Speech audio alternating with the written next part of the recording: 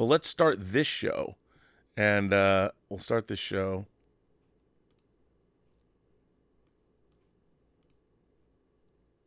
Hey, my name is King, or as some of you might know me better, Israel. I've gotten around, but hopefully you recognize me from my own channel, King Tannic. There's a new show coming to the Burnettwork that I think is pretty exciting. Welcome to the Otaku Experience, hosted by yours truly. There is going to be a weekly series where we dive into the news and the world of anime, manga, and whatever the heck else Japan has to offer us. The show will be pre-recorded and premiere on Thursdays at 2 p.m. Pacific Time or 5 p.m. Eastern right here on the Burnettwork YouTube channel. Greetings, imagination connoisseurs. Once again, it is I, your Duke of Dope Discourse, Robert Meyer Burnett. I invite you to watch and listen to the Designing Hollywood podcast, brought to you by Martika Ibarra and the great, legendary Hollywood costume designer, Marilyn Vance. I am afforded the wonderful opportunity of co-hosting the show. If you are interested in the magic of Hollywood, the design of Hollywood, the clothes of Hollywood, watch the Designing Hollywood podcast, available wherever you get your podcasts from, or find the video version on the John Campea YouTube channel. That's right, the Designing Hollywood podcast. Why would you ever want to miss it? Especially if you love the movies. There's a company called Hot Toys, and they make these insanely realistic, renderings of characters. They do them for all the Marvel characters or whatever, and they look so much like you. It's disturbing, actually. Like, scary. They look so much like you, but they're tiny. They're like 18 inches or something like that. They actually that's what's crazy about that company is they hand make the, like they carve the mold. The mold of, thank you, of the. That's crazy. It's wild. Robservations with Robert Meyer Burnett.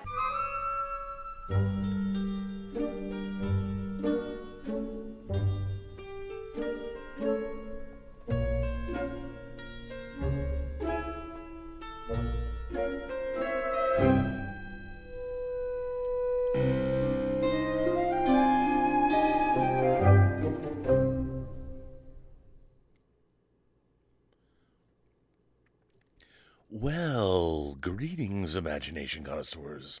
Once again, it is I, your Duke of Dope Discourse, your master of fun and wonder, your viceroy of verisimilitude, Robert Meyer Burnett. And this is Midnight Musings, episode 49. We're going to have to do something cool for episode 50. I don't know what that is, but you know, it isn't a Midnight Musings without my co-host. You know her. You love her. You wonder about her as her hair billows in the wind. She is, of course, hello there. Hello, Robert. How are you tonight? I'm feeling good. I'm sure you I'm are always after good. coming back from Vegas, Robert. I'm so envious of you. You looks like you had such a great time. It was, all thanks to John Campea once more. I mean, it was my third CinemaCon, and I quite enjoyed it, and it was really great getting the band back together, being there with Ray Ora and Chris Carr, and then 50 Shades of Tay, Taylor Gonzalez. He has his own channel. It's now, I believe, monetized. So in a couple weeks, he'll be able to switch on that spigot and make some cash. He did a brief stream with Christian Harloff, and we did streams together, and it was just a blast and a half. So Yeah, it looked that was amazing, great. Robert. It looked like you had such a great time. We loved the streams, the short clips you made for us so that we could see your adventures while you were in Vegas, and it certainly looked like a very exciting time. And you got to see The Flash, right, Robert? Got to see The Flash from beginning to end, and we got to see a lot of. So I've explained it on other streams. So CinemaCon used to be called Show West, and what it is, all the studios show up, and a lot of the companies that make the whole thing is specifically for theater owners, and it's hard for us in like big cities who we've got Regals and AMC's and all the different big chains, but a lot of the United States is served by independent theater owners, rural areas. So there's not only the big theater people there from big theater chains, but there's also independent theater owners. And I love talking to those people. And the thing about the independent theater owners is you can really sort of take I had some really interesting conversations with like this couple. I want to say it's the Laurie Theater in Southern Illinois. And they have this charming theater, but I was asking them, like, they don't, like, horror doesn't play well in their rural neighborhood, but family movies do. So they have to really pick and choose what movies they're going to show. Like, they don't just show everything. And that never really occurred to me because I'm so used to having big box theaters that have 12 different movies in them. So it was really interesting to hear from, I love talking to the local theater owners and what they program and how they make their businesses work. And they're all very enthusiastic about movies. And obviously when you own an indie theater, it's a labor of love. So the studios bring out, what they do is they don't announce new movies there. They show everything they have coming out for the rest of the year or a year from now. So theater owners can get a taste of what they're going to bring. And what's cool about it is they show full movies that haven't come out yet. Like we saw Joyride, which doesn't come out till July. And Yes. it's been a festival darling. It is so fucking funny. I mean, it's a movie about 4 Asian girls. It is so raunchy. And it is, I mean, it did things, even I was like, wow, I haven't seen that before. It's a class. It's a comedy. It's a new comedy classic. And I loved it so much. Stephanie Hsu is in it, who was nominated for an Academy Award for Everything Everywhere All at Once.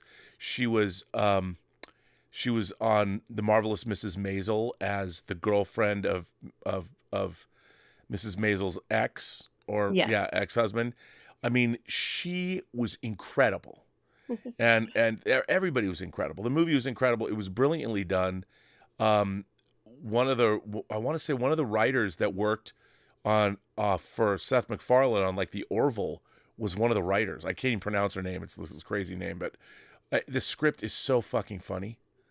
I mean, it's really, really, really hilarious. For some reason, I don't understand why YouTube fucks with my output. It's very, very frustrating. What's going on? I don't know. It just the stream went. It went off and on. Oh my gosh! But it was so much fun. So they showed us that. They showed us the entirety. Well, we saw The Flash, but they didn't show us. They didn't show us the credits. And it ends on a great note, and you could see that there was something they were about to show us that they didn't want anybody to know. I think I know what it is, but they didn't want anyone to see it. If it's what I think it is, I can't believe they did it. I can't believe they did it. But The Flash was actually quite surprising to me. I was talking about it on my stream earlier today. Yes. It was very different than what I thought it was going to be. And I've described it as, it felt like an 80s movie. And as a matter of fact, I mean, I don't know if this makes much sense to people, but it felt like the multiverse superhero equivalent of Back to the Future, in that it had a lot of really great humor in it that I wasn't expecting. And it was just fun. I mean, the movie has incredible stakes, but it was just fun. And it was really, really entertaining.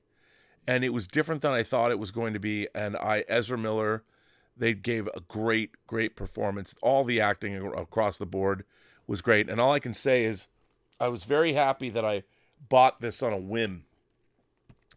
My Supergirl Barbie from The Flash. Yeah. I mean, I'll get the hot toy, but I just bought this. Sasha Calle, is a movie star.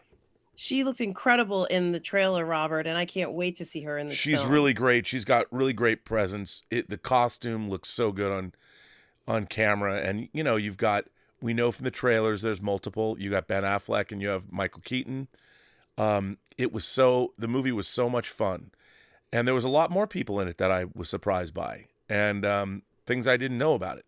And I would go in cold they're going to spoil the shit out of it online. But if you're a superhero movie fan and you love DC, it was really great. And I thoroughly enjoyed every minute of it. And the audience really, really loved the film. And it was a lot of fun. And it's very different than any DC movie that we've seen because it was just really fun.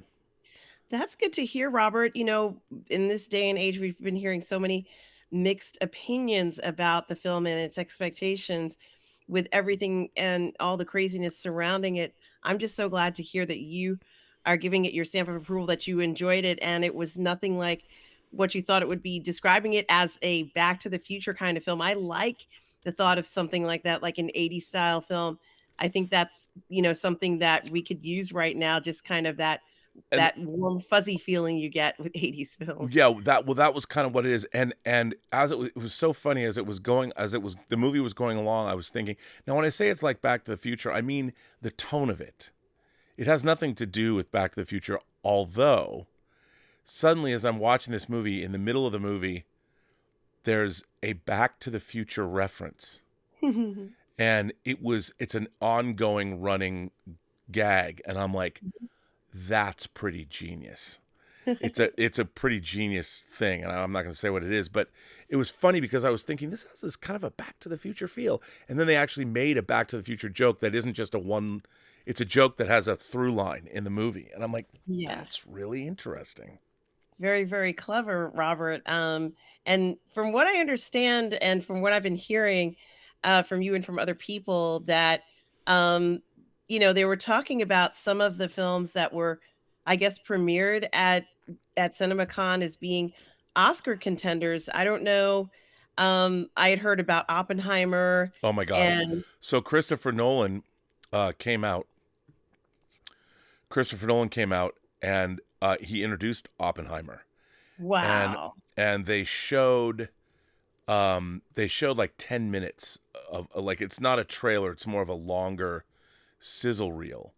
Yes. And it's incredible. I mean, I would expect nothing less from him, but it really is incredible. I mean, Oppenheimer looks absolutely amazing. I mean, it really looks. We saw 20 minutes of the new Pixar movie Elemental and we saw it in 3D, and that looks amazing. And by the way, you know who else is amazing? And I already made a billowing joke, but I'm sure he'll make one too. Please welcome the second star of this show, Mr. Lael Rockwell, the 1/6 scale man himself. How's it going, dude? What's up, bro? All right, man. I feel sorry for Star Wars hot toys collectors. What are they trying to do? Bankrupt you? I mean, they announced one from the game today or yesterday. Last night. Yeah. Pretty cool. You got to get that. I'm waiting. I mean, it's. I mean, we got, like I said, with stuff like that, new releases or new reveals. It's 2 years out, so you got some time. So it's true. It doesn't really matter. Yeah.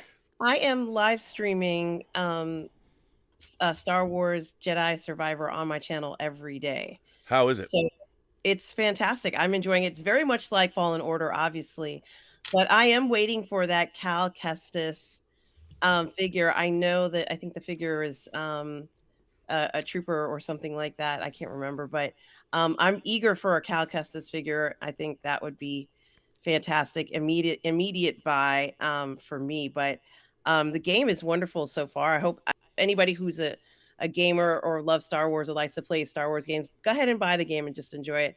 It's fun to play as a Jedi, and I'm curious as to how Cal is going to be.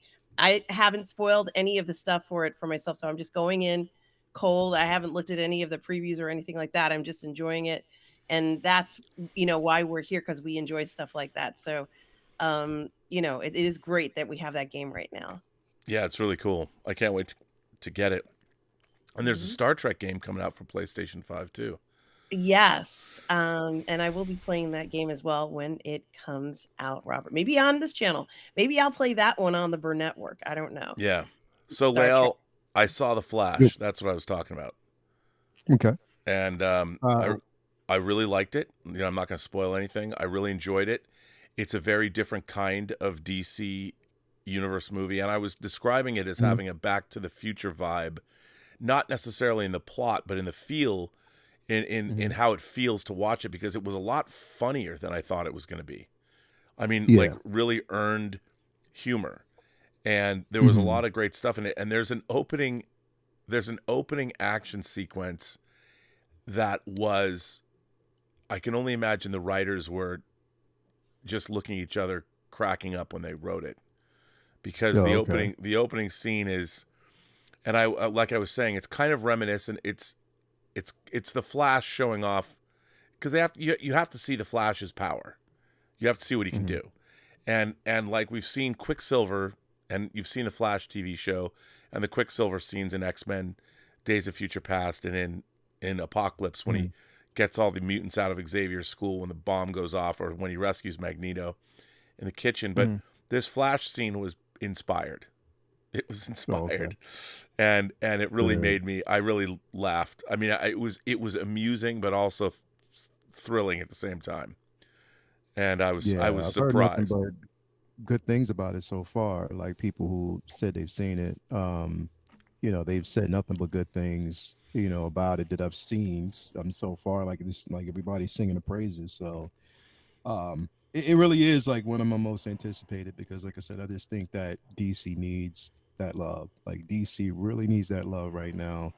And I think they're in a good space to get it. So I'm rooting for them, regardless, you know, of what, you know, shortcomings, you know, an actor may have and stuff like that. I mean, I kind of separate their personal life from. Yeah, I mean, 1,000 people worked on this movie. You know? Yeah, so that's what I'm saying. Like, it's more than just the actor; it's just the entire production. Sasha herself, like I said, I was happy for her. She, by the way, dude, she is a movie star. She's incredible. Yeah. And you know, James Gunn has talked about doing that Supergirl movie. I would cast her. I would absolutely.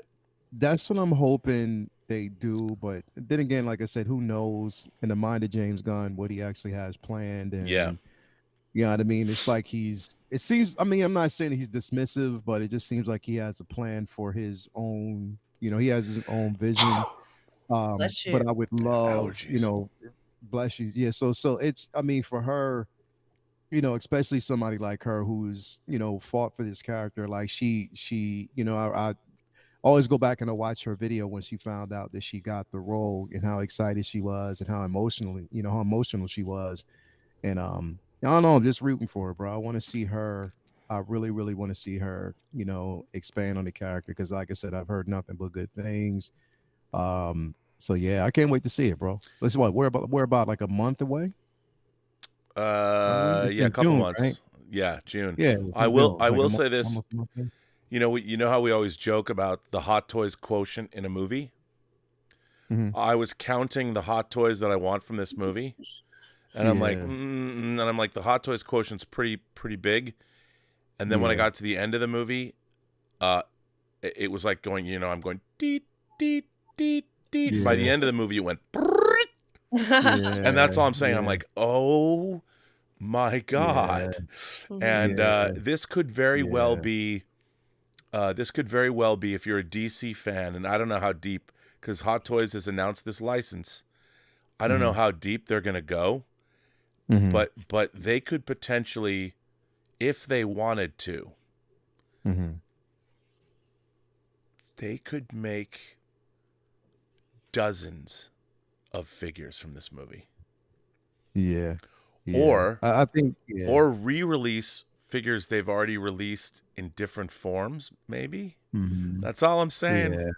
That's all I'm saying. Well, I mean, I talked about this the other day of, you know, pretty much when it comes to DC, the opportunity for them, you know, well, the opportunity for Hot Toys to capitalize. The only thing is, what I fear from them is that you carry a license for something, so you have the keys to the kingdom. You know, you can kind of play around with these things. You know, judge based off of the consensus, what people want. So you have that, you know what I mean? But they don't, it's like you don't really utilize it. to the best of your ability. You know what I mean? Like you should. Like there's so many things and so many different routes that they can go, so many characters that they can play around with. You know what I mean? We know that, you know, if you got the license for it, as divisive as it is, you know we're going to get a Flash. They're definitely release a Flash figure. You know, Oh, and we're going to get a Keaton. You know, I wanted to actually kind of wanted to get into that with you, you guys, Yeah. to see what you had to say, because I totally want, you know, a Flash.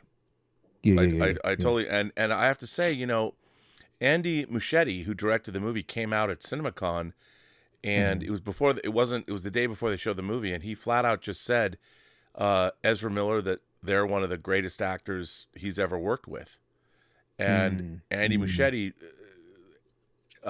sang Ezra Miller's praises. And I'll tell you something, it's going to be very interesting. Like we've been saying on the John Campea show, we never thought, I mean, it really depends what you've got the shadow of the new DC with James Gunn and what they're going to do. But I mean, I can't say but this movie's in a very interesting place because there's a lot of interesting questions. And it's really weird. I can't without saying anything. This movie you could literally go anywhere in the DC pantheon after you see this movie. Like there's nothing definitive. It's a celebration of all that is, was, and ever will be for DC. So it could literally, they could end it here and we never see anything else from it again. Or they could, because, and I was saying this let me ask you guys a question, because I've been grappling with this even before I saw the movie. So we know that Michael Keaton's in this movie. So Michael Keaton, those were two of Tim Burton's movies, you know, starting in '89 with Batman and then Batman Returns. We know that Ben Affleck is in this movie. That Ben Affleck was of course Batman in Batman v Superman: Dawn of Justice, and also he appeared in Suicide Squad. He's been Batman in a number of films, and we know that let's see, we know that, who else do we know who's in the movie? Well, we can just stop there. So when you look at the Flash, we know the Flash is from Zack Snyder, the Snyderverse. You know, introduced in Superman or Man of Steel.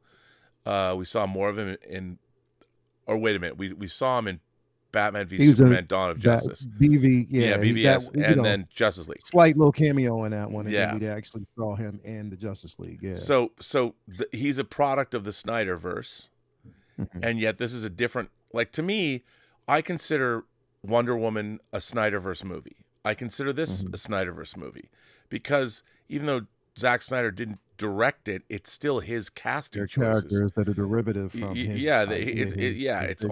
He picked these characters, so there would be no Flash. There would be no that character wouldn't exist in that form if it wasn't for Zack Snyder. So to me, if Zack Snyder never comes back, I mean, whatever his second Justice League movie would be, this is after whatever that would be, and I consider this a really interesting capper to the Snyderverse. And a lot of people, you know, these people that want to hang on to the idea that Zack Snyder is going to come back, they're not going to let him make another $200 million or $300 million Justice League movie. That's just not how the business works. But if that doesn't happen, this is totally a Snyderverse movie. I mean, you've got Batfleck, you've got the Flash, maybe other people. I don't know. If I did, I wouldn't say. But you know, and so I would ask both of you. How do you feel philosophically, like now that we've had Spider-Man No Way Home, where you have multiple examples of Spider-Man from multiple different directors, now they've all been brought into the Marvel Universe. How do you feel, how does a movie like The Flash sit in your head canon? I agree with you that it has a strong Snyder influence. I mean, it's funny you should mention that because, of course, this is the weekend of SnyderCon. And for those of you who are fans, it is a huge event that's going on, I think in is it LA? Where they're going to be showing all three films. It's really this weekend. It's April 28th, 29th, and 30th. And pretty much you're going to be seeing screenings of Man of Steel, Batman versus Superman and Dawn of Justice, it's going to be pretty big. But I think it's very funny because I don't think interest in those films have ever really waned, especially for huge Snyder fans. And it's okay if it has a feel of Snyder to it. I think that while they may not have been entirely perfect films, there's a lot of good things in those films that we all enjoy. So why not, go ahead and take the best from each director's films and put it in something like The Flash? I mean, why not? Let's go ahead and celebrate that stuff. And I'm a huge louder of Michael Keaton, as you know. I think that he's just a wonderful actor, but somebody in the age of 70 who shows that it does not matter if you're 70. Men are fantastic, and even a 70-year-old man can still grab your attention. And I think that that's part of the fantasy of all of this. We're enjoying this, and I think it's important for mature men to be recognized in this way. So that's how I feel. He kills in this movie. By the way, I would like to, since King Tannic, and if you don't watch the Otaku Experience, I was thinking of him. I was thinking of him because, of course, at CinemaCon, they dropped the Transformers: Rise of the Beasts, the second trailer, and I mean, I was too old for Transformers. I like Transformers 1 and Dark of the Moon quite a bit, and I really like Bumblebee. And I watched this trailer, and all I could imagine is King Tannic, Israel, in his house, watching this, jumping up and down, screaming in ecstasy because fucking Unicron shows up, which I didn't know. You've got the power. I mean, Unifucking-Cron, what are they going to do about that? That was some crazy ass shit. That was a great trailer. And I was looking at that trailer going, oh my God, I don't know how you guys come down on, although somebody said that, they announced a new Transformers animated movie called Transformers 1 that's going to take place in Cybertron. And in one article, they said it's the very first Transformers animated movie. I'm like, what? Come on, man. Give me a break. I hate that kind of reporting. But it's very interesting, and I think the Transformers is exciting to see something new from Transformers. But another thing that I wanted to mention, I didn't mean to. I just saw he just sent in a super chat, so I wanted to acknowledge him. But so back to this whole thing, because the in terms of canonical stuff, like in the MCU, I think one of the great strengths of all of these things is the canonical nature of it. We love canon, and we love how one thing links to another. Yeah. I think for me, no, go ahead. And the other thing that I was going to mention is that at SnyderCon, they're going to be having panels in addition to just the movies. So, there's supposed to be special unannounced guests. I don't know anybody who went to it because supposedly it sold out in minutes when it was announced. Whenever they first announced it, it is a fundraiser. So it's for a charitable cause. But I think that even if it was not for a charitable cause, it would have sold out in minutes, and people would have been anxious to go to this. They're anxious to see the panels and talking about it. The interest has not, as far as I'm concerned, for me, just even, gotten more interesting with what you're saying about The Flash, Robert. That's even, piqued my interest even more. And honestly, I'm wondering who these uninvited guests, when I say uninvited, unannounced, I mean guests, because I don't know anybody who went to it. I wish I knew someone who was attending it, and someone could tell me who showed up. There's been a lot of speculation about it, but the amount of excitement around who might be coming by really is something that I'm really curious about. And I wish I knew someone who knew which guests showed up to when. This is Saturday. It's Saturday, right? Yeah, it's the second day. Yeah. It would not surprise me if Andy Muschietti and his sister, who made the movie, show up, and they show. Like, here's the thing. At CinemaCon, they can show it because it's not like the Comic-Con audience. It's very much an industry crowd. I mean, yo-yos like us are there that'll talk about it. There's a reason. The thing is, this particular movie for fans, I hope it remains unspoiled, because there's so much joy to be had watching this movie. And fans, I'm sorry, but fans could never keep anything a secret. No. and But although, we kept Picard's season 3 a secret, all the You people that saw certainly it. did. But maybe you both know, I don't know who showed up to it, but the fact remains that even I wanted to go to that event and I couldn't. In fact, if someone had, said, "Hey, I have tickets to SnyderCon," I would have gone to it and been very grateful for being able to go to something like that. I'm very excited about what the Flash might have in store for all of us. Honestly, Robert, you saw it and you told us what you thought of it, and I'm glad that it's different from what let's say maybe the trailer might have implied or even what you expected. I really like the idea of getting something different, new, fresh, and fun. Well, that's, the criticism, and I'm a Snyder cut fan. Like, I love Man of Steel, and I've always looked at Man of Steel as a sci-fi first contact story. But my criticism of the Zack Snyder movies is, I've said there's no joy in them. They're very hardcore. They're very serious. They're very somber. A lot of people die.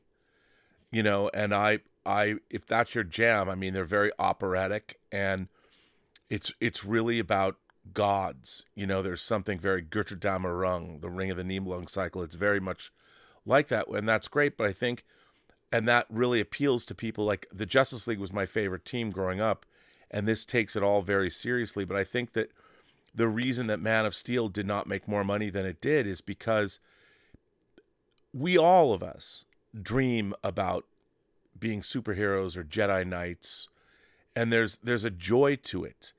And when you're dealing with a movie where Superman's becoming Superman, and his first thing that he has to deal with is an extinction level event where evil Kryptonians want to exterminate humanity, that's rough. And there's very little moments for, the original 1978 Richard Donner Superman is a hoot. And there's that one night, the montage when Superman saves Air Force One. He takes a kitten out of a tree. He nabs a cat burglar. I mean, there's that whole montage where Superman has a good time being Superman, and then he basically seduces Lois Lane. Like, Superman's a badass, and she's like, "Can you see what underwear I'm wearing?" "Well, no, because you're behind a lead planter." And when she gets up, as soon as she passes the planter, he's like, "Pink. Your underwear's pink." I mean, he's a baller. Superman goes to town, man. Superman knows what's up.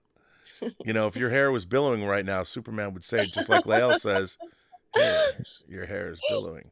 I mean, what do you guys, Lael, what do you think about the Snyderverse? Zack Snyder's 3 Superman movies, his Justice League movies.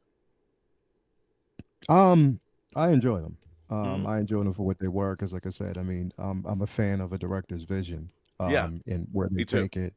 I tend to take myself out of what it is that I see. I mean, for me, it's all about the vision. That's how I actually read comics.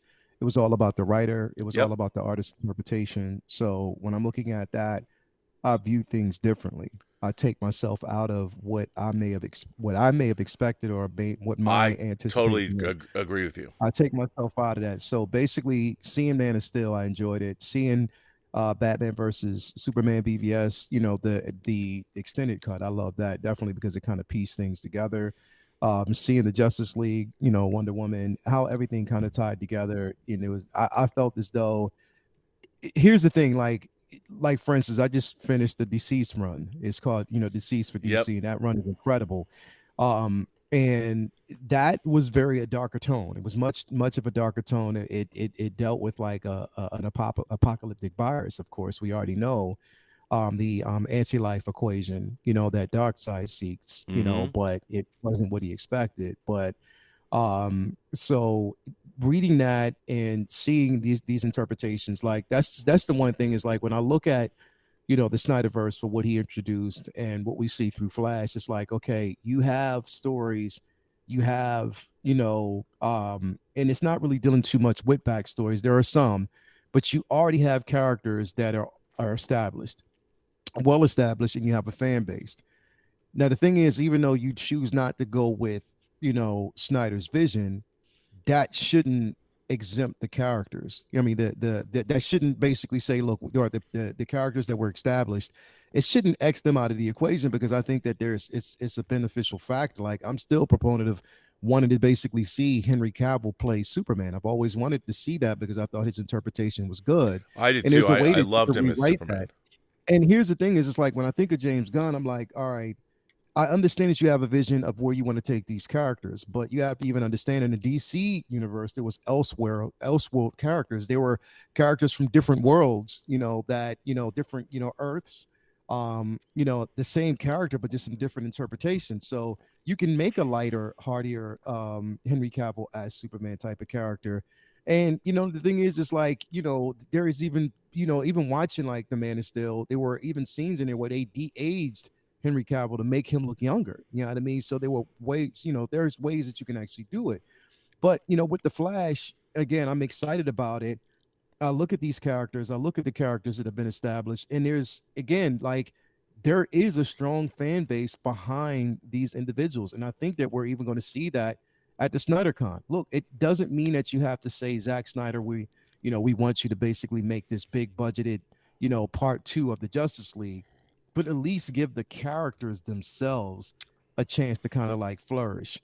Give, Gal Gadot's Wonder Woman a chance to flourish. Okay, yes, one bad film. The first film was successful. The second film wasn't, but I think the third film could have a lot of potential.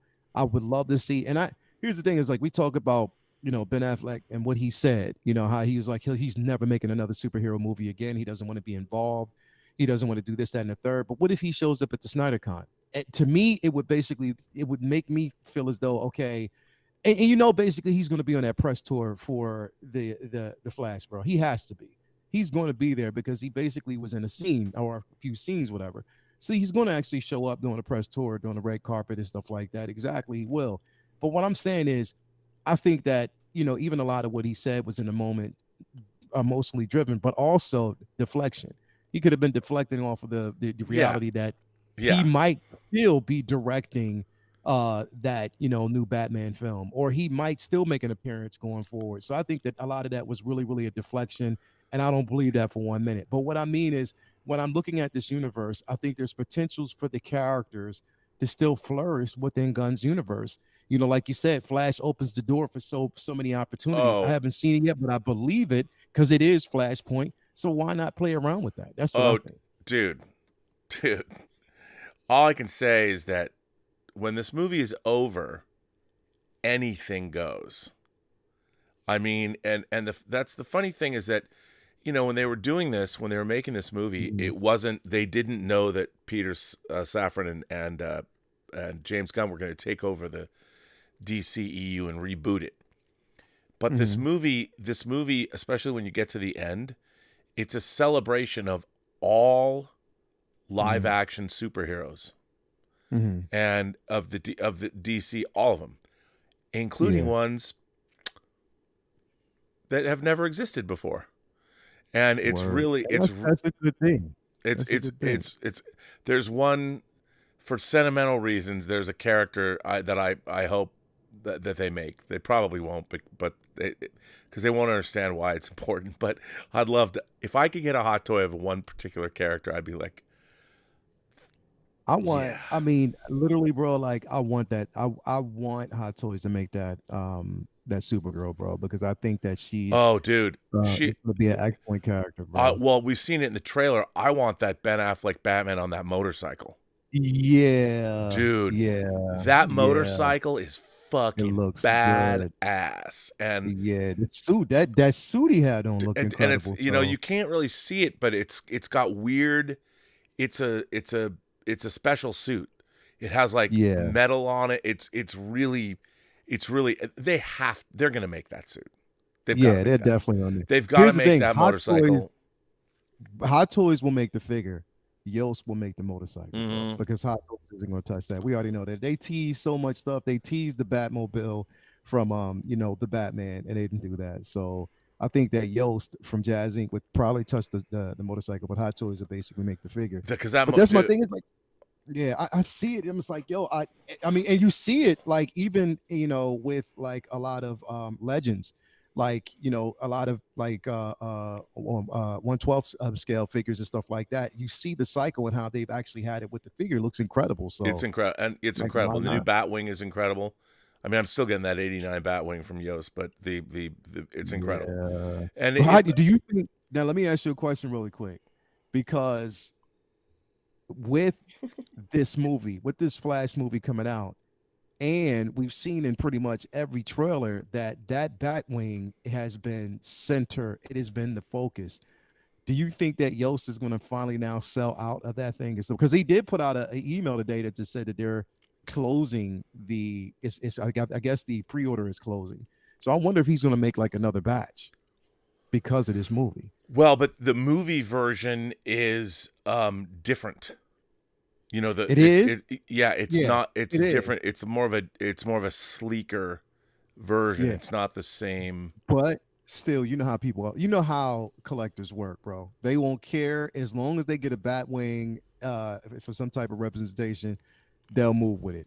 I mean, so you never know. Like, and Yost might even actually go ahead and make the new one. So we'll see. Yeah, well, I have to say, you know what the coolest thing about that was?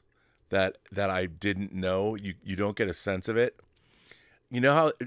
Do you know how the B-wing in Jedi works? How the cockpit stays level, but the whole ship rotates around it. You know, did you ever have the B-wing toy when you were a kid? Yeah. So you know how the whole the cockpit would stay in one place, but but the wings kind of rotate. Yeah.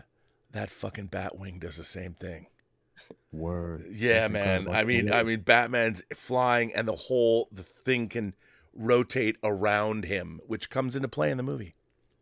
I can't wait to see it. I cannot wait. And it's badass. I mean, it's all of the Keaton stuff. It's just the whole thing is badass. I mean, it's all the movie. It's very different than what I thought it was going to be, but.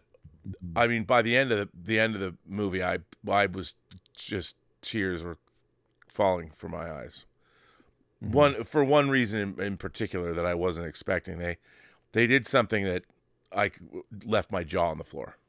Wow. There's something that happens at the end of the movie. I was like, I could not believe they went there. This is making me so excited, Robert. I can't wait to see this film now. I mean, it was just like I couldn't believe it. And there's one person who's no longer with us. That if he were to see it, because it wouldn't have happened without him. And there's I'm just gonna say I can't say what I can't even say what I'm talking about because people would know then. Yes. But I would say that there's somebody who's no longer with us that is directly responsible for something that happens in The Flash. Wow. Okay. Cool. That's wonderful. Cool. That is wonderful. Cool. I definitely cannot wait to see this movie, man. Like it's like I've been, you know, taking myself out of speculations. Like I haven't watched any type of speculation video. I haven't watched anybody's interpretation. I was just trying to take myself out of it, you know, and then just kind of like enjoy what we see and what we're actually going to get in theaters, man. So yeah, I can't wait, bro. I definitely can't wait. Now, here's the thing, bro. I will say, like, it's gonna be interesting after this film is released. It's really going to be interesting how well it's received, if it's received. Let me ask you a question, and I want you to answer this question, and I'm going to continue. So, after you seeing it so far, and what you've actually seen so far, and you said that they didn't even show any post credits or anything like that. They didn't show the credits. The credit came. So, it said directed by Andy Muschietti. Came up and they cut it to black and turned off the projector. They cut it black. Cool. So, from what you've seen so far, do you think that this film has potential to be DC's next $1 billion film? 100%. 100%. Wow. Okay. 100%. Okay. So 100%. Now, I say this to say one thing, and I'm just going to leave it at that. Money talks. Well, you know, I mean, look, obviously they have a huge problem with Ezra Miller. Yeah. Ezra Miller got into a lot of trouble. Now, I've heard something unconfirmed about what might have set them off on that path. And remember, I mean, we've heard a lot of things in the press, but it really comes down to legally, you know, they were I think the only thing that they were found guilty of was breaking into a house and stealing booze. And that's something 16-year-olds do, you know? Yeah. So if they get the help they deserve, will people forgive? I don't know. I will say this. It's hard to say though, because that's the thing. I think it's going to be, for something like that, it's going to be very divisive, and it's going to be tricky for Warner Brothers. Bro. Oh, it is. It is 100%. It's going to be tricky, man. I wouldn't want to be Warner Brothers. And the thing is, I thought that Ezra Miller delivered a wonderful performance because he's playing two versions of himself. He's playing a younger and older version of himself. And it's, again, we've seen that in the trailers, and they do a great job. Yeah. And it's, you know, that question, the art or the artist, I mean, you know, if there's a pattern of repeated behavior, that's what it's hard. Yeah. You know, like who people are, it's hard to say. I mean, all I know is that thousands of people work on movies these days. Thousands of people. And Andy Muschietti, who's the director of this film was in development hell for a long time. I thought he did a wonderful job. And we're watching an actor. The part the actor plays has nothing to do with the actor in real life. Yeah. The person's personal. And that actor, when they were performing in this movie, had not gone off the deep end. And the fact that they did go off the deep end, I mean, it comes down to the fact that, what do you do? I mean, it's a really complex question. And do you punish the thousands of people who put their heart and soul into making this movie by not releasing it? Or do you release the movie and is releasing this movie approval of someone's bad behavior? I don't think it is. I think you have so many other players in it. Like, you know what I mean? You have your Keatons, you have your Afflecks, you have that, you know, Sasha Calle, who plays who plays Supergirl. You have her. She deserves her time Michael to shine. Shannon, yeah. You know what I mean? You have these people there, bro, like, who've contributed just as much, you know, to the film to make it successful. You know, so, you know, and Andy putting his, you know, blood, sweat, and tears in directing his film, you know, from the writers, you know, to the production team, you know, casting director, everybody who's basically put so much into this film. You know, the weight of this film isn't on one person, you know, it's on the many who have put so much into it. So, hell no, you don't just stop the film and not release it just because. You give it a chance. You give people, you know, but again, I mean, Ezra Miller, you know, I leave that up to the people who, you know, choose to do the right things based on what was done. But I wasn't there. I'm not one to speculate or say what was happening with this person. I just know that, you know, legally, if things need to be done, then that's what will happen. But, you know, I'm just going to base it off of what I see on screen. And if he does a good job, I got to give it up for him. You know what I mean? I really have to, because after even seeing the Snyder cut, bro, he did a hell of a job in that film. I loved it. You know, that ending scene was just incredible. You know what I mean? So again, I mean, I leave it there. You know what I mean? I'm not one to make the call, and it's going to be a tough seat to sit in when it comes to Warner Brothers. No, man. Dude, it's an ethical question you have to ask yourself. I mean, you know, but that's been happening. Artists are artists, and it's been happening for a long, long time. We have to decide what it is we believe and what we want to support. I choose to support Andy Muschietti in this endeavor. And Sasha Calle, this is a star turn she's given. Michael Keaton is great. Everybody's great in the movie. And Ben Affleck is great in this film. And and what it represents when you get to the end of the movie, what it represents is a love letter to all of these characters and every live action iteration of these characters that's ever existed and iterations that never existed. And it really is a celebration of the DC universe as it has existed since 1938, since the very first issue of Action Comics where Superman was introduced. I mean, it really is a love letter to that, and I think it transcends the transgressions of any one person.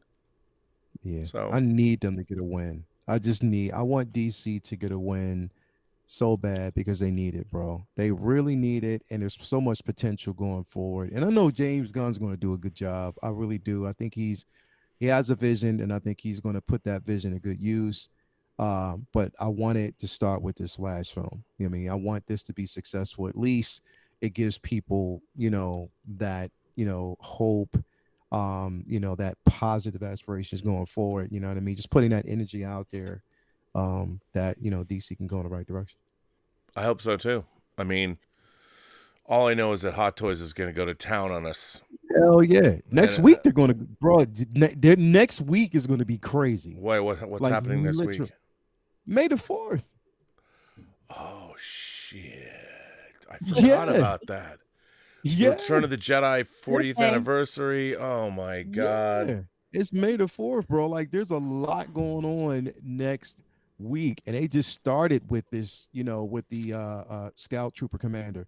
You know what I mean? They just started with that. They're gonna and here's my thing. I believe what they're gonna do starting Sunday night is they're gonna start releasing a whole bunch of everything that we've been waiting on, like the delays. They're gonna try to get some of that out. They're gonna try to get some of these releases out before, Queen Amidala. Are we gonna get a little Attack of the Clones Amidala or what? Well, we have. Don't we? No. I thought we had that already. We got a Attack of the Clones. So we do got a Padme. Yeah, we don't have an Amidala from has that come out yet though? Yeah. No, it hasn't come out. It's pre-order, right? Yeah, it's on pre-order. Right? Yeah, but it hasn't. It's not out. You can't get it. No, that's like another year out. Is it though? What if they drop it? I see. The thing is, I think what they're going to do, to be quite honest, bro, because you got to keep in mind they still got Fennec Shan, they still got Costco Reeves, they still got, Cad Bane, Cobb Vanth. You know what I mean? They have the Vader, Obi-Wan, the Inquisitor, the Grand Inquisitor. They still got Reva. They still got the droids. Bro, there's so much. The battle droid and the super battle droid.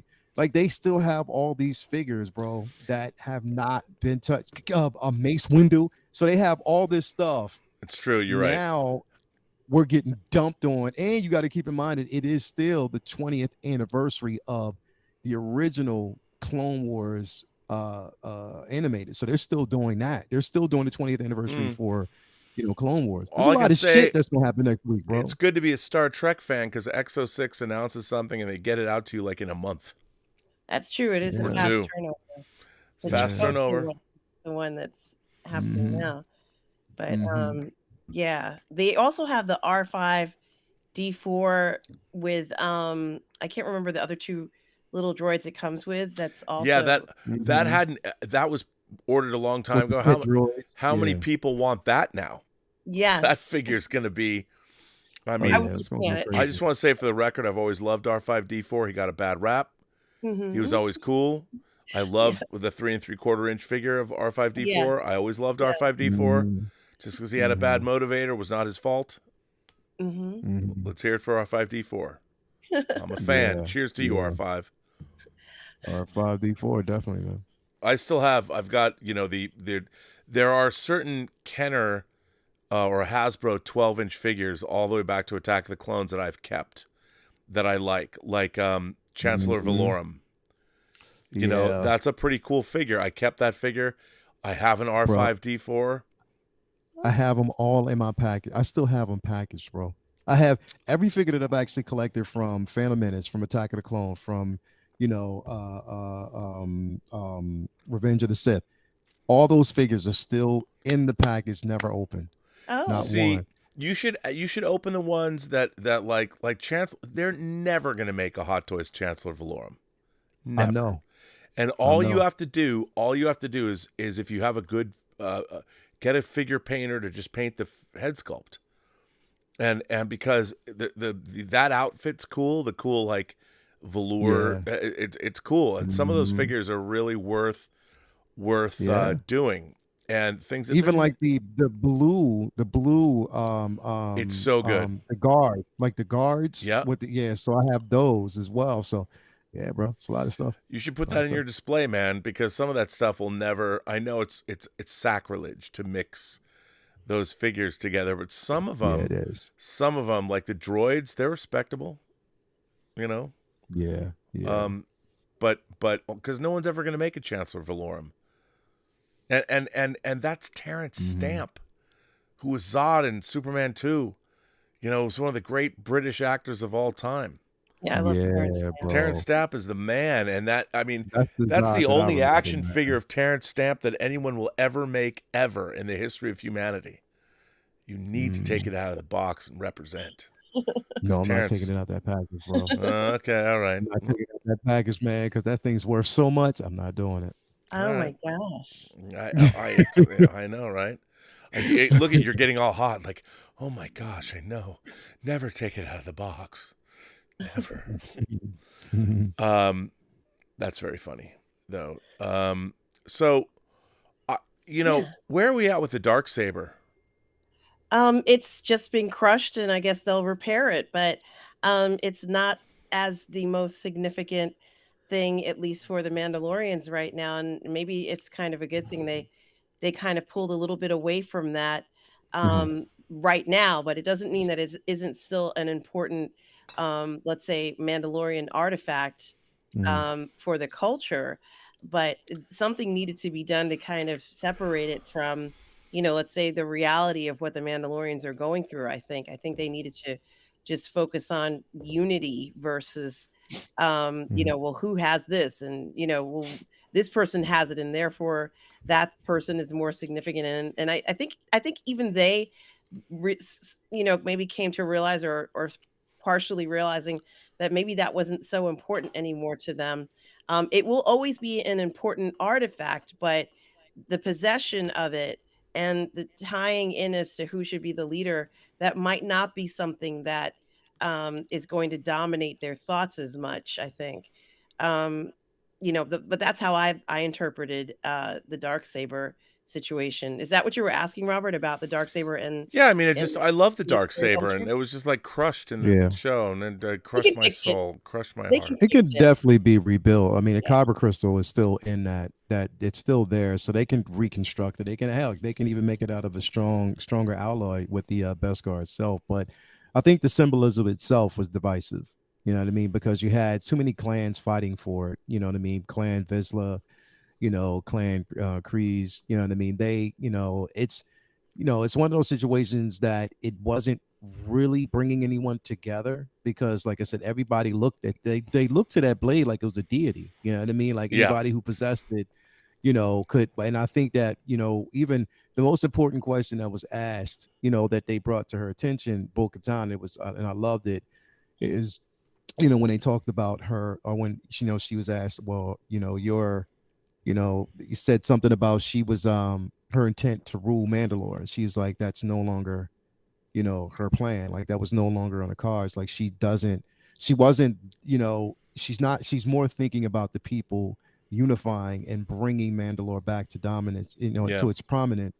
But for something like that, realizing that clans can't be divided, that you can't be divided by creed, clan, or whatever, that, Mandalore is strong as Mandalore once they're together, so, that blade itself for her, I think she realized that, number one, she knows she doesn't need it. Like she really, really knows now that there's no reason for her to have it. But it's not the end of it. I don't think it is. I really don't think I agree 100%. And the other thing too, and we've Lael and everybody on Civilized Scoundrels who discussed this, the fact that she didn't know that there were Mandalorians living on Mandalore speaks volumes, because she wasn't in touch with what was going on, the realities of what was going on.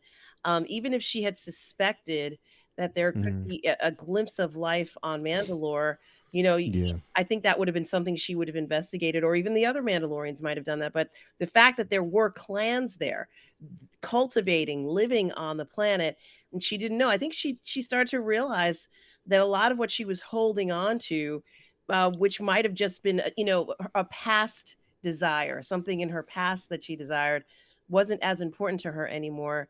And she can now see the future, which she, kind of visualized as something from the Mandalore she knew before, but now it's a new Mandalore. So she can see the future here. She's seeing these other Mandalorians who were saying, well, we're cultivating natural stuff on the planet.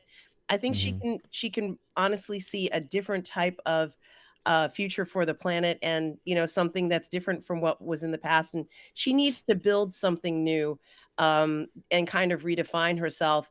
Nobody wants to be known as somebody who was around and she's the reason why, all the clans went against each other. No one wants to have that kind of reference point. And I think she can kind of redefine herself as saying, we're reborn again. It's a new Mandalore, I guess, if that's what they want to call it.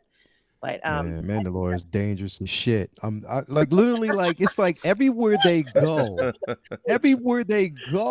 damn planet is dangerous. Like it's things there that it's like Australia, Lael. You should know. It's like Australia. That's what it feels. Everywhere like. You go in it's Australia, there's some dangerous shit that's gonna kill you, bro. Like if you've been there, you live there. You're on this hoverboat and this big ass dinosaur thing just destroys your hoverboat, and you're going to like literally. I wouldn't want to live there. Like I was given a choice. I'm seriously. I'd be like, you know what? I would be the one to be like, you know what? I'm so glad y'all got this back in order, but I'm going back to what was it called, Navarro. He invited us there. Dude, that's why you didn't want to live there. Look, man, Mandalorians get timeshares on Navarro. I just want to chill out on Navarro. I'm going hang back out to with Apollo Creed. You know what I'm saying? Navarro's looking pretty good these days. I'm going By the way, I'll visit.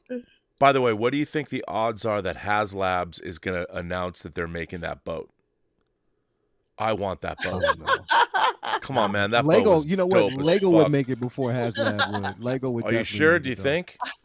Because man, do I love that boat.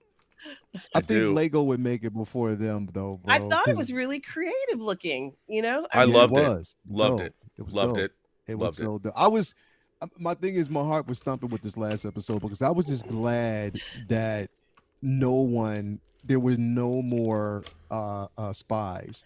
Yes. But then, when I read it and I understood, the biblical terms behind spies, I was like, oh, okay, it made sense. You know what I mean? So yeah, I was so glad that they didn't, make anybody else a spy. But yeah, Mandalore, I'll be like, the hell with that. I'm so glad y'all got it back one piece. I'll just go somewhere.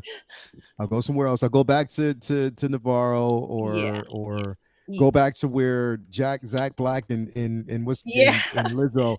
I'll chill there. I am not coming back here. I'm going back to Coruscant. I'm sorry, guys. You know how I feel about it. Evenings and weekends, that's where I'm going. Because as I said before, it's not the center of the universe, but it might as well be. But you mentioned Jack Black, and I can't help but wonder about another film that he's, I guess, doing voiceover in that's made almost $1 billion worldwide. And of course, I'm talking about the Super Mario movie, which it's the highest grossing film of 2023 so far. It's been in the theater for 4 weeks and it's still making money.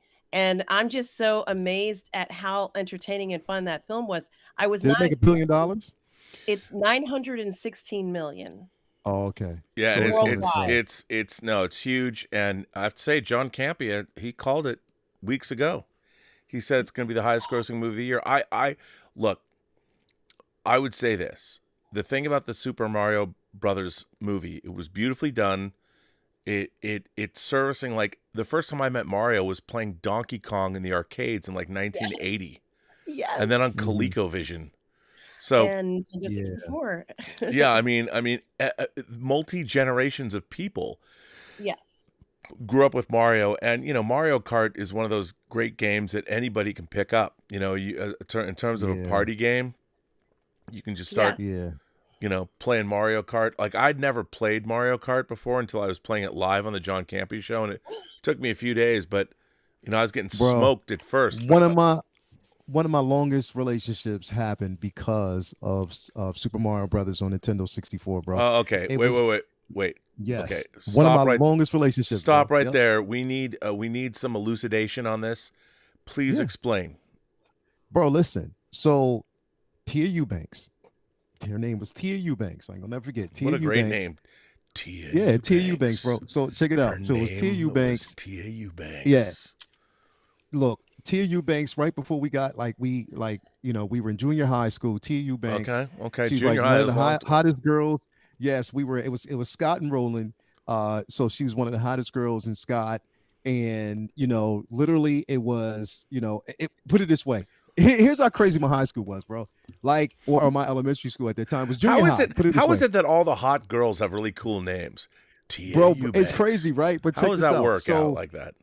So listen, this is how this worked. My 6th grade year, bro, like going into like the 6th grade, bro, it was just like, I love that we're back in 6th grade.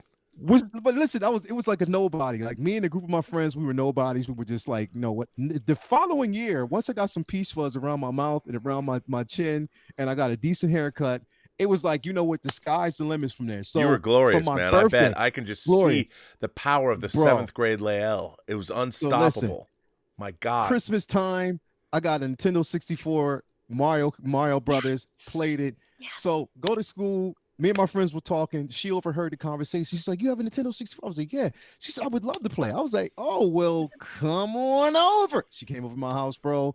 We played in the living room. We used to play like almost every day. And she leaned over. Played like, almost every day. So listen. So she was like, "Yo, I am always here." I said, "Yes, you are." She's like, "Yo, this is fun." I was like, "Yeah, so you should be my girlfriend and just stay here." And you know what she said?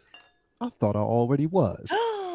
There we go. Nintendo 64, bro, brought me my. You heard it here on Midnight Musings. This is why people watch this show, man. I thought I would. So, bro, what's crazy? I used to sit there like, so when she said that, I mastered the art of putting one arm around her while I was playing Nintendo 64 the entire time. Wow, bro, dude.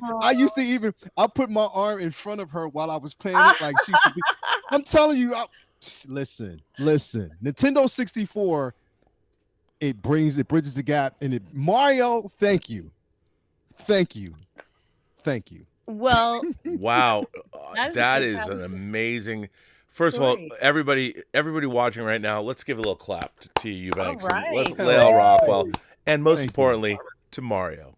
I love that story, and Mario. One of the things that the movie does is that it incorporates actual gameplay into the movie. So when you're watching it, you actually see, like either the 2D version, which many of us grew up with the corny 2D version, which I still watch. I still watch videos on YouTube of people playing the original 2D version, pixelated version, because it feels good to watch it.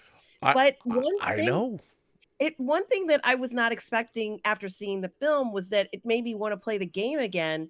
So I'm like, okay, yeah, let me go ahead and pull out the console and start playing. I wasn't expecting that. Not every movie makes you want to play a game that you've played like since you were a kid. I'm literally setting up, game dates to play this game, and I wasn't even expecting that. They had Donkey Kong in there. This was something that was so well thought out, and it was nice to get the story. We knew that he saved Princess Peach. We knew that, but Bowser, Jack Black made me fall in love with Bowser. That serenade, there's a serenade in the beginning of the film where he talks about how much he's in love with Princess Peach, and it is the sweetest, just infectious thing. He totally swept me off my feet. I actually want to get a Bowser stuffed animal, and I never wanted one before. Like, it's amazing. I have beef though right now. I have beef with Bowser. No, I have beef in general about the movie. Because here it comes. Well, the problem was, bro, I didn't get a chance to see it yet. Oh, but you know who saw it? Yeah, LaToya. Toya and the kids, because she took them to go see it without me. How'd that happen? You got to see the movie, because Lael. because that is not a Coco Tulip thing to do. Oh, well, she did. I was working. Yeah. So I was basically working. I had a client with me, bro, and we were working on the track, and she just called me up because she had just got done teaching. She was like, "Hey, I'm just going to take the kids to go see, Super Mario Brothers right now. Mario Brothers right now." I was like, wait. I want to go see it. Like, I wanted, whatever. What about me? And she took them, and they came back raving about the film. I still haven't seen it yet. I was like, oh, okay. Wow, that's gotta go. Don't go Steven Crowder on her. Come on, that's a total betrayal of. When you go and see it, you have to let us know what you think, because I was I'm so impressed by what they did, the quality of the film. I'm so impressed by it, and I want to know what you think since you are also a lifetime fans. Those of us who are lifetime fans, there's so many things in there that you will love. I have to say it's a masterpiece of animation. It's absolutely perfect looking, and it's really a fun film to watch. You're gonna love this film, and it's there for you. It's not going anywhere, Lael. It's going to be in the theater probably till the summer, I imagine. Good. I'm gonna definitely go see it again. I mean, I'm gonna go snot And again, but I'm gonna go see it by myself since she took the Sure. kids. I've been told you have to go see it in 3D. I haven't seen it in 3D, but I've been told that if you see it in 3D, it's even more remarkable than Yeah. 2D. And the last thing that I was Yeah. going to say is that I remember when I can't even believe I'm saying this. When YouTube first came out, one of the first videos I ever saw on YouTube was someone playing the theme to Super Mario Brothers, the music. And recently, YouTube announced that they've had over 100 billion views of Super Mario related videos on YouTube, which has got to be like unbelievable how many people's lives have been touched by Super Mario. This really is a success. They've got the Super Mario World at the parks too. Oh, well, John Campea talks about how when him and Ann went there for the first time, you walk through a tunnel into the world, and she started crying. People start crying there. Oh my God. Well, I want to go to Japan. Well, I can't wait to go to Japan. Dude, I'm going. You're going to I'm Japan. going. I am fucking going to Japan for Are Star you Wars. really? Yes. Apparently, Yes. apparently they have a Mario Kart experience there in Japan. My dream, I've wanted to go to Japan, and it's in 2025. So I know if I go to Japan, I have to have $100,000 with me. I have What? to figure, Robert. to buy all the die-cast Japanese toys I need to have. Yeah, I need, so I got to invest money somewhere. I got to invest in mutual funds or whatever. I got to make $100,000 because it'll be $25,000 to buy the stuff and $75,000 to ship it back. You're gonna need your own $100,000, container damn. to ship this stuff back, Robert. You're That's gonna need time. I can put it away. It's like, it's that exercise. Take a penny for a month and every day double the penny and see where you are at the end of the month. It's $1 million or whatever. Damn, bro. Come on, dude. You know that we're gonna go shopping in like the Shinjuku district where I'm just saying 100. Do you know much? But I'm saying like, okay, $100,000. You're gonna go shopping in Japan, bro. How are you gonna get all this stuff back? That's the ship. That's why I need the money. I just said shipping. I'll spend $25,000 Do you know on how the much toys shipping is, and bro? $75,000 to ship. Man, yeah. Container. Use a container. Did you watch? Have you been watching Justin's collection videos when he went to Hong Kong? When he went to Hong Kong, yeah. Come on, Yeah. dude. You know what it's like. You go to Japan, and I'm all obsessed with like the soul. He got his stuff shipped over, right? Yeah, I think so. I think he got. Look, he got a lot of I stuff. got to go Bandai Soul of Chigoken. There's the new Gundam that I wasn't able to get. That was $1,000. It's probably like $10,000 in some collectible shop. There's some old resin model kits from Legends of the Galactic Heroes I have to get. I mean, if we can you imagine the three of us in Japan buying toys, singing karaoke, and going to the Star Wars celebration? Yes, I can. Could you know? I wouldn't. It was like the first time I went to Paris. I did not want to go to sleep. I honestly did not. I was at the very first Star Trek convention they ever had in Paris. I was the guest of honor. Mark Altman and I were. Wow. And okay, but people don't understand. When I was in the first time I was in Paris, I was so overwhelmed by how awesome the people, the city, the whole experience was. I'm like, if I sleep, I'm missing out on something. And I mean, and I was like, I didn't want to miss a thing. And it was. I mean, Paris was incredible, and I felt the same way. The very first time I was in Europe was in '98 when Free Enterprise played at the Barcelona Film Festival. And I'd always not gone to Europe. I wanted to be an exchange student, but it was like, I have to see the movies, and I was working and stuff. And when I went to Europe, I was there for one night. The first day I was in Barcelona, after that 24-hour experience happened, I was like, bro, the dumbest shit I ever did in my life was not go to Europe when I was in high school or college or ever. And I was 30. I was thinking maybe 31. And I'm like, what the fuck took me so long? I mean, and any chance, you like, you just had to, I know, but it was just dumb. And I've never been to the only place in Asia I've been to is South Korea, and I was there for 2 weeks, and it was amazing. I loved it. You go to Japan, it's going to change your life. Dude, bro. I know. My whole life. I was going to go there in 2010 to see the live-action space battleship Yamato movie when it was released. So that's I want the original Yamato. I don't want the new. I want the original. That's what I want. Well, I have the That's DVDs. I have the DVDs. No. I want the ship.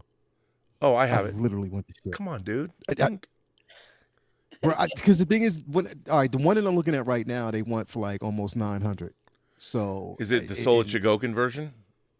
It's hold on. Yeah. That's the one I'm looking at right now. Yeah. Well, let me tell you. Do you know that I have a GX64? Yeah. Oh, that's that's the first one. Yes. Yes. Yeah. Mm-hmm. Yeah, but let me tell you something, dude. I just want you to know that I have a 3.5 foot Yamato. Wow. I haven't built it yet. It's 120 boxes of pieces because I'm still building the Andromeda and everything works. When are you gonna be done with that, bro? Well, Elizabeth says I have to be done with it when she's done with school, which is 2 weeks from now. So there's a lot of fiber optics. Do you have? I'm about 2/3 of the way through it. 2/3 of the way. It is, dude. It's a beast. It's a beast. It's the biggest model I've ever built, and it has more. So what does she say if you don't build it by the time she's done? She's gonna throw it away.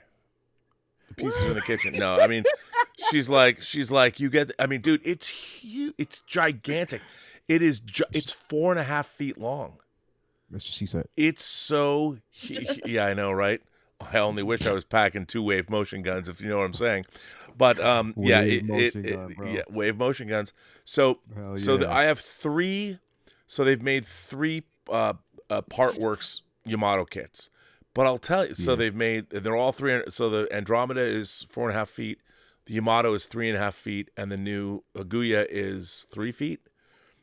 Yeah. And so they're all in the kitchen. She's like, when are you going to get this stuff out? And the reason, look, I would build models in the bathroom if I could, only because there's so much light in the bathroom. You turn on the light, and when you're building models, it's hard. I mean, a skylight or something in there. The skylight. We do have a skylight and a regular light, and it's just like in the kitchen. I had to buy an extra digital light so I can look. And Elizabeth's like, well, why don't you bring a desk into our bedroom? I'm like, oh, that's going to last. I'll have, when you see the parts piled up and I'm airbrushing shit, you're going to be like, get the fuck out of here with that model building crap.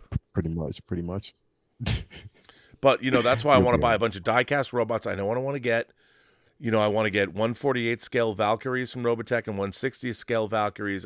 Anyway, we're derailing. People are like, what's happening? No, it's okay. We're talking about a Star Wars Celebration 2025. It's going to be in Japan. When can you buy tickets? We are going to be there. It's going to be fantastic time. I can't wait. I'm going with you guys. We're going. Okay, cool. Yeah, cool. It's going to be fun, bro. I'm telling you, it's definitely going to be fun. It's 2 years out, so you got time to plan, bro. I got time to invest money and make $100,000.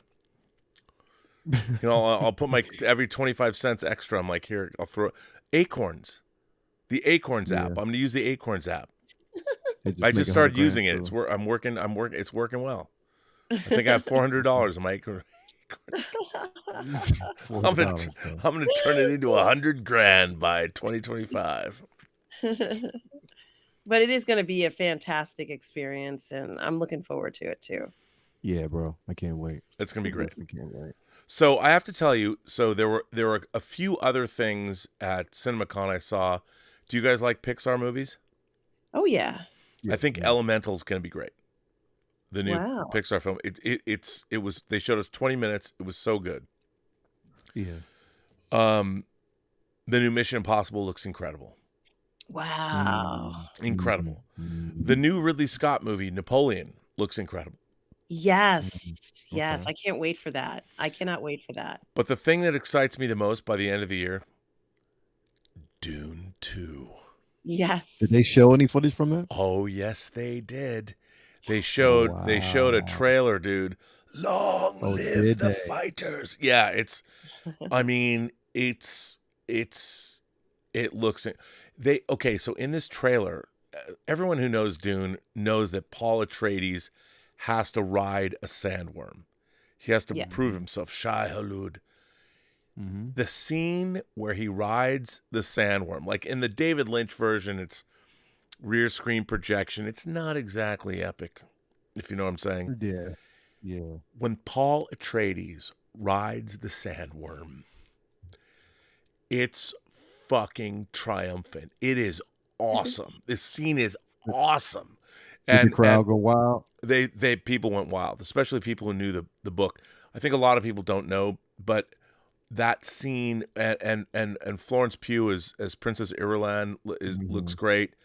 You got a few glimpses of Austin Butler with his shaved head, his Harkonnen head. Yeah, I thought because they Scary showed a as silhouette fuck. of it. Oh, dude. Yeah, like they showed a silhouette of him as Fade.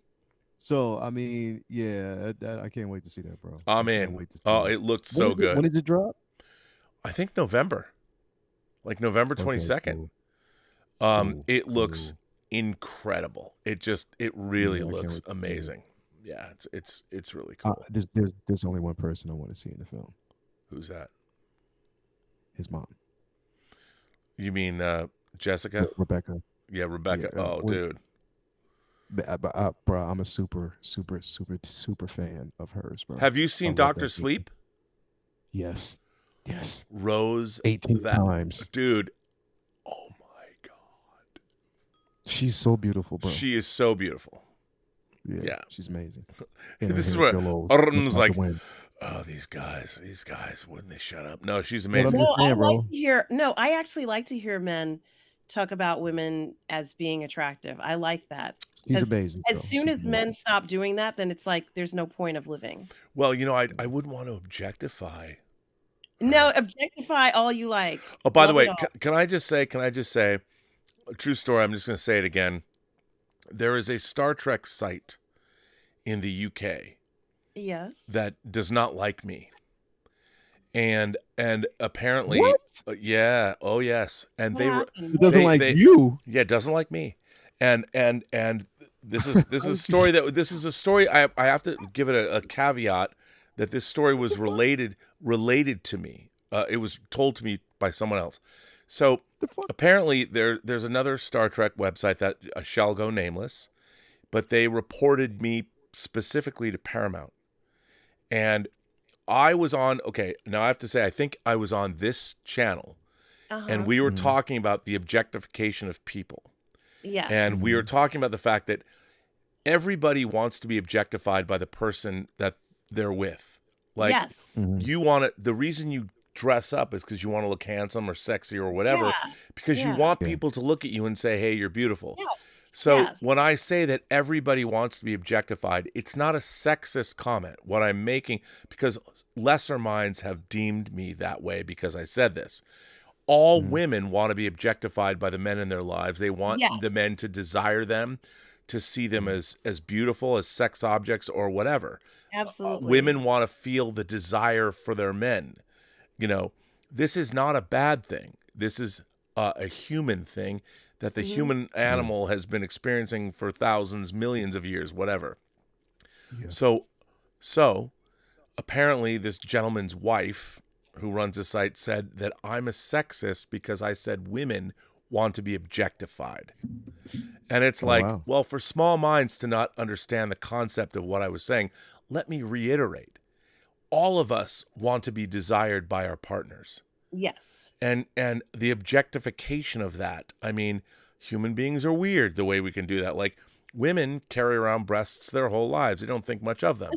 A man sees the breast of a woman he loves, and all he can think about is to caress it, have his mouth on it, his tongue around her nipples. I mean, this is the reality of life, and a woman would have it no other way. Exactly. And that's what it is. We're crazy animalistic people.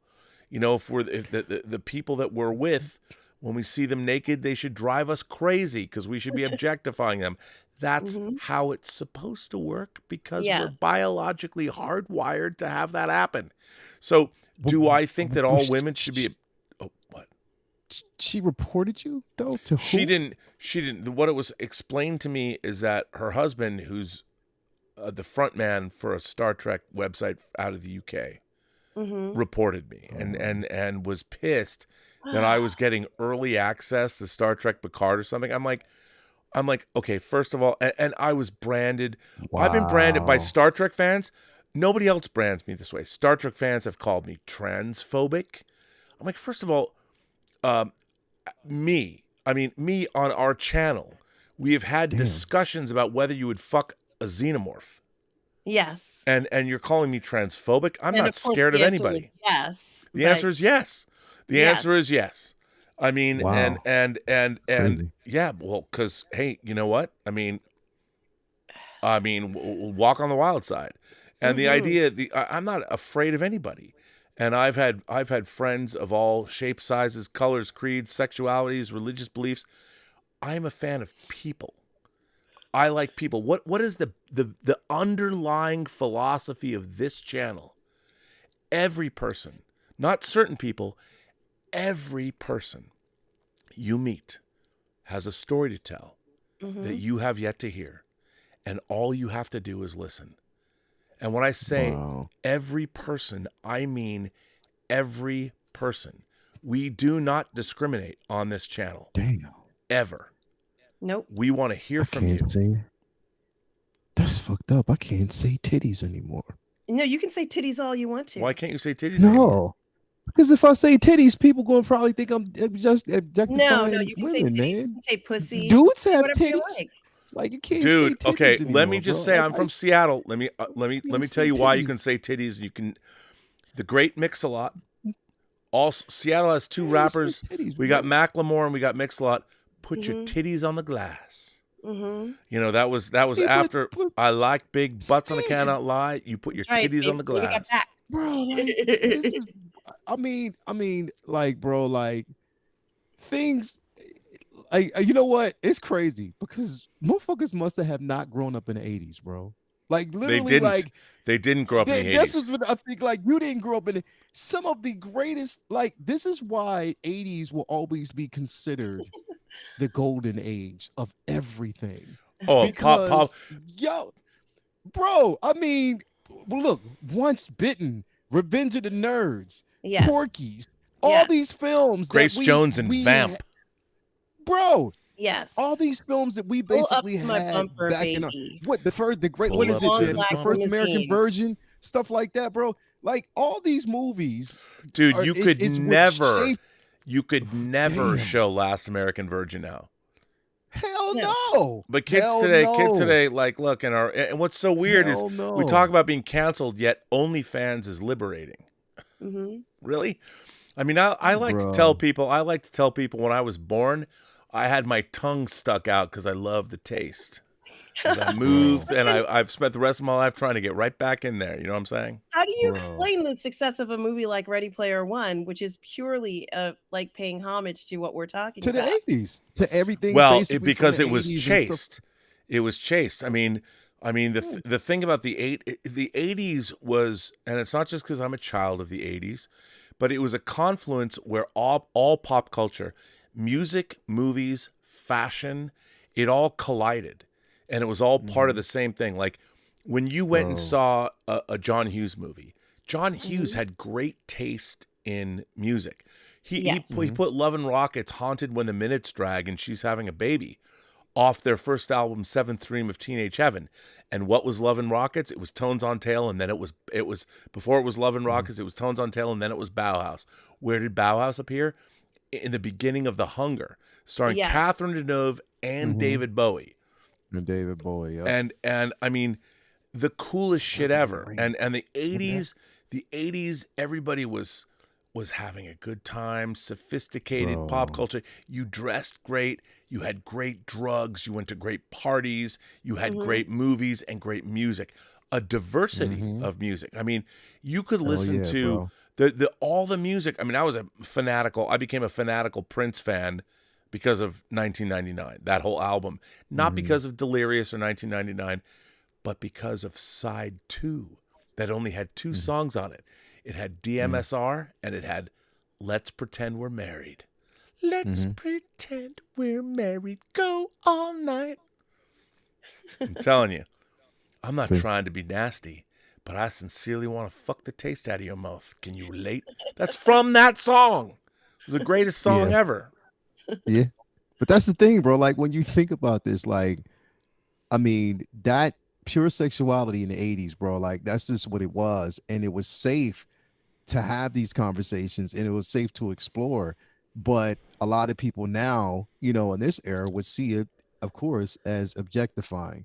Here's the thing: there's a difference when it's, look, I agree that there, you know, have been, you know, films, you know, over the ages that if we look at now, we look at it from a totally different viewpoint because of what's going on right now. But I still enjoy, I mean, like, literally, like, when you talk about music, bro, Nate, I mean, literally all of us, you hear one song that comes on from the 80s, you perk up, like, you just perk, and it takes you back to a moment in life. Also, and it's because those things are nostalgic and they last for so long. Movies, they do the same thing. But that music was joyous. And what was really interesting about the 80s, you could get an album like Scritti Politi's Cupid and Psyche from 85, and Miles Davis would cover a Scritti Politti song, which is crazy.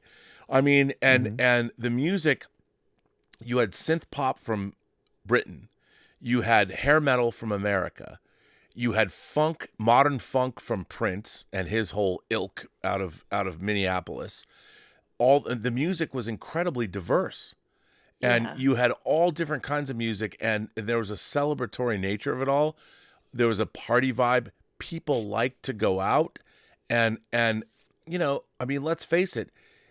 And it was all about fashion, music, movies, and all of pop culture. And you had things like, titties, of course. Put your titties on the glass. I mean, for those kids who don't know, look up Sir Mix-a-Lot, Titties on the Glass. He also was the guy that did Baby Got Back. Yo, Rob, let me ask you a question. I'm gonna ask you the same question, but Rob, I'm gonna start with you, right? If you can go back right now, oh boy, to the 1983 version of you, yes, what would you say to that person? What would you say to that version? I'd say, well done, you. Well done. Keep going. I would tell my 1983 self one thing. There's a I would say, I was 16 in 83. I would say there's a moment coming to you in the next year where you're going to think that you're going to try and be nice about let me just say that there's going to be an instance, a moment where somebody asks, I'll flat out say it. There's going to be somebody that sets up a whole night, that answers a door in a towel with their cascading hair and asks you to take their virginity. And I was standing on ceremony going, I don't love you enough, some bullshit excuse. I would say, broke her heart, Robert? Fuck all that. And I didn't do it. You broke her heart? There's one regret I have in my life. One regret I have in my life.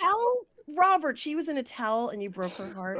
Dude, not only was she in a towel, she dropped her towel and walked up the stairs nude. Robert. Her parents were out of town. What did you do? Dude, I didn't go through with it. Why?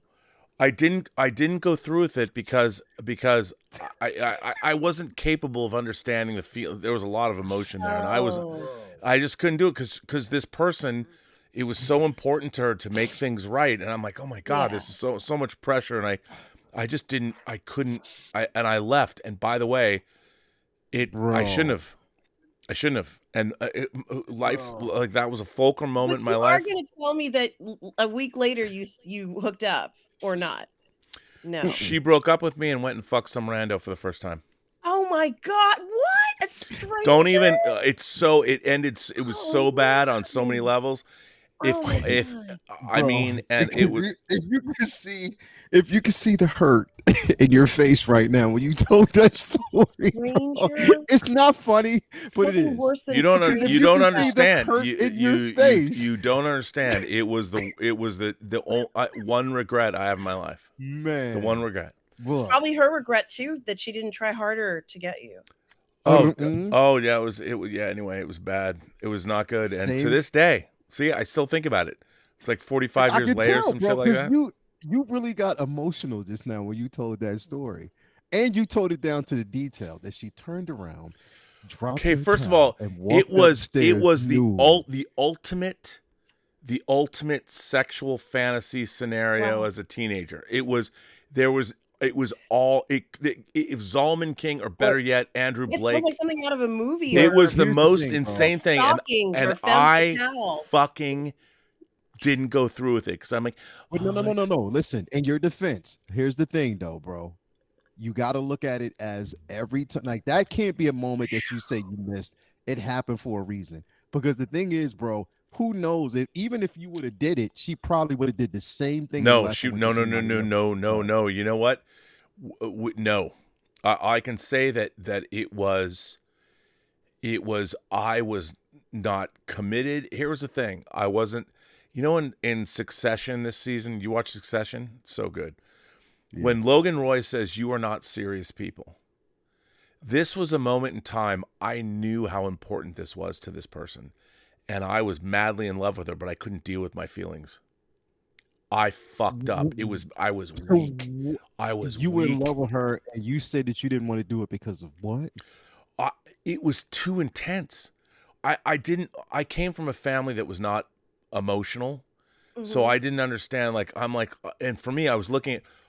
Imagine standing in a doorway when this woman with cascading red hair, alabaster skin, one of the most beautiful things you've ever seen in your life, and that's how she answers the door. And she chose you. Chose me, man, and then walks up the stairs at the perfect moment in the middle of the stairs, drops her towel, leaving her pendulous breasts, her 16-year-old ass walking up the stairs and leading me. And I'm sitting there doubting what I'm supposed to do. It was not a proud moment in my life. And if I went back in time and could change it, I would. What would you tell yourself, though? What would you say? Get your ass in there? I would say, yes, get your ass in there and do what was expected. Because you know what you did? What you did was you told this person that was amazing that they weren't good enough.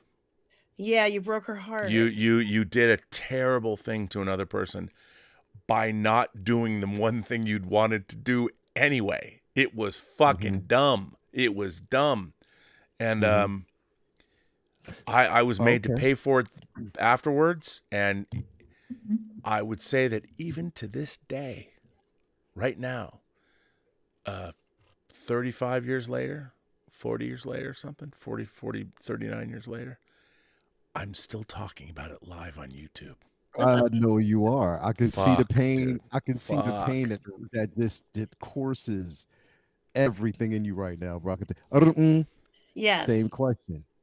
Go back to 83. Would you tell that person? That younger you? I would say party more, travel even more, take more chances. That's what I would say. Good answer.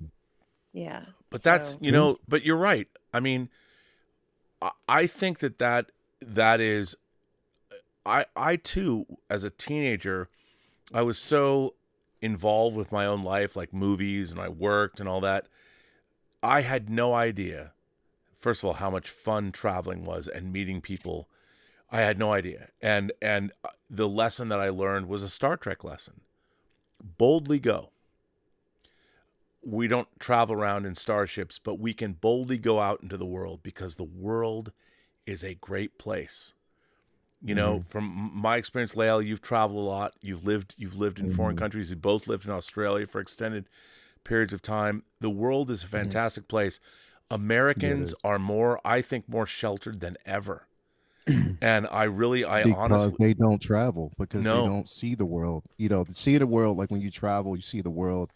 I always tell people the only way that you can really, really learn who you really are is to travel. Once you travel, then you'll know who you really are as a person.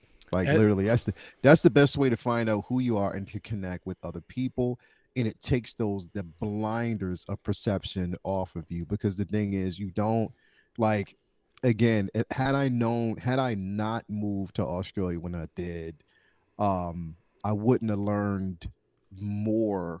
I mean, even like I said, I mean, coming up, growing up, being a Muslim, and just knowing about the religion, I learned more about the religion. I learned more about it what it teaches you, the philosophies, but I also learned more about people, in the different divisions. I learned more about Polynesian culture. I learned more, Oh yeah.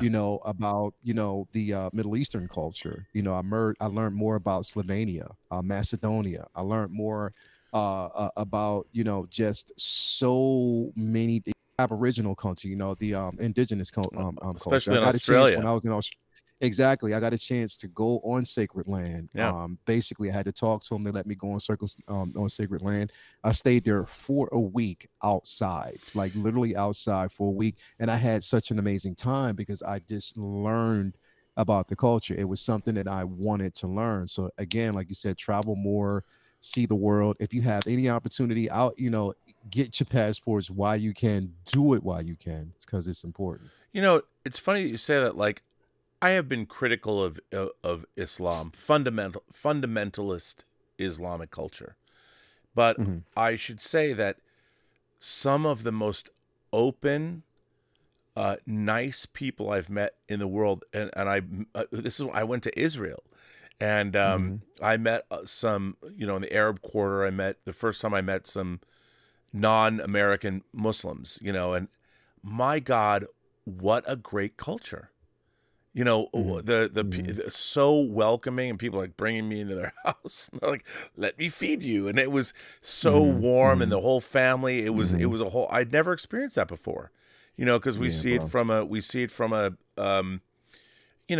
us and a them. And that's why the one thing that when you travel, I think the one thing that's very much imparted to you is that people are really alike all over. And people, for the most part, look, there is evil that exists, and you can't escape it. When you everywhere. And when you cross evil, there can maybe be no escape. But for the most part, I've even been in some sketchy situations where I've talked my way out of it and turned it into a party. Hey, what's the problem? Let's have a drink. Let's go do something else.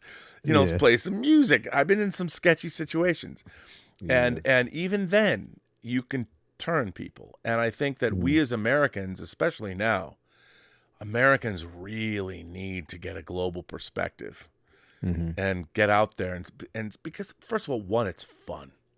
It's fun. Going out into the world, dude, it's, no matter where you go, it is fun. Yeah, bro. I mean, it's so much fun, bro. I mean, much fun, bro. Even like I was talking, we was talking about this. The fun that we actually had, even like a couple weeks ago in London, bro. Like it was phenomenal. Like, just your pictures, all the people you were meeting. Bro, it was I have never, like, literally, not never, because I've had but I had so much fun. It wasn't just about, being at celebration. It was just about, culturally, just, different foods, meeting different individuals, talking with, just different individuals, meeting people in the collecting community. It was so much, it was a step away from what you're always used to on the mainland, but it was just, again, like, it was just a discovery period. Anytime I travel overseas or I go to overseas, it's always a discovery for me. And I always make it a point to get myself lost somewhere and find my way back home. That's the best. Yeah, it definitely is. It is. It's so fun. It was definitely fun, man. And yeah, I agree. Like, traveling, getting to know the world, even different arts, even the theater district in Soho, there was incredible. You know what I mean? So, yeah, man, loved it. Well, a lot of people have said to me that, well, Rob, not everybody can afford to travel. It's like, look, man, make it a point. Put some money aside. Even if you're putting aside $10 a week or something, you got to make it a priority to travel. And I'll tell you something, if you can't travel, I've often said, play a game with yourself. If you have a car or whatever, get up and get some friends and pick a place and drive 120 miles. So it's basically a 2-hour drive at 60 miles an hour. Drive to a place. I guarantee you there's a place close by that's within 120 miles of you right now that you've never been to. Never been to. City, town, whatever. You've got an entire circle. Like go out, take a protractor or something, or a compass, and go out 120 miles on a map and circle around and find a town. And by the way, I here's a challenge. It's the weekend. Do it this weekend. Do it tomorrow. Do it the next day. Drive 120. Get some friends, and pick a city. Wikipedia the city. Get a map. Just go someplace you've never been. That's 120 miles. So you get up at 6 a.m. or get up at 7 a.m. You meet at 7 a.m. You hit the road at 7 a.m. You get where you're going at 9. Find a diner or whatever, a greasy spoon. Find something interesting about the town. Walk around this town and make it a point to talk to people. Ask them what it's like to live there. Yeah. Just go do it. And you'll be there at 9. Have lunch somewhere. Maybe have dinner somewhere. Maybe go to a bar. Unless get yourself lost. But do it 120 miles from where you're at. Because that's far enough away that it's not like where you live right now. No. And just go do it. And by the way, report back next week. I know, super chats, right? Yes. How did you know? I knew you were going to say that because there's a lot of. Let's. So Jonathan Hurst has been a new member. By the way, we're having a member call Sunday. Kevin Frazier with a $20 super chat. Great to hear your thoughts on The Flash, and even more excited to see it now after your non-spoiler review. Muting keyboards for the next couple of months. Love to you, the beautiful and my bearded brother, Lael. What's up, brother? Kevin? That's it. How you doing, man? What's up, brother? King Tannic says, time for the mandatory Transformers talk. By the way, thank you for that, Kevin Frazier. It's very nice of you to say. I gave you some mandatory Transformers talk, King Tannic. I did. Ghost Rider says, wonderful to meet you in person, R&B. I hope I get to buy you that picture next time. Have a good story to go along with it, my friend. Well, Ghost Rider, I have to say, I was at the FNT meetup, Gary Nerdrotics meetup in Vegas. Oh my God, I had no idea. There were hundreds of people there from all over the world. People all that flew in from the Philippines to go to this meetup. What a nice bunch of people. People always get mad when I talk to YouTubers that they don't like or whatever. Gary Beekler's community, I call them his constituency. Can you feel the love tonight? It was an amazing event. People were so nice. And I was supposed to, I didn't really solidify what I was supposed to do on Friday Night Tights. They were still in Vegas today. And I guess, I was supposed to be on, but it was very sort of nebulous. People talked about it, but nobody said, you've got to be on Friday Night Tights today. And I left Vegas on Thursday. So I profusely apologize to everybody. I would love to have been there because I had such a great experience with everybody from the FNT network, and Gary and we all had dinner or late dinner at IHOP, snacks or whatever. Gary Beekler's wife is one of the coolest people I've ever met. We were talking music. We were talking about, I told her when I came here, I was listening to the new Depeche Mode album, Memento Mori. I was listening to Everything But the Girl. I didn't mention how many Lana Del Rey songs I played. Probably shouldn't have. It was just weird. But anyway, it was an incredible time. Great bunch of people. So, Ghost Rider, thank you. It was great to meet you too, and it was a lot of fun. Tom Jr. Jackson says, let's talk Unicron in the Transformers. Let me ask you this, Lael. We didn't talk. What did you think of the Transformers Rise of the Beast trailer, bro? Listen. So, anyone who knows me knows that I am a fan. I am a Transformers super fan. Have since the 80s, bro. Had since Gen 1. Dude, did you explode in your pants when you saw live action Unicron or what?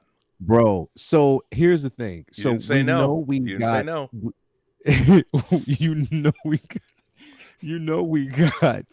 we got a glimpse of Unicron Bro, in that come on. horrible film. When I'm talking about like the one with Mark Wahlberg. Oh, that was what, 4, right? Yeah, that said it wasn't good. But this, but King Tannic, that's his favorite. Age of Extinction. He's going, what are you talking about? He's screaming at the screen right now. It's at the end. Like it's certain things about that film. It's just, but this, like literally, bro. Like, you know what I mean? Come on, man. Optimus Primal. You know, getting a chance to see RC, Mirage. You know, the right version of Prime.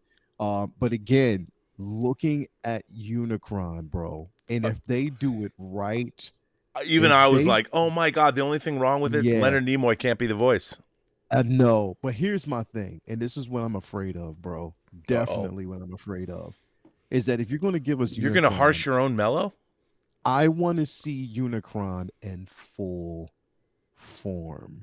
I want to see him in full form, bro. If you can show us a Celestial as big as a Celestial is, if you can show us a Celestial, and you can show us Unicron, bro. I need to see Unicron, bro. Okay. At least one time.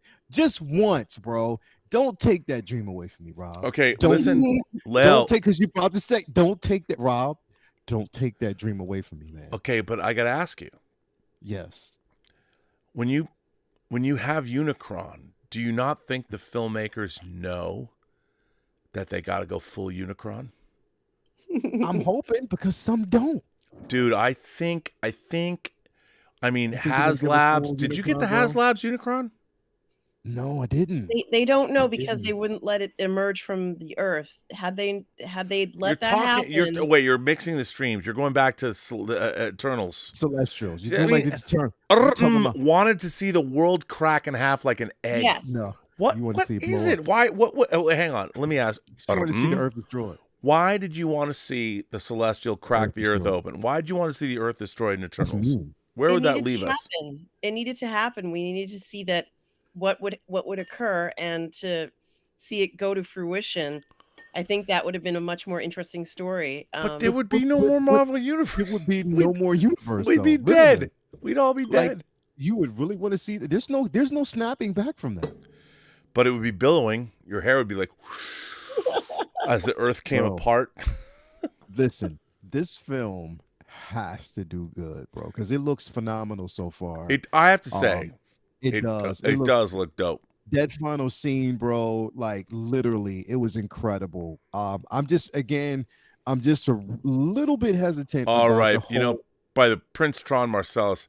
That's right. I should point out that it was Orson Welles who was actually the voice of Unicron. Yes, and Nemo was Galvatron. Galvatron. Yeah. And but to me they go hand in hand. Mm-hmm.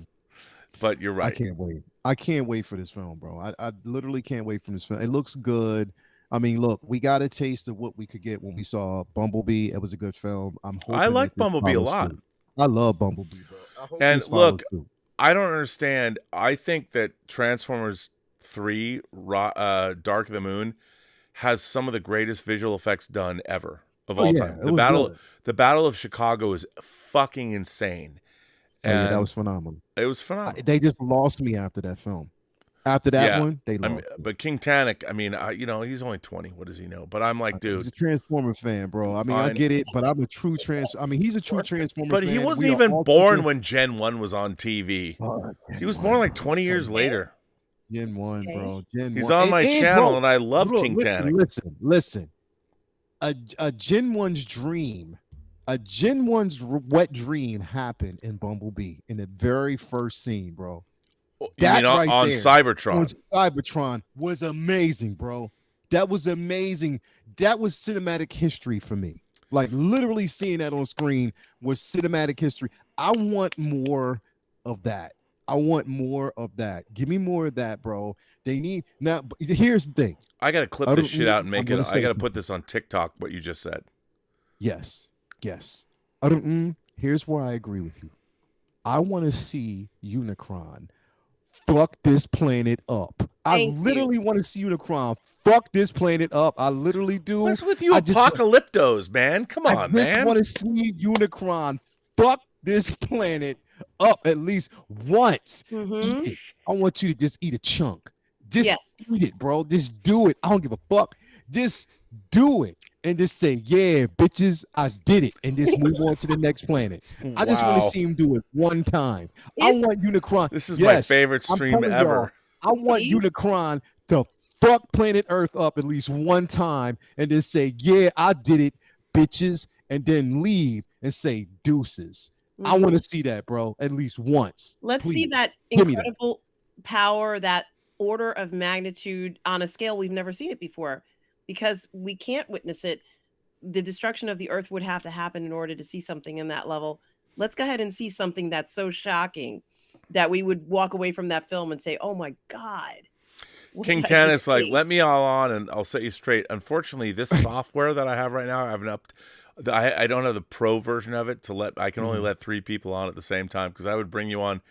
I can see him. I see this kid in his house. He's stewing right now. He's screaming. He's screaming. There's steam coming out of his head. That magnificent head of hair. He's steaming right now. Yo, I'm telling you, bro. I cannot wait for this movie. I Mhm. literally cannot wait for my this movie. God. The Gonna be trailer good. looked incredible. The trailers look incredible, but I literally want Unicron to fuck this planet up at least once. At least take a bite out of it. At Thank least you. I want to see him drain at least some of the resources, at least in motion. I want to see that shit, bro. At Yeah, you least want to see once. the powers being I used. need to see that. You know what? Rob, here's the thing. It would be climactic, right?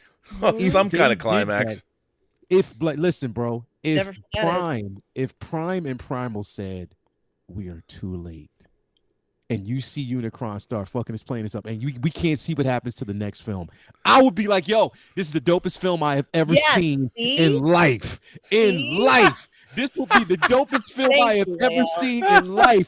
If Prime just says, we are too late, and he drops to his knees and drops He's his like, gun, and we "We see that Unicron is just fucking shit up, bro. That, woo! I want to see that. I want to see that.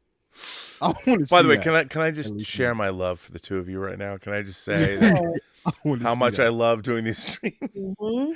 You know what? See that. What you just said, Lael, is why we're on YouTube. It's why we are in the fan space on YouTube for what you just said. That's why we're here. That's what so Midnight bad. Musings is I want to see that shit all so about. bad. It has to happen. Yes, Unicron. I am team Unicron. I have been since the Thank animated movie. Yes. You got the touch. You You got got the power. Mhm. Yes, bro. I need to see that. I want to see that. Come on, man. Give me that. I'm sure the only Paul Thomas Anderson, the director of Hell Boogie yeah. Nights, he had Mark Wahlberg sing that song in the movie. You know he's going to be all. I don't know if he's. I don't know. Maybe I should call. Maybe I should call Paul Thomas Anderson and say, "Hey, you're one of the greatest modern directors in Hollywood. What's your feeling about Unicron being in Transformers: Rise of the Beast?" You know what? That would be the way to get him to come on this show. Let's bring him on. I'm going to look up Paul Thomas Anderson. I'm going to be like, bruh, you got to come on our Midnight Musing show, and all we're going to talk about is Transformers. Oh, I'm sorry. I thought you wanted to talk about Boogie Nights. Oh no. I will get him in by saying you paid homage to the Transformers animated film in Boogie Nights. We could talk about Boogie Nights, but I want to come. I'll tell him because I don't want to scare him off. But by the way, if anyone is watching this right now and knows Paul Thomas Anderson, I would love Paul Thomas Anderson to come on the show just to talk about Transformers. Absolutely. I'll interview him later for Designing Hollywood about his whole career because I'm a big fan. You know, Hard 8, a.k.a. Sydney, you know, everything he's made, Boogie Nights, Magnolia. He has such a great career. There Will Be Blood. But you know that he would respond. I'll send him what Lael just said. I'm going to clip that out and make a reel for that. He wrote Licorice Pizza, right? I mean, that was yes, an he did. That's one of the best films I've ever seen. It was nominated for a lot of awards, and I felt he was nominated for Best Screenplay, right? Original Screenplay. Yeah, I think it was, and I love that movie. It was fantastic. The man is a genius. Yeah, I really like him too. Yeah, bro. Okay. Didn't he date Barbara Streisand or something like that? Fiona Apple. Oh, Okay, wow. okay, Yeah, and he's married to oh my God, Saturday Night Live. She has a Prince cover band. Mayor Randolph? Yes, Maya Rudolph. Oh, wow. My doppelganger. Okay. Everybody says I look like Maya Randolph. Rudolph. At least Maya Rudolph. Excuse me. Rudolph, for some reason, a lot of people have Well, said. then maybe when Paul Thomas Anderson sees you, he'll come on the show. Yeah, he can probably do that. No. I just thought they were joking, and but yeah. Yeah, he'll probably want to do that, bro. There you go.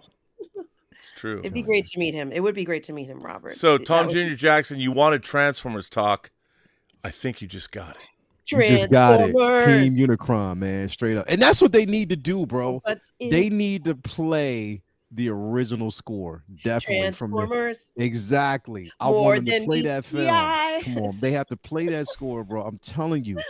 OT all day. I'm sorry, King Tanny. I can't OT do all the, King Tanny. I mean, film. Look, if we can get Paul Thomas Anderson, I promise, King Tannic, you can come on.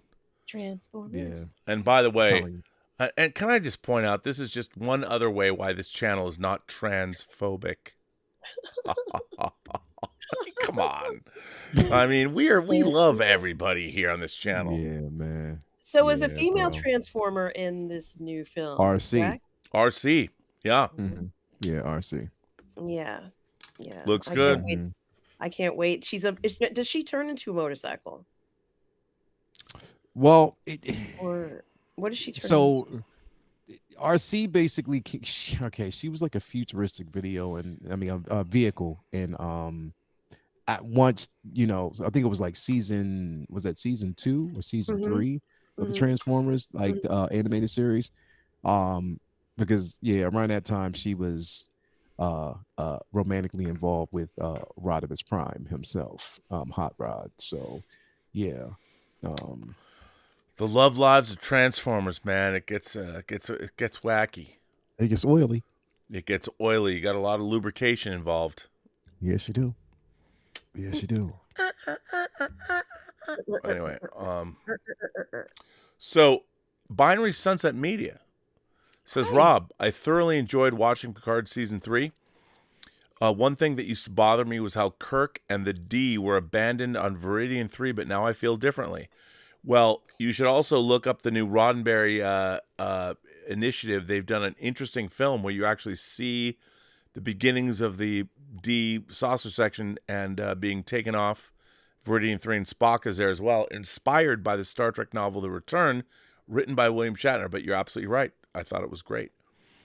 Kenneth Colton says, Rob, I can't stop looking at Supergirl's symbol. It literally fills me with hope. A lot of hope. You know what? You know what, Supergirl? Well, I here's the thing. I don't know if I'm going to take her out of the box, because part of the coolness about having, or maybe there's nothing cool about having a Barbie, but the box is pretty cool. It's kind of fun having a Barbie. You could take her out and pose her, but she's flexing in there. She's got a little bit of flex, Robert. Yeah, so maybe I'm just going to keep her in the box. But I love the fact that they made a Supergirl Barbie. I love their, and while it's not as great as Hot Toys, it's pretty cool. It's not bad. Barbie's the best. Yeah. So I'm pretty stoked that I got that. I bought it before I saw the movie in anticipation it would be good. So Kenneth Colton, you're right. You should have hope. You're gonna love her in Flash. Galactic J says, "Hey Lael, I ordered Mr. Knight through TNS Figures today. Good deal or a mistake?" Is he with us? Oh, we lost him. Oh, he left. Well, there's a storm in our area. I don't know whether he's having the storm too. Maybe he'll come back. He might come back. That's a Moon Knight figure. There's a So Toys. Oh, he's back. He's back. Okay, Lael, let me put you. That was weird. Let me put. So did you? I don't know if you did. You hear that? It was. I don't know. I think it was my internet. No, let me read this to you. Back to you. Galactic J says, "Hey Lael, I ordered. What's up, brother? I ordered Mr. Knight through TNS Figures today. Good deal or mistake? Is that the So Toys Moon Knight? That's the So Toys. Fuck, dude. Oh my! bro. Chef's kiss. Bro. I ordered that thing as soon as I woke up early in the morning and saw that shit. And I was like, wait a minute, because somebody sent it to me. Ian, as a matter of fact, Ian from Scotland. Yeah, He man. sent it to me. And I Silver was like, Fox? huh? Yeah, Agent Silver Fox. Yeah. Okay. So he inboxed me and showed. I was like, oh shit, I gotta have it. Oh, it's beautiful. Bro, that head sculpt is phenomenal. It's so good. Like that figure, the tailoring on it. Listen, and I knew it was gonna be dope because of what they did with Boss Man.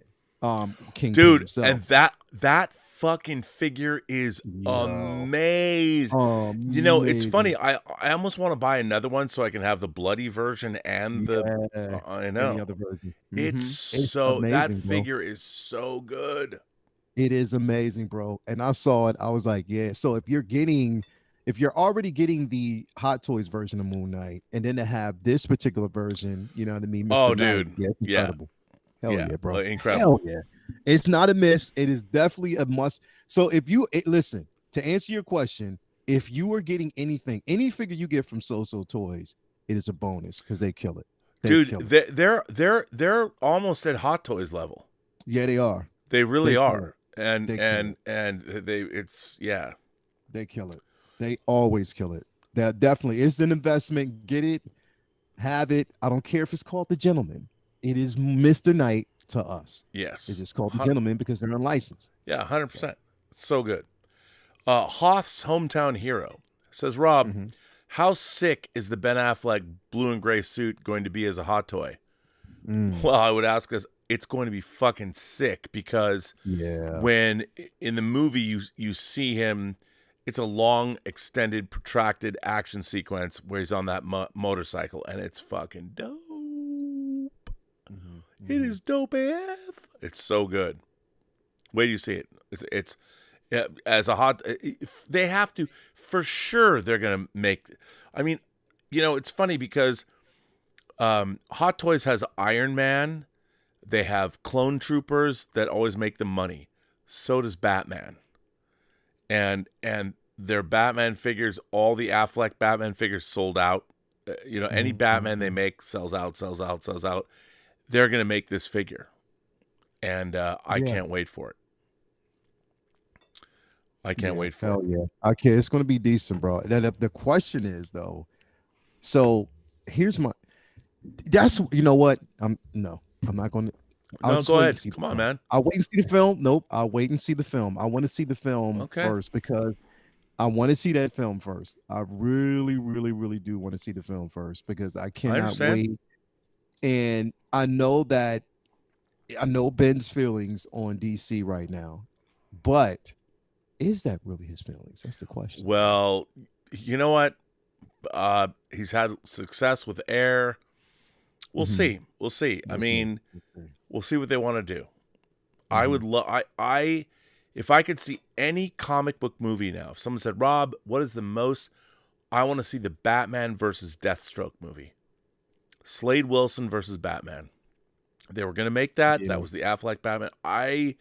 If Ben Affleck directed it and played Batman in the film, that is the single, other than X-Men movies, which we'll table for the time being. But I would love to see that.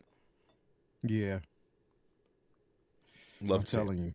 I can't wait. I need to, I just want, I don't know, Ben, change your mind, bro. Just please change your mind. I know, dude. Or at least, see, I don't know. I mean, we say that, but I don't know if his gun that is sticking to his guns. Get it? I don't know if that's why his last name has two N's, because he's sticking to his guns. I don't know. Roger 5171 for a $20 super chat says, yes. I really loved your reports from the Star Wars celebration. I thought the art you got was amazing.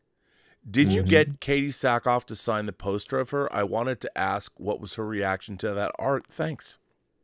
Unfortunately, I did not get Katie Sackhoff to sign my artwork on this trip. And it was only because I, for some reason I knew I had the poster of Katie, which is actually right next to me. But, Yeah, I didn't get her signature. I got I met a lot of stars and I got a lot of signatures, but I couldn't afford to get hers, and I kind of missed out a little bit. But I did take a photograph with Katie. So that was good enough for me.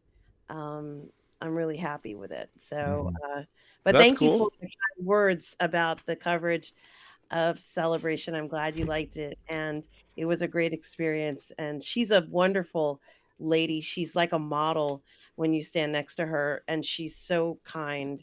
I really liked her a lot. That's good. That's good. So there you go, Roger. Roger, you've heard it from the horse's mouth, as it were.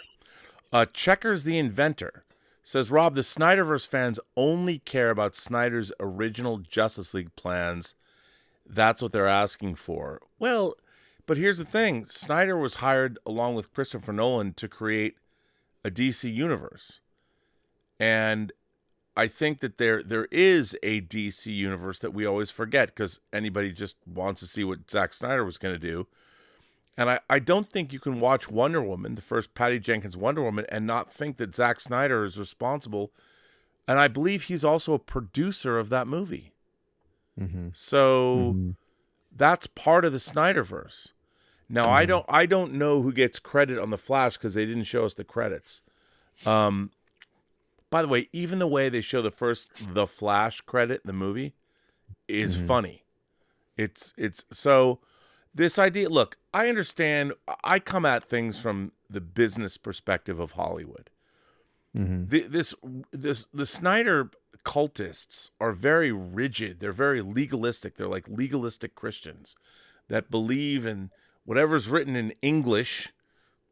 It's true. I'm like, the Bible wasn't originally, there was no English when the Bible was written. So it's weird to be legalistic about an English translation of the Bible. You should speak Aramaic if you really want to, be legalistic. But Snyder fans are very legalistic about their interpretation of these things. And I would say that's doing a disservice to what Zack Snyder set up, because he set up a universe of characters and actors that can play these characters and actors across multiple platforms with multiple directors. And it shows how great Zack Snyder did to actually cast. The Flash movie is a celebration of Zack Snyder's casting genius. I just want to say that. So I can't wait to see it, man. Yeah. I can't. Oilers Workshop says, this is a small donation for your The Flash Hot Toys Fund. May there be blue and gray suits in our future. God, I hope so. And Cara, my God. Thank you. Cara Zor-El awesomeness on the shelves soon. Oh my God. Yes. Well, the thing is, we'll get it 2 years from now. Hot Toys never has awesomeness on the shelf soon, but I appreciate that hope springs eternal, Oilers Workshop, and thanks for supporting the channel.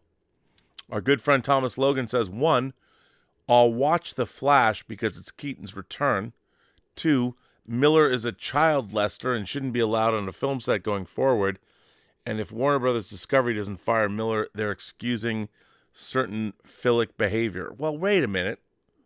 I just want to point out that, what was talked about, it wasn't a child. It was a younger girl, but she was also, she had Bless you. Yeah, bless you. Thank you. Look, his behavior, we don't actually know what happened. We've heard reports.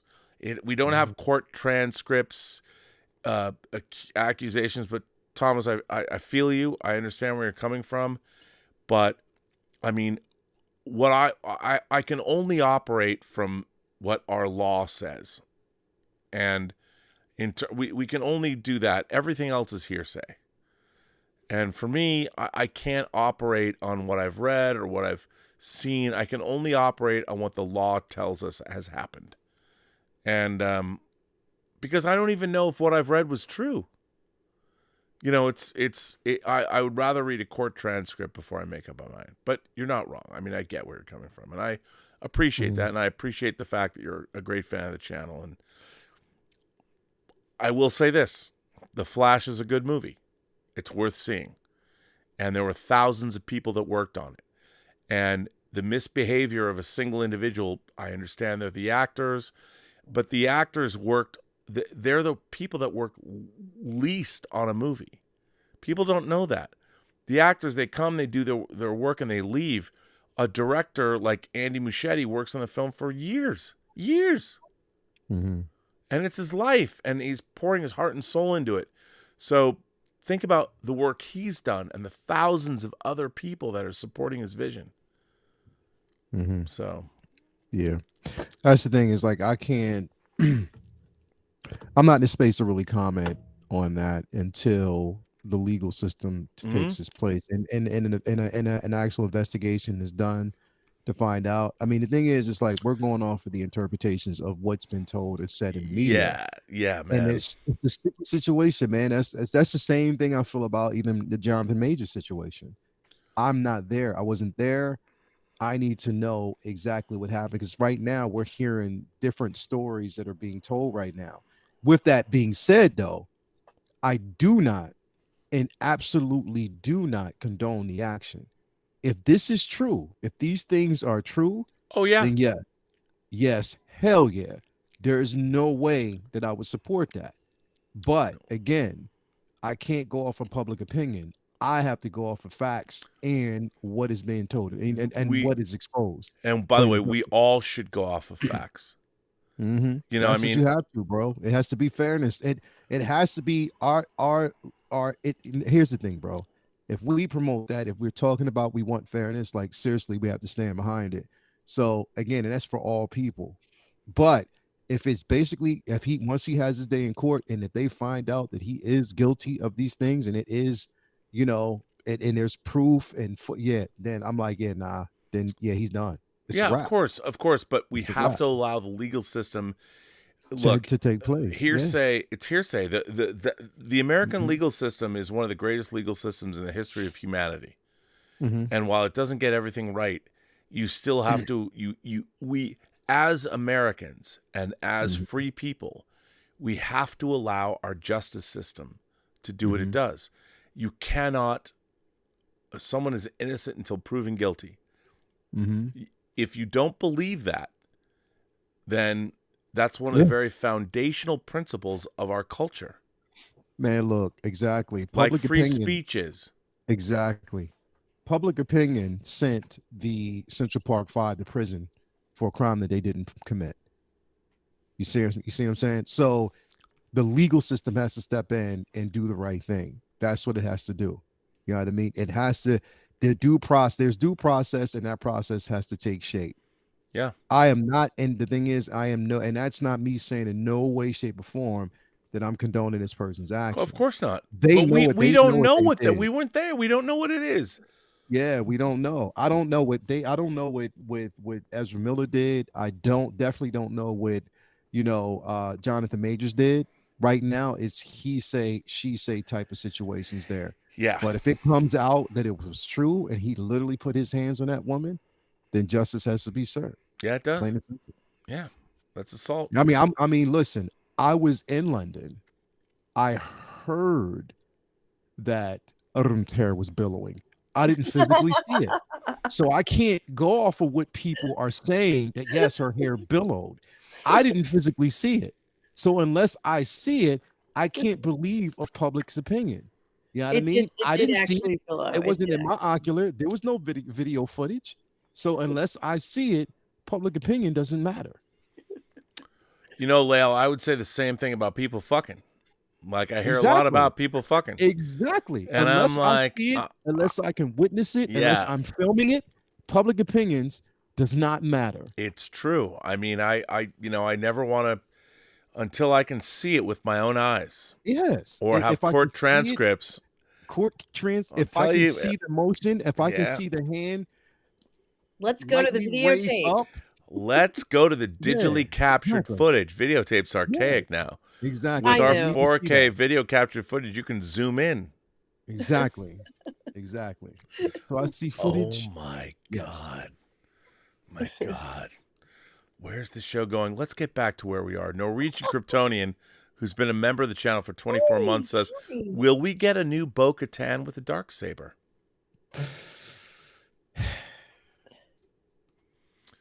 I leave this up to you guys. I don't think so, but what do you think, Leah? I don't think. Actually, I have a Bo-Katan, but she doesn't have a Darksaber. Kelvin Wellborn has a great who's a great friend and fan of this channel, has a really interesting idea about this, and I think we have to go to Chat GPT and ask Chat GPT what Chat GPT thinks. Shall we do that? Would you like to know? Let's do it. Let's do it. Okay, so here's the Bo-Katan with the new pauldron on her shoulder. So I got the pauldron there.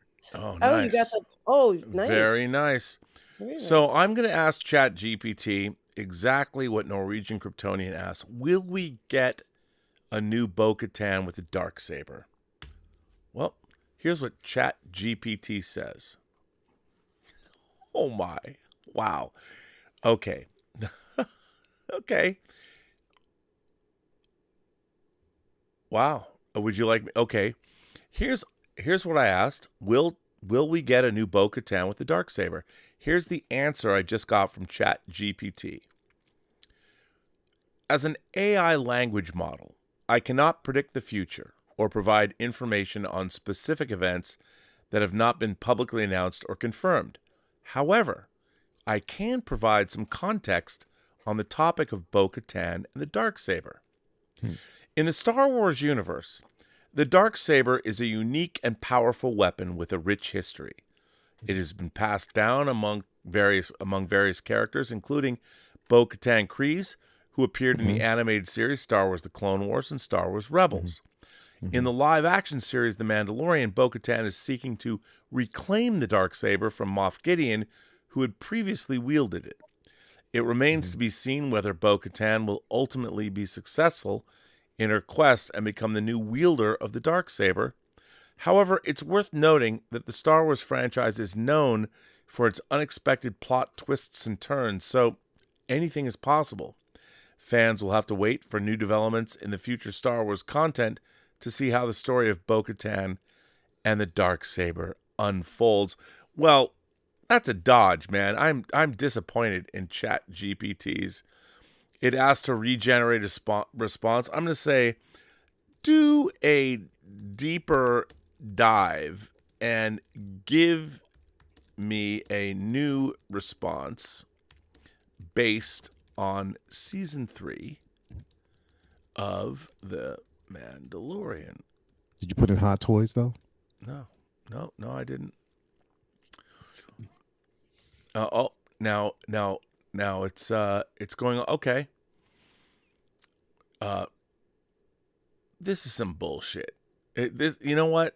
Chat GPT has not seen season 3 of The Mandalorian, nor does have any access to. You have disappointed me, Chat GPT. I'm now officially. You're out. You're out, buddy. You're out. Well, there you go, Norwegian Kryptonian. Al Renshaw says the chance that Sam Jackson comes back as Mace Windu in a series. What do you guys think? I'd say there's a 50% chance. Because we already saw Mace Windu come back in, is it Tales of the Jedi, Lael? Yeah, but that was like the earlier, that was before the Fall of the Jedi. That was, yeah, so I want to say possibly, but it depends on Filoni. I'm gonna have some cashews just here. Nice. It does depend on Filoni. Really well, I mean, it's his most recent view of Mace Windu. So if he showed up, then there's a chance that even in animation, there's a chance he could show up in live action. So all right, okay, we'll table that for now. Thomas Bartoli says, "Hi, Thomas. This is a good one. Who would be your favorite superhero?" You mean like just who is my favorite superhero? Yeah. In general?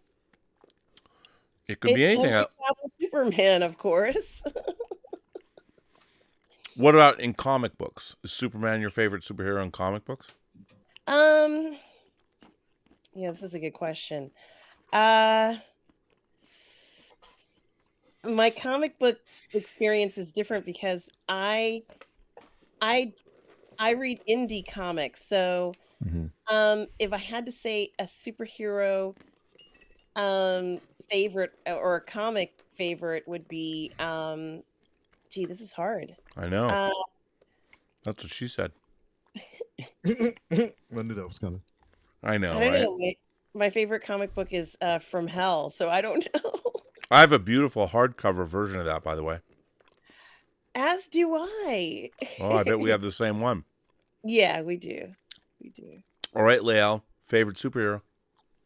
All right. My favorite superhero of all time. Okay. So I'm missing my mouth with cashews, just so you know. All right. So, all right. Favorite superhero here. All right. Favorite superhero of all time. My favorite, of course. I mean, I grew up on Spider-Man. I love Spider-Man all my life. Sure. Second, I mean, I'm definitely, anybody who knows, I'm a Wonder Woman fan, definitely, especially from the comics. But the character that I would actually want to see in live action adapted from the comics, Adam Brashear, Blue Marvel, baby. Wow. I would definitely want to see him adapted. I would definitely want to see that adaptation. Do you think we will? Do you think we will? I don't, possibly. We possibly could. Hell, if there's rumors that we're going to get the Sentry in live action, which I don't know how they're going to do that. You know what I mean? If there's rumors for that, then they can actually fit Adam Brashear in there. But I mean, listen, Spider-Man has always been my first love when it comes to comics. I mean, that from that adaptation, I went straight to the X-Men. Fantastic Four, of course. That's a good one, man. But Spider-Man definitely is my all-time favorite, just because of the moral principle of that character.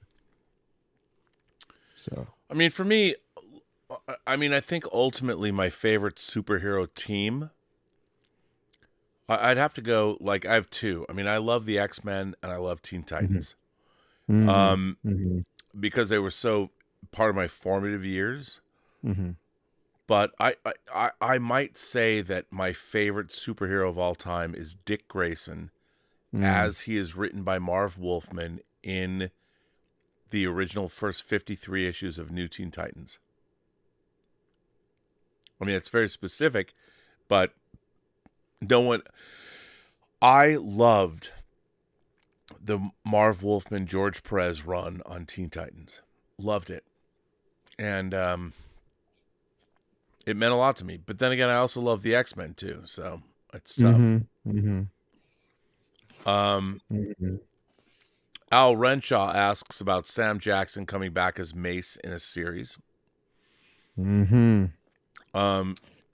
could possibly happen. Thomas let's see, I already asked that.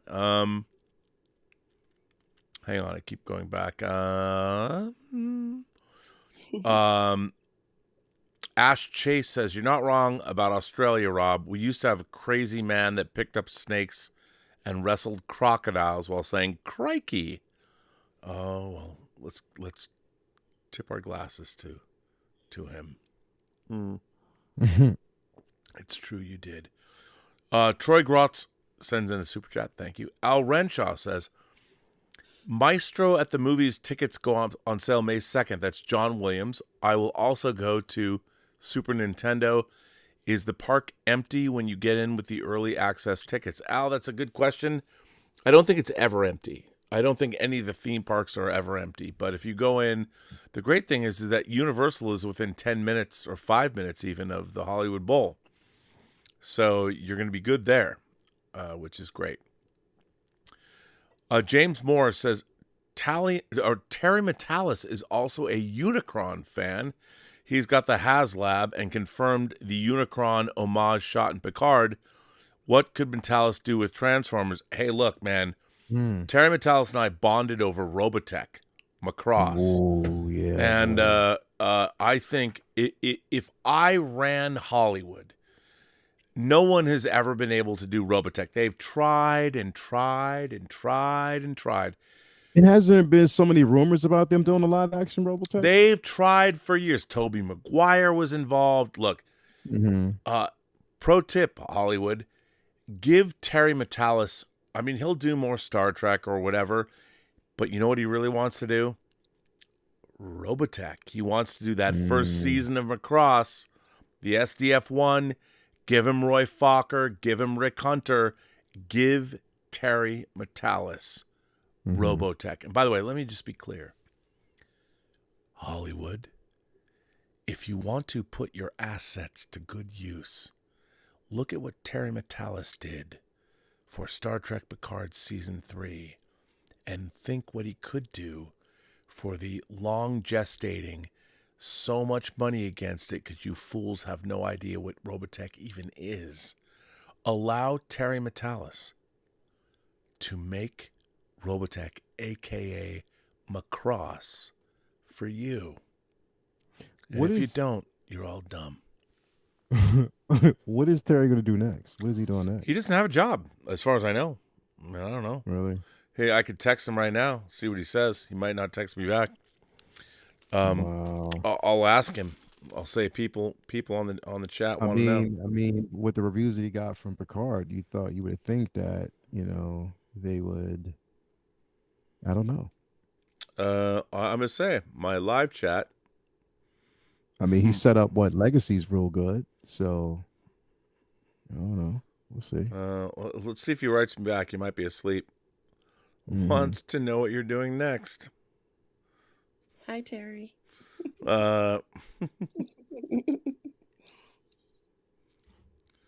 Doing next. Hang on. Entertainment wise. Yeah, doing yes next.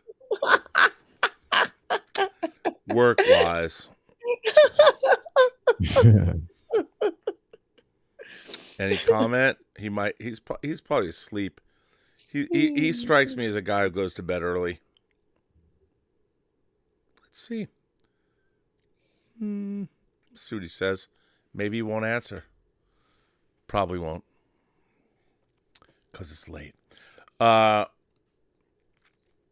Zachary Zabali says, Rob, celebrities felt so distant growing up, but you feel so near. You're great. Thank you for the joy you have brought to our lives. Well, there's a reason for that, Zachary. I mean, and to be honest, I mean, I grew up going to conventions. I was a fanboy. And even at conventions, I'll tell you a funny story. There is a guy who works in Hollywood now. And he worked for Paramount. Maybe I shouldn't use his name, but he worked for Paramount. And I was at a convention in Seattle in 1983. And he was presenting Star Trek 3, the Search for Spock, that came out in June in 1984.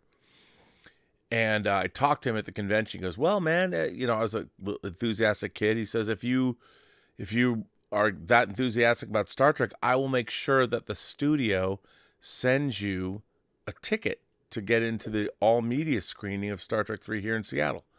And I'm like, whatever, okay, I'll say his name. His name was Eddie Egan. And he was the director of publicity at Paramount. And I thought there was no way he would even remember. 6 months later, in the mail, I get a printed out beautiful ticket to go to the all-media screening of Star Trek 3. He remembered. And not only that, he sent me the ticket. And my experience with Hollywood, especially living in Seattle, has always been good. Everybody did what they said they were going to do. I've had so many people, because I was always so enthusiastic and effusive with my praise that people, at first people might have thought I was full of shit, but I back it up. And they know I'm not. And so I've had a really good experience. So Zachary, I'll tell you this. If you ever met me, if ran into me in a mall, I'd be like, hey, let's go get a drink. Fandom, all of this that brings us together, that's what makes fandom special. That's what makes all of this. As a matter of fact, I wouldn't even know or Lael Rockwell. Pardon me, Lael, not Lael, but Lael Rockwell. I wouldn't know them if we weren't on YouTube. I mean, Yeah. I'm fortunate to have met. There are so many relationships and so many connections that are made in this fan community. And by the way, that was always the case at conventions, and that was always the case going to fan events. And we should be all fortunate that we now have this platform where we can talk. And the space now. Yeah, which is great. So Zachary, thanks for that. And I'm glad you feel that we're bringing joy to you, because my God, the stuff we talk about, action figures, billowing hair, and fucking, that's what I want for my Friday nights. The spice of life. It is. Yes, it's it is. true. And although I have to say it's an expensive spice if you buy it from Arrakis. I'm just saying. Shellcrow says, love this trio. Lael turns to the camera to talk about Unicron. And Rob, you're my spirit animal. Okay, first of all, Lael, could you just do one more time? Just turn to the camera and show us how much you feel about seeing Unicron live action in just a gesture. Yes. All right. I felt that. I felt the power. Yes. I felt the power. I want Unicron to fuck this planet world. I know, dude. I'm like, I need that. Listen, because, bro, just think about it. Just think about where that can go. Like, literally, if they end this, look, if you end the film that way, right? End it that way with Unicron floating away and half this Earth destroyed. Fuck, dude, Like, we're all gonna die, bro. No, I mean, but hey, it's a sacrifice that's worth it, bro. And on camera, because then the thing is, it's like, look, it's so, bro, what do we get? Like, I mean, you need endings like that to push the narrative forward, bro. Yeah. Like, if we don't get narratives like that, then the film's not worth it. But where are you gonna set the next movie if you don't have Earth? Like, where are you gonna go? Cybertron. Just send them all in Cybertron, bro. Everybody can just migrate to Cybertron and help with the fight. Fight the good fight. Bro, I mean, literally, you have to push the narrative forward, bro. Like, you can't just be on Earth this entire time and nothing happens. Unicron has to fuck this planet up, bro, at least once. Bite it. Look, just giant-sized teeth marks in the Earth, bro. Like, literally, just teeth marks. Even if he doesn't destroy it, just like teeth marks. Look, man, I feel like my teeth on a nipple. It's got to be very gentle. You got to make sure you're, unless you're asked to put more pressure down. Yeah, right. Arden knows what I'm talking about. I think you draw in a breath around an areola and bring it up. You know what I'm saying? Can you imagine? Oh wait, what? What am I talking about? Talking about Unicron, right? I'm sorry. Yes. I thought we were talking about something else. Can you imagine Earth and us just looking up, right? And seeing the clouds separate and seeing a giant-sized techno penis just ramming the Earth and then leaving. Yes. Oh my Unicron, God. Fuck this world up and just left. That would be some dope shit, bro. I'm telling you, cinematically, I would love this. I just want this Earth. You want Unicron to fuck the Earth to death with a giant cyber penis? That would work too. But I want to basically see him first. Just number one, push the narrative forward. Fuck this planet up, bite it. I want to see. It's gonna push the narrative somewhere. Let me tell you. I want to see. I want to see Prime. I want to see Prime just on his knees, like, yo, we failed. We failed. We failed you, Planet on Earth. his knees. What is he doing on his knees? Because I want to carry this metaphor through the. I just listen. He just imagine how cinematically that would be, bro. How it would look on screen. Him just kneeling on his knees, just like, yo, we failed. And I saw that on an OnlyFans stream just last night. Wait, I'm just kidding, bro. Not OnlyFans, man. I'm just talking. Look. This world, there needs to be. That was just a joke. There needs. Hey, if Thanos can snap this world away, bro, and snap half existence away, then Unicron can fuck this planet up, bro. How different would the Eternals have been if that Celestial had emerged? You that would be bloodthirsty motherfuckers. You want to exterminate the human race in 2 franchises. It has to happen. It has to happen, bro. It would have been unbelievable. It has to happen, bro, because look, how many films have we had, bro, where we've survived shit? Like this earth has survived shit that is impossible, bro. The only thing that I think, what was it? The only film that I saw where this earth did not survive was, what was it called? Was it is The Happening, or what was it with Nicolas Cage? What was it called? Oh, the Knowing. The Knowing, yeah. Knowing. I love Knowing. That was the only film. Yeah, I love that film. So I love the ending. Like nothing survived except the 2 kids that were taken to a planet or another planet. Yep, that's right. To procreate and create this new life. But that's what I mean. Literally, bro. This earth has survived way too much stuff on camera, like in film. Like we need to see some peril, bro. And who better to give us peril than Unicron, bro?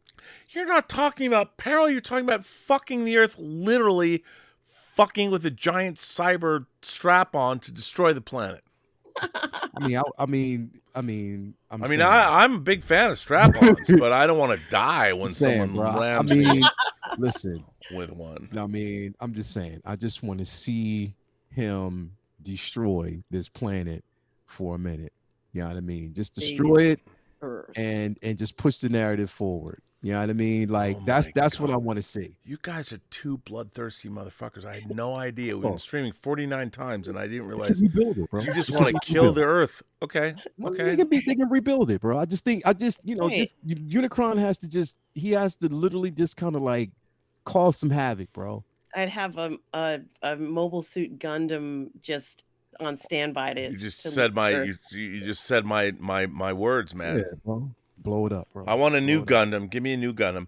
By the way, Shellcrow, who actually asked the question that set you off on this murderous rampage, I just want to point out he did say he loved this trio, and then he said Lael turns to the camera to talk about Unicron. Well done, Lael. We're all dying. The planet's destroyed. Human history is over because of your enthusiastic outburst of the destruction of mankind. It's Unicron, bro. It's Unicron. It's okay. I mean, you know what? We should make a Midnight Musings T-shirt. We should make some merch, and all it says is you're like an artistic rendition of your face, and it just says it's Unicron, bro. I would buy that shirt. Yeah. I would wear that Unicron, shirt, bro. Okay, I want somebody right now who's out there to send me a PNG file or whatever of Lael's face. It's Unicron, bro. That's all I want to see, and I will make it a T-shirt and cut you in on the merchandising sales because honestly, I think that shit is dope. I really do. Unicron, honestly, bro. Straight up. It's Unicron, bro. That's it. I mean, I want to see that shit. That would be okay. That's some dope ass merch. I'm down. Bro, you can't just show us the trailer and just all you see is his eyes. I want to see him fully formed, fully transformed. And you think we're gonna get that shit? We saw Arshem the Judge. They can give us Unicron, full on Unicron, just like they can give us Terra Metalis can give us the full on SDF-1. Yeah, true. Come on, man. Yeah, I mean, I just want to see it on screen. I want to see it happen, bro. If they don't give me that, then I'll be slightly disappointed. By the way, Terry hasn't written me back. I mean, I understand. You know, he's probably asleep. It's the middle of the night, Robert. Yeah, I know. Well, it's here. It's in LA. It is a booty call text. It is totally. That is. That is. I'm gonna say that they're calling this a booty call text. I'm calling this a booty call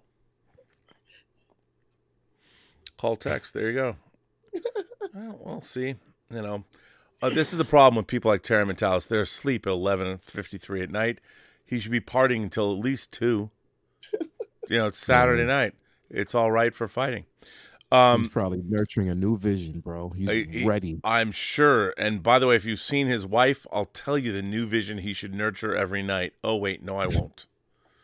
Because my God, by the way, do you know Terry Metalis' wife is the star of a series of Star Wars fan films? Oh, for real? I didn't know that. Swear to God, she is Pink 5. Wow. Oh, really? I know that. Like, yeah, I mean, come on. He's winning at life. I'm just saying. Alana Body, all the way from Israel, says, I need a cryogenic sleep pod. I can't wait till The Flash and Guardians of the Galaxy. Fearful of spoilers because before I can watch it. Glad to hear you like The Flash, Rob. Alon is a great member of this channel. He lives in Israel. I mean, Guardians opens next Thursday. We're less than 6 days away. Everyone loves it. Can't wait to see it. And The Flash is even longer. Israel, what people don't know about, Israel has a huge contingent of fans. I was there in 2005 for their Icon Festival. It was amazing. They're great fans in Israel. Glenn Mark, all the way from New Zealand, says, hi, folks. Did you ever get to New Zealand, Lael? Yes, I did. Yes, I did. And what'd you think? I was in Wellington and Christchurch. Say hell yeah. Loved it. I lived in Christchurch for 6 weeks. I loved and Wellington for a long time. I love New Zealand. Oh my God. The food, and they have a brewing company called Monteith, and they have a beer, Monteith's Black, that, man, do I love. And you can't get it. It's very difficult to get New Zealand spirits in America because they don't allow American vessels to dock nuclear powered ships in New Zealand. So of course we put tariffs on their shit. So I can't drink Monteith's Black. Fuck you, America. Oh wait, I love America. Why do you gotta punish New Zealand just because they don't want our nuclear vessels? It's all good. Yeah, no. Galactic J says they're changing it for this film. RC is being played by a trans person, and RC is non-binary in this film. Okay. A transformer is non-binary? That's kind of, okay, but how does a robot in disguise? It's a robot. It doesn't have a sexuality, or does it? I don't know. I don't know. As long as the film is written good, as long as the writing is good and it's not a forced narrative, it is what it is. Everybody deserves a place, a space. So I'm still going to see the movie regardless. I can't wait. Dude, I'll do it after that trailer. I'll see it too. But you know what? When you're playing with the gender of robots, there are questions that arise. I'm just saying, questions that excite and me. aren't they a robot is considered a binary unit? They speak binary. They speak binary. That's what I'm saying. They really speak binary. I just don't know. Most of them speak binary. So I think. Look. But now you're imposing a gender on robots. That's a little strange. They're robots. They're literally machines. Is that? Can you have gender dysmorphia if you're a robot? You could have anything if you're a robot. We don't know what their definitions are. It's whatever robots want them to be. It's true, and they might be multi-binary. I just want a good film, plain and simple. I do too. It doesn't matter to me if you bring it in. Again, like I said, everybody deserves a space. Everybody deserves to have a story told about themselves. I just want a well-written film. I'm with you, man, but it looks like it's a banger. Yeah, so far it does. Yeah. And you know what? If the Transformers can lead the way for representation of marginalized people, I'm all for it. Yeah. Why not? Why not?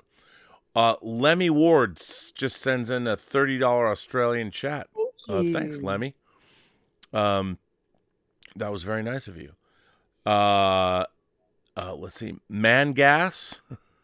Mangas says, we do have legal transcripts. That's why we know. Do we? I'd love to see that. All I know is that Ezra Miller has been a burglary and all that. But legal transcripts, that would be good. Our friend Mario Lopez, all the way from Portugal. Now, I would be remiss, Mario, if I didn't first lead with, how's your mom?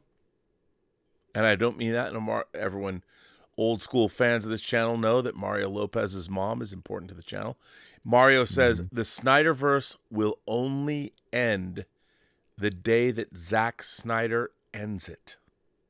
Well, maybe that's tomorrow. We don't know. Or wouldn't it be? How crazy would it be if they're going to let Zack Snyder make another? Oh, it'd be crazy good. I'm sorry. It would be. That would be insane. I mean, yeah, it'd be dark. It'd be super dark because we know he's going to carry on with that vision. So, but it would still be dope. A member of the channel for 1 month, there is like there's nobody, just a member became a member for 1 month. I don't know what that means.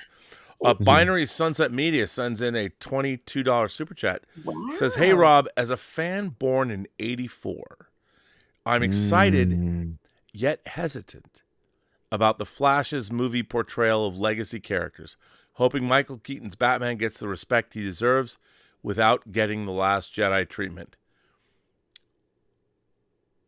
He gets the respect he deserves. Is he sexy in this, Robert? Yes. Yes, he is. Yes, he is sexy, and yes, he is sexy. Our friend Thomas Logan says, Valley Girl, Peggy Sue Got Married, Raising Arizona, Moonstruck, Vampire's Kiss. Which of these or all of them came to mind as you watched The Flash? Good question. That's really interesting. Why would you possibly think one of those movies came to mind as I watched The Flash? I bet you it's Peggy Sue Got Married. No, I never thought about Peggy Sue Got Married. There is a movie that did come to mind, but it's not on your list.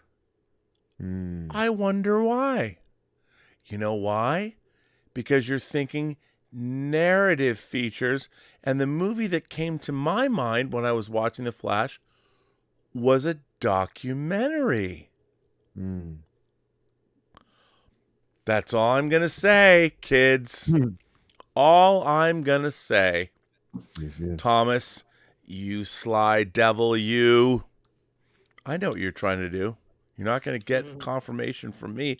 101 Johnny with a $50 super chat. Oh, thank you. Rob and all of you musers, have you had an interest in watching Ultraman Zet? The show is made by the director of the 2014 Pat Labor film and is now on YouTube with a new English dub. I recommend anything Ultraman as Japan, Star Trek, and Superman. I love Ultraman. I haven't watched that. Yeah. I love Ultraman. There's so much Ultraman. I haven't watched it yet, but I will totally watch it. I mean, I didn't even know. I have a great box set of the animated Pat Labor. It's in a chrome box. It's amazing. So I mean, Ultraman's my jam, and Super 7 and everything. And I just haven't watched it yet. But now that you've said it, I will absolutely watch it. But you don't say if it's good or not. But I would watch it. For you to decide. Yeah. Marco says, and by the way, thank you for supporting the channel, and I will get back to you on this because I will watch it. Marco says, James Gunn has put his wife in Guardians 3. This rubs me the wrong way. Do they have no shame? This is different to directors hiring the same actors. Well, wait a minute. Is she in Guardians 3? Yeah. But Okay. I mean, here's the thing. She actually is a working actress with credits and stuff. And it's not like Peacemaker too, right? Yeah. And it's not like James Gunn hasn't put his brother Sean Gunn. I will say I was an associate producer on a movie called The Specials 23 years ago that James Gunn wrote. He also starred in as Minute Man, and Sean Gunn played an alien in it. So it's not like there's nothing wrong with that if people are actually great actors. I have no problem with that. And Sean Gunn he's in Guardians 3, but he also still does the motion capture for Rocket and all that. I have no problem with that. And it's not like James Gunn's wife came out of nowhere. She has credits, you know? And so, and here's the thing. She's good. She's a good actress. But I understand what you're saying, nepotism and all that. But James Gunn would not put his wife in anything if she wasn't a good actress, because he's not that guy. He'll do everything to make something great. Amity says, I'm dying for someone to make 1/6 scale Dune figures. Well, there is a Paul Atreides coming out that I've pre-ordered, so look for that. It's coming out. Richard K says, I would love a RoboCop versus Terminator movie with Peter Weller and Arnold reprising their roles. What are your thoughts? Well, I think that that time is kind of past. It would have been good in the 80s. That would be some major de-aging. Yeah, but in the 80s it would have been great. 200 Watt Studio says, Rob started season 2 of 12 Monkeys. Did they forget about the splintering, killing Cole? Oh, just keep watching. That's all I can say. Just keep watching. No, they didn't. Norwegian Kryptonian says, when Exo 6, that's the company making high-end Star Trek figures, releases the 1/6 to Pole, I'm going to have to figure out how to shrink myself down to that size. Come on now, man. Don't, it's a plastic figure. What is it? Jolene Blaylock? Is that her name? Yeah. Oh, yeah. She was wonderful as T'Pol. You know what? Very few people played great Vulcans. There are very few people that got it. She was one. Tim Russ on Voyager was a great Vulcan, and Jolene Blaylock as T'Pol was a great Vulcan. Great Vulcan. Richard K, for our last super chat before I let my esteemed colleagues go, says, my dream Batman casting is Jim Caviezel as Batman, Ian McKellen as Alfred, Asia Butterfield as Robin, Scott Adkins as Deathstroke. Oh, love Your Scott thoughts? Adkins. Oh, he was great in John Wick, in his fat suit in John Wick 4. Yeah. Fuck. He's a beast in John Wick 4. Yeah. Love me some Scott Adkins. I'll take him any size. I love him. I knew you would. 101 Johnny sends in a super chat and says, get on Zet then.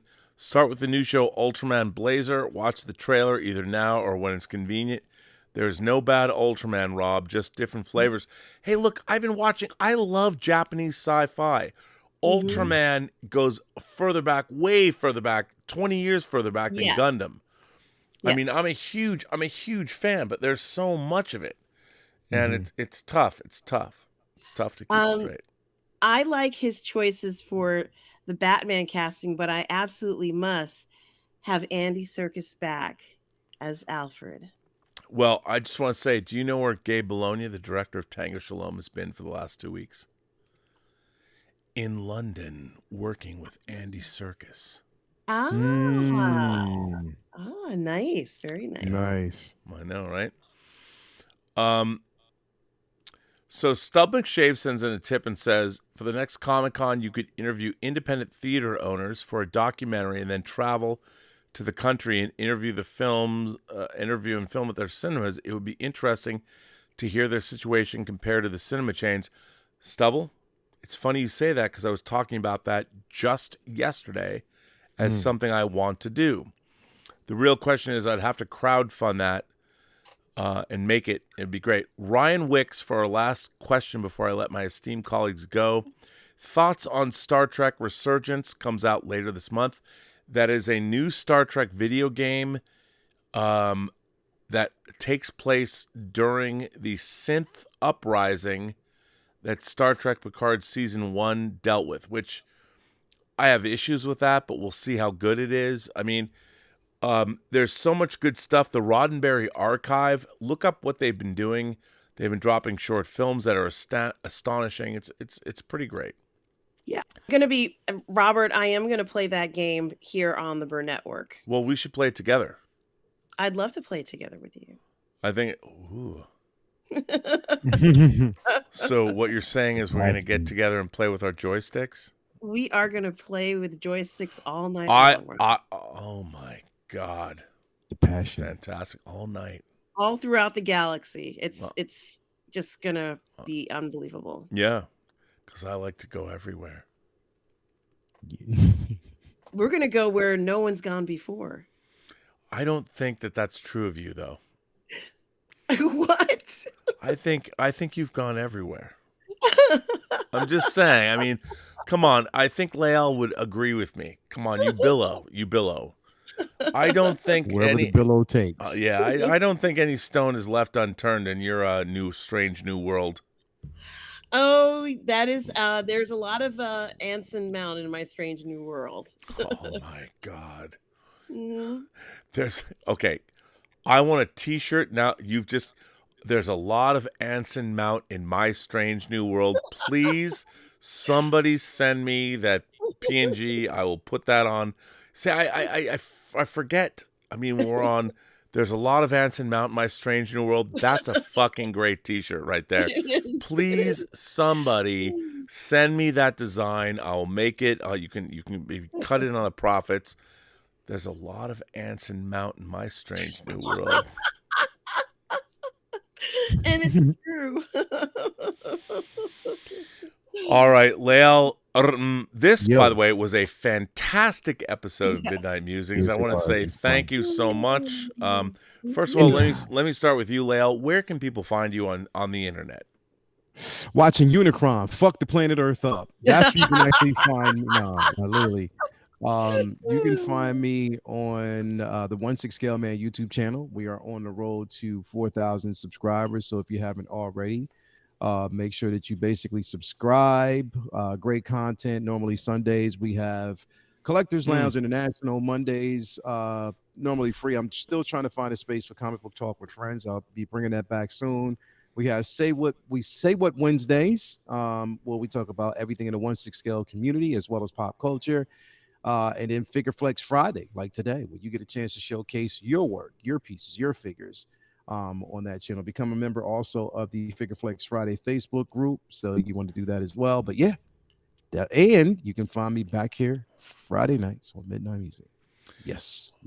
Nice. And where can people find you? Well, guys, you can always find me on my YouTube channel, Positive Fandom, where I do all the parlay in the fandom for a Sunday brunch at 10:30 a.m. Eastern Standard Time on Sundays. And of course, on my channel right now, as usual, I am streaming live gaming every day right now, Star Wars Jedi Survivor, the new game coming out. So you can catch that every single day on Positive Fandom. But you can also catch me right here on the Burnettwork as I do my show, Ladies of the PGS on Mondays, but also here on Musings with Robert and Lael, and many, many other shows, a bunch of watch parties that we have coming up, more PGS moving image. We got a new show coming out called Cat's Corner. And of course, you can also find me on the 1/6 Scale Man Network with Uncivilized Scoundrels, and also streaming with Lorena Creole on her channel for our Toxic Male Appreciation Show, guys. Please do check it out. It's right. So that's where I'm going to wind up. Yes, that's okay. We love toxic males. That's why we do the show. We love all that toxic male yumminess. God bless you all. And such a great show tonight with both of you and everybody in the chat. And Tom Jr. Jackson, we were all goof people. You too, Stephen, if you were there. I think you are there tonight, Stephen B. Thank you, everybody. Just love being part of this community, the best community on YouTube. Yes. All right, gentle people. I will let you both go. Thanks for being here. Yes. And I will see you later. See you later. Everyone's going away. Now, you guys might think that it's midnight. Like we're going to end this. No. We don't end Midnight Musings at midnight Pacific time. We're just getting started. And the first thing I've got to go on is there's Jose says, "What do you remember? Do you remember Love Macross movie sub on YouTube? Come on, man. Do you remember Love? I have figures. I have a gigantic 1/20th scale of Roy Fokker's jet. I mean, actually it died. But anyway, do you remember Love? Are you kidding? I do remember Love. Mark Spector's Avatar says, Rob, I was 24 hours from death due to a necrotic gallbladder. I had surgery and those nurses think I'm the asshole just because they couldn't find my vein for the IV. Anywho, you are keeping me sane. Okay, Mark Spector's Avatar. So there's a movie, Andy Warhol's Frankenstein. And Dr. Frankenstein, by the way, this is true, I'm not making this up. Dr. Frankenstein says, "To know life, you must fuck death through the gallbladder." And then he gets on a corpse and does just that.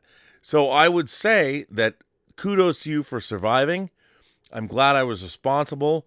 And now everybody has to watch Andy Warhol's Frankenstein to see if I was making that up. So I was not, by the way. I was not.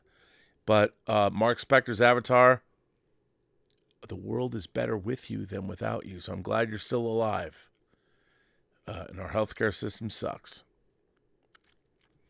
I hope I'm keeping you sane. And if I'm not keeping you sane, because a lot of people think I'm, I stir people up on Twitter. And they're like, Rob's going alt-right. Come on, I'm Jewish. The synagogue that my family's foundation built a chapel in was hit by anti-Semitic graffiti. It's like, I'm never going to go alt-right, anyway. I don't know where that came from, but I'm glad I'm keeping you sane. I'm here for you. Mark Spector's Avatar. We can talk about Moon Knight, issue 25, volume 1. Dan Candy says, Rob, have you ever seen any classic Trek movie deleted scenes not yet released, like the Khan baby? Well, I've seen images of that. I've seen most things. Obviously, I spent 3 years working with CBS doing the documentaries for Star Trek The Next Generation, but I would ask for everything they had, and they would send it. No matter what it was. So I've seen pretty much every deleted scene that exists from Star Trek. And also, I was hired by the Roddenberry company. And this is a contentious thing for me, because they hired me to look at all this footage. They had thousands of all these film reels, and they wanted me to go through it. And I said, I worked for a couple of days. They paid me, I want to say they paid me $10,000 to look at all this stuff. And I was going through it, literally looking at film, and I said, you guys need to do this properly. There's gold here. It's all got to be scanned. I can't sit here and look at this. There's nothing I can do, and we need to go find some people that are going to spend some money. And at the time, the person that worked for Rod Roddenberry, Trevor Roth, was like pissed at me and said that I should give the money back that they paid me. And I was like, dude, I've been here. I'm sitting here working on all this. I'm looking at this gigantic treasure trove of awesomeness, and I'm saying, me pulling out little tiny is ridiculous. You need to spend money and transfer all this stuff. Well, they did. And they made the Roddenberry archives that CBS released.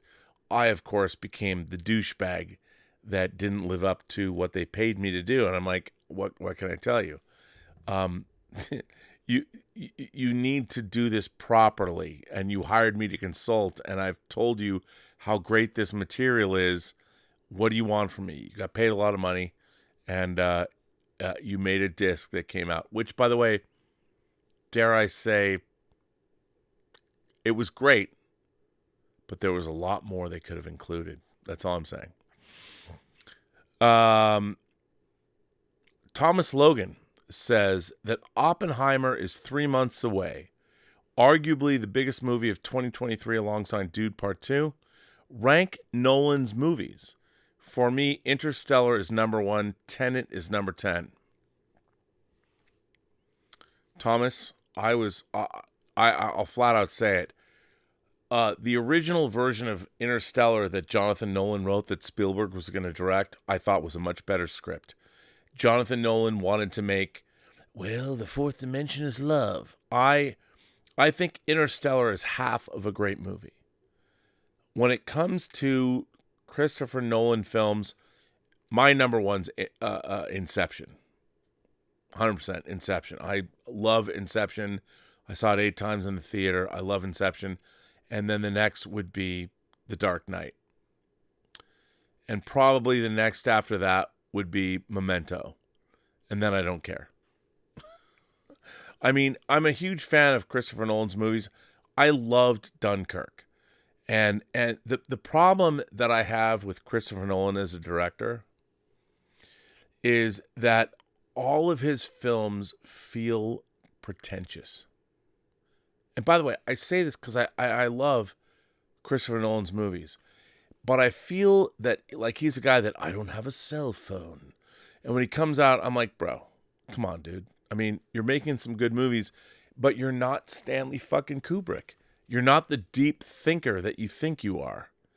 And it's reflected in his films. I loved The Prestige, but come on, it was based on a book. I like Following, but when I watched Tenet, I'm like, you've gone so far up your own ass. And I say this respectfully. Tenet was a movie that makes literally no sense. That people are going, when they're actually going backwards in time, they're fighting people going forwards in time. It so doesn't work. It's beautifully made though, but the conceit, I didn't buy into it. I'm like, Tenet might be the dumbest time travel movie ever made, only because of the visuals. Everyone's like, this is so groundbreaking. I'm like, no, it's just really stupid, because it's like, if you're time traveling, you're not being played backwards like a record. It's such a weird, I don't know. Anyway, perhaps that's not the best. But so Thomas, I hope I didn't disappoint you. By the way, your box set's right here. I'm gonna send it to you. Don't worry. Culture Wars Diplomacy said, like Vampire Hunter D, read any of the books. I have a Vampire Hunter D action figure. I have an original one sheet for the actual original film. I have not read the books, but I fucking love Vampire Hunter D.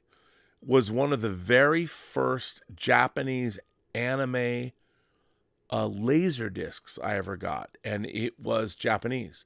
I had no idea what was going on, and for years I didn't, but that was one of my very first laser discs. So that's it.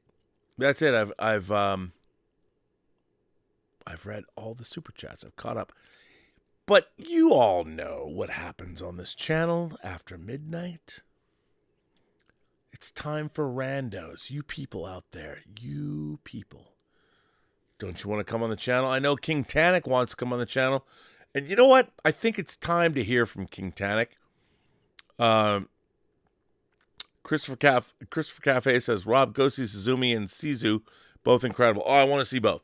I mean, I have Weathering with You, and I have Your Name. Of course, I'm going to see Suzumi. I'm going to do that. But so what's going to happen now, kids, is I'm going to let random viewers on this channel right now. And I think out of respect, I don't even know if King Tannic is still out there. I don't know, but we'll see. We'll see. I'm gonna copy a link. Maybe he's still out there. I don't know.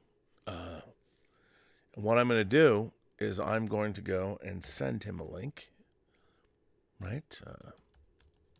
And see if he's there. I don't know if he is, and if he isn't, well then we'll see. Oh my God. This is the greatest thing I've ever seen. I'm going to put this on his YouTube page. This is fan-fucking-tastic. Oh my God. All right. All I'm saying is that King Tannic, I've sent him a link. And if not, I don't know who's going to come, but I'm going to send out. What I'm going to do is, here's what I do. I drop the link live on, and whoever shows up, I can get 2 people at a time. And we shall see who will show up. And whoever's the first come, first serve. But what I have to do first is, of course, I have to put this screenshot. It's uploaded. So there you go. It's uploaded. And let's see. Oh, look who's here. King Tannic is in the house. I knew he would come here. I knew. Even though he's sick.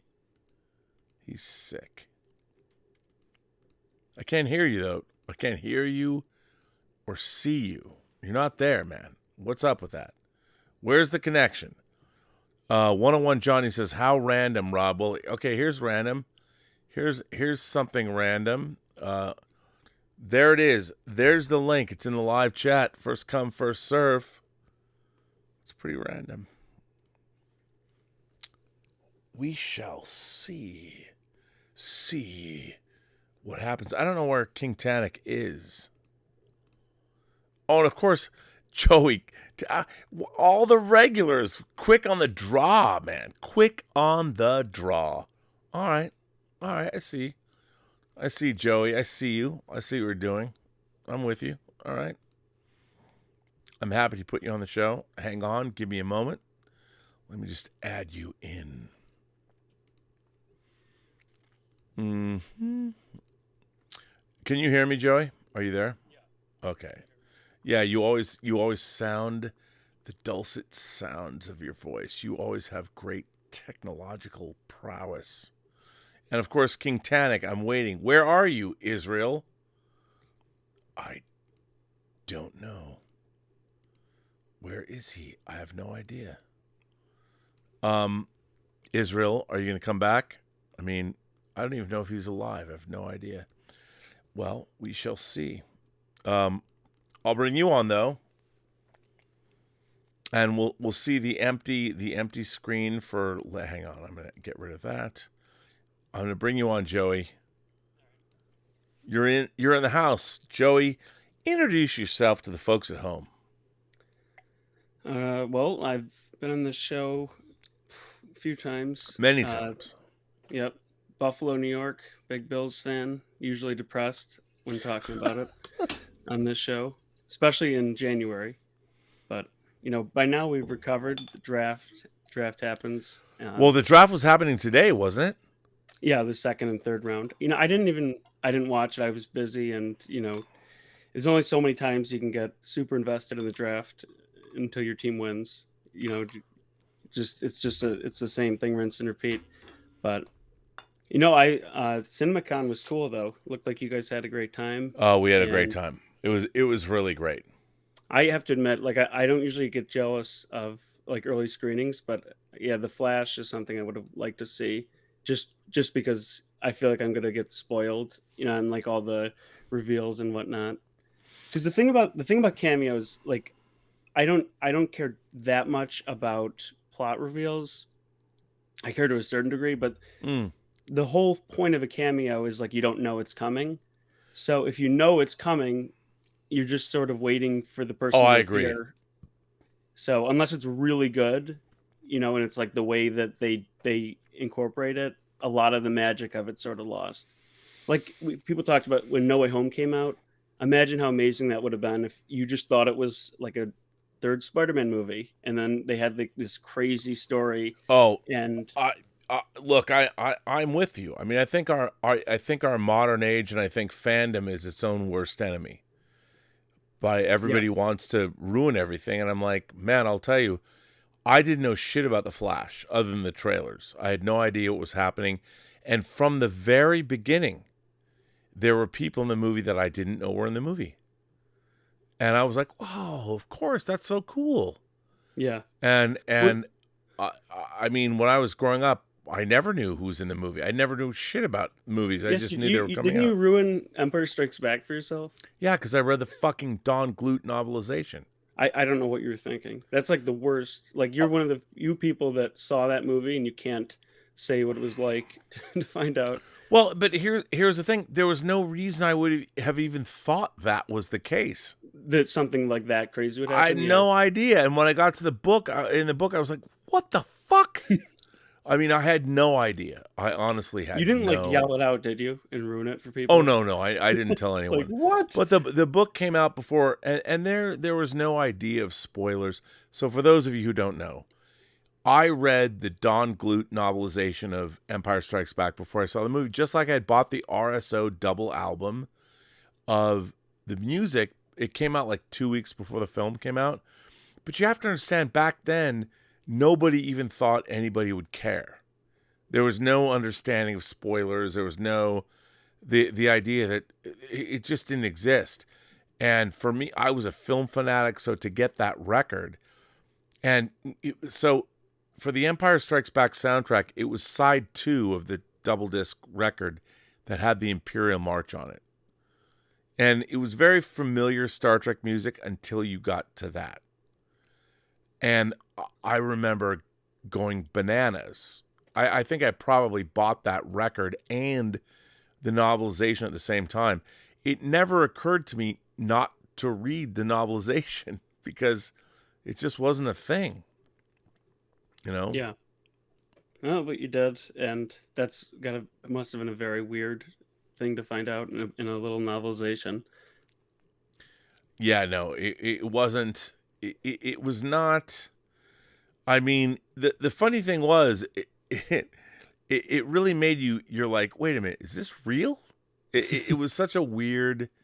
Well, whenever you get a twist like that and you know it's coming, then it sort of rewires your brain to be watching the movie to see how well that they build up to that twist. Like The Sixth Sense, like everybody who watches that movie now knows the twist at the ending. So then you're kind of watching it, seeing how well the movie is put together. So it's almost like you've seen it when you watch it for the first time, when you know the reveal. Yeah, but it's also a weird, like, you don't know that there even is a reveal. I mean, is that the way to say it? Like, you don't know that there's a reveal, and when you don't know that there's a reveal, it's a weird issue because you don't know that there's something you don't know. Mm-hmm. So when it comes to spoilers, like, I'm sort of my own worst enemy. Like, I don't want to know anything, but I just can't help myself sometimes because the information is all out there pretty much, like most blockbusters nowadays. Because I think the reason is because they have so much of the special effects that are being done like in people's houses, so they have to, like, due to COVID, they'd be sending the different files out, so there'd be a lot more people, and a lot more people means there's a lot more chance of things leaking out, because pretty much every blockbuster now, if you look it up, there's leaks online, whether they're true or not. There's just so much out there. So if you really want to, you can sort of ruin everything for yourself. Yeah.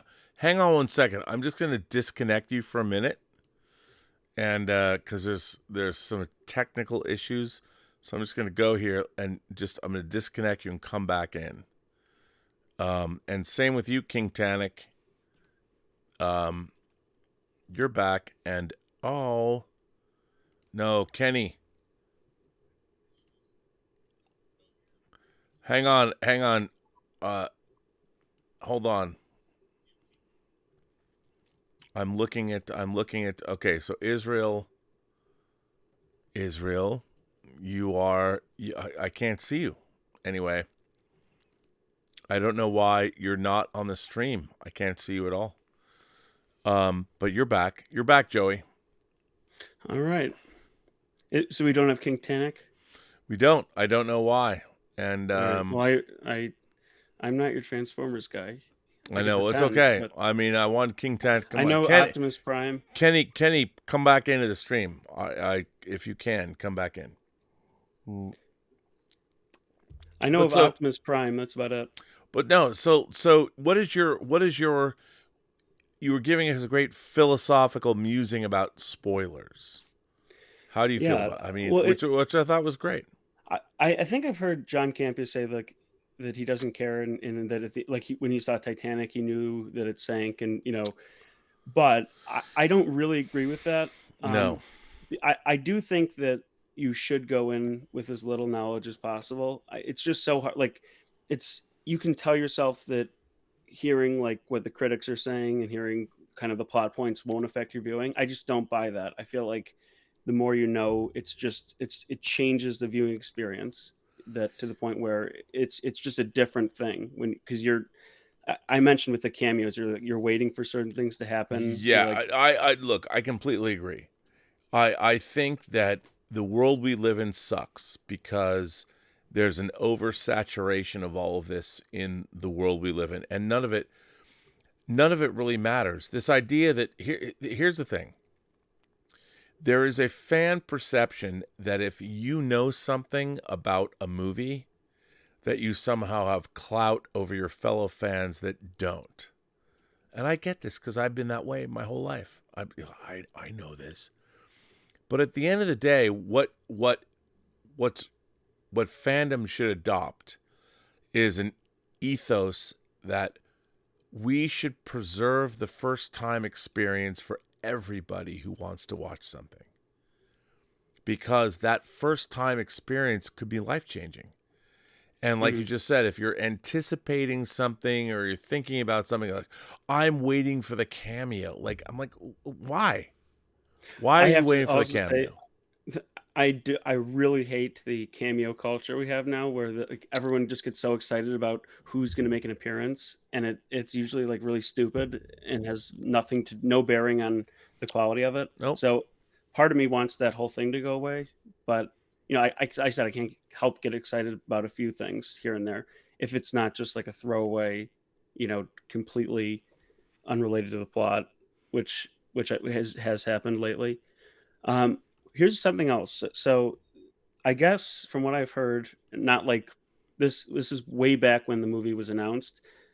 I think so. The Michael Keaton Batman is continuing, so they're ignoring Forever and Batman and Robin. That was what they said when they announced the movie. So Yeah. I'm pretty sure that's what they're doing. Okay, so it got me thinking about like recasting. We talk about verisimilitude a lot. Whenever there's a recasting of a main character or like a major character from one movie to a sequel, do you ever fully buy that it's the same character, or do you just something in your brain just can't look at that character as the same person? Oh, that is a very great question. I have an answer. It's not the same character.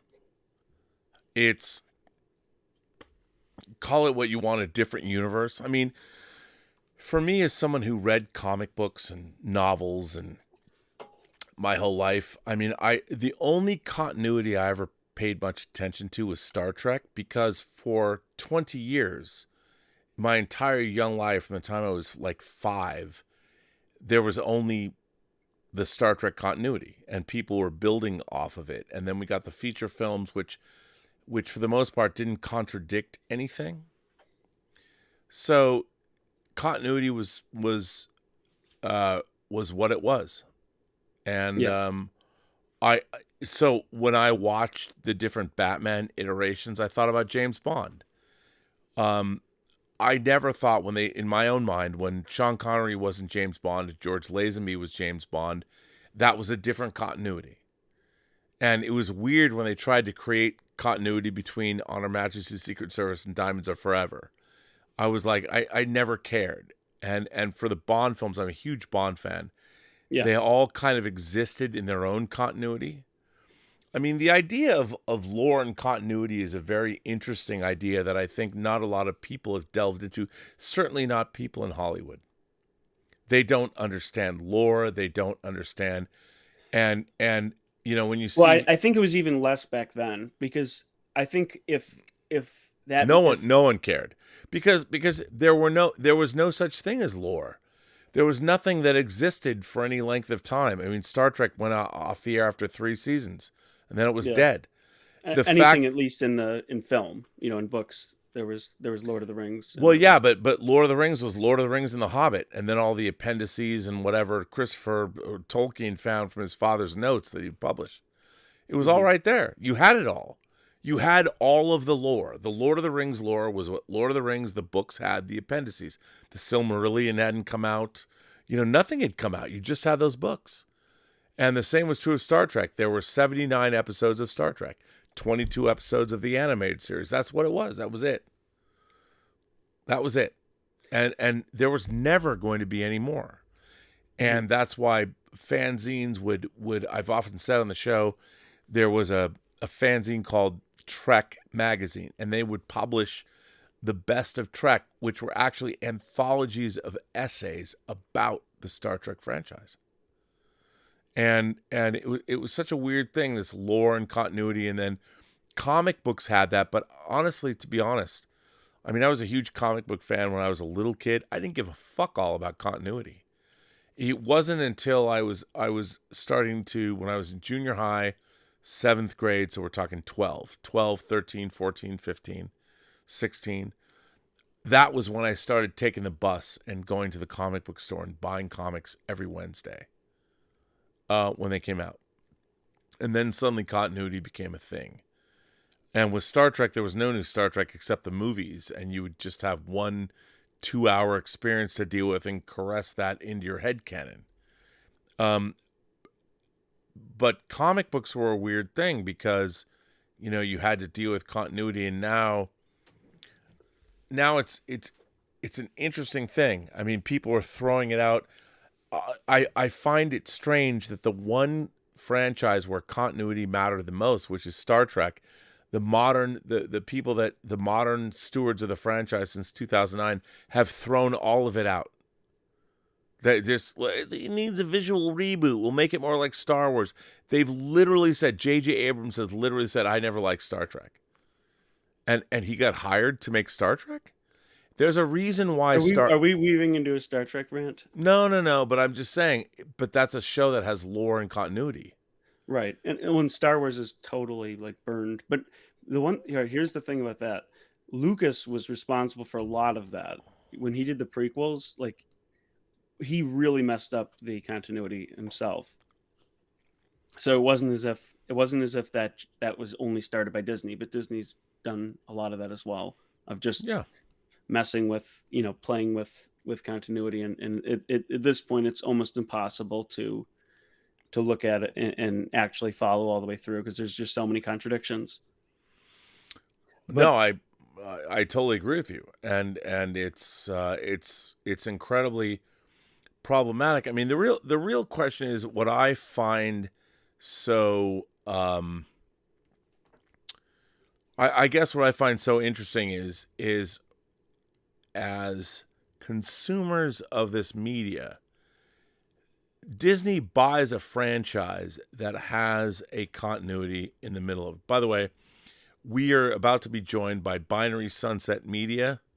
I don't know. You guys were streaming together a couple weeks ago. Yeah, maybe. I don't think so. No, well, we're streaming now. Maybe. So what I find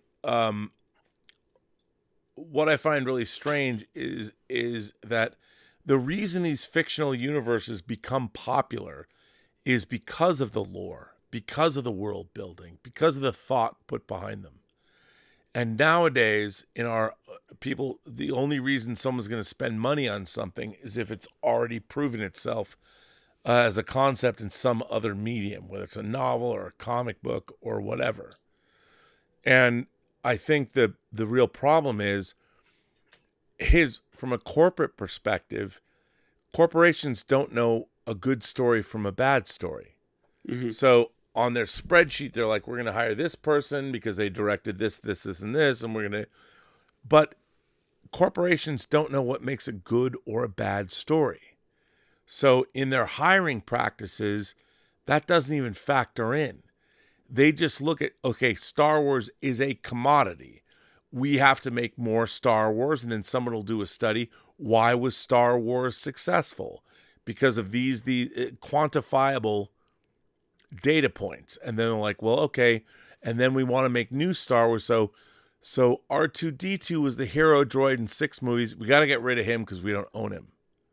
So we'll put him under a tarp, and then we give you BB-8. And the funny thing is that's all they have to do. No one stops and goes, well, you know, I mean, R2-D2 was Luke's astromech droid when he destroyed the Death Star.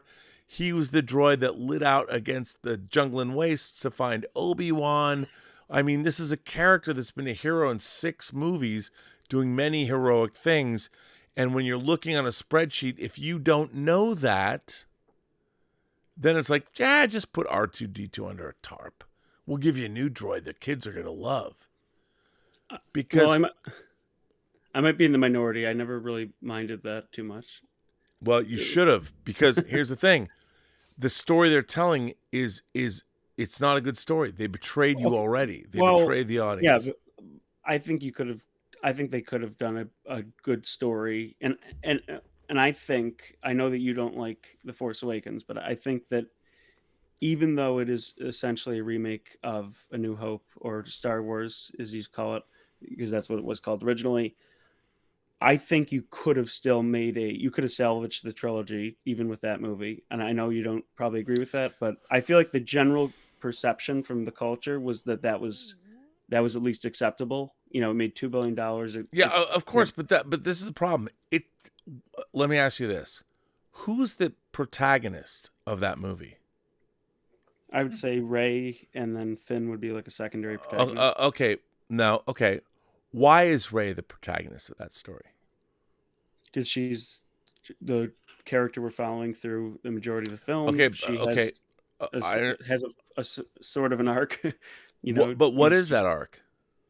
I think it's her learning to let go of the past and the fact, and learning to move on from waiting for her family to does she do come that? Back. I mean, sort of. She meets new friends and family along the way, and she had been sitting on Jakku, feeling like she had to stay there because she was waiting for her family to come back. And then she meets people. Let me ask you this: what made her? It's not like a great. But what made her change her mind?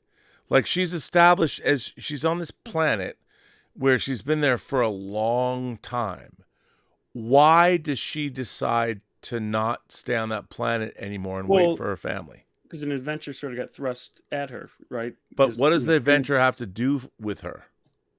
Well, some guy shows up and needs help, and then all of a sudden they're getting chased by, you know, stormtroopers. So it's sort of like she sort of got thrust into it. It was sort of an unwilling, you know, like what's the word? Okay, but here's what I would say. Let's go back and look at Star Wars. So Luke is a character that's at a farm. We understand that.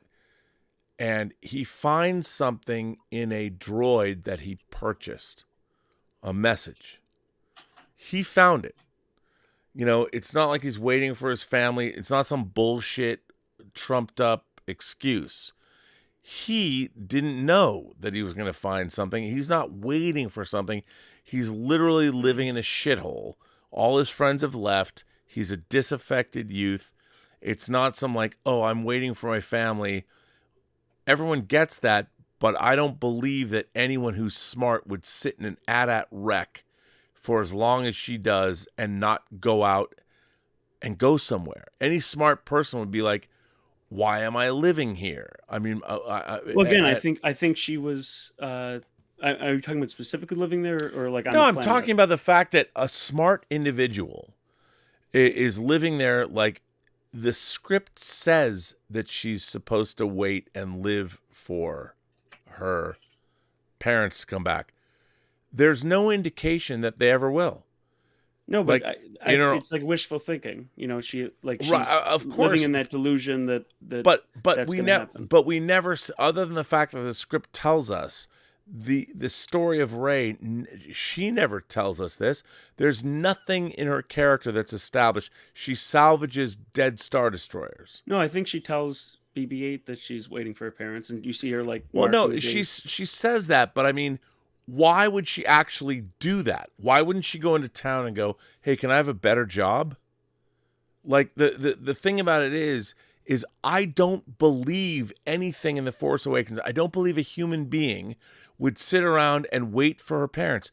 What indication does Rey have, that she should wait for her parents? There's nothing that says, please wait for us.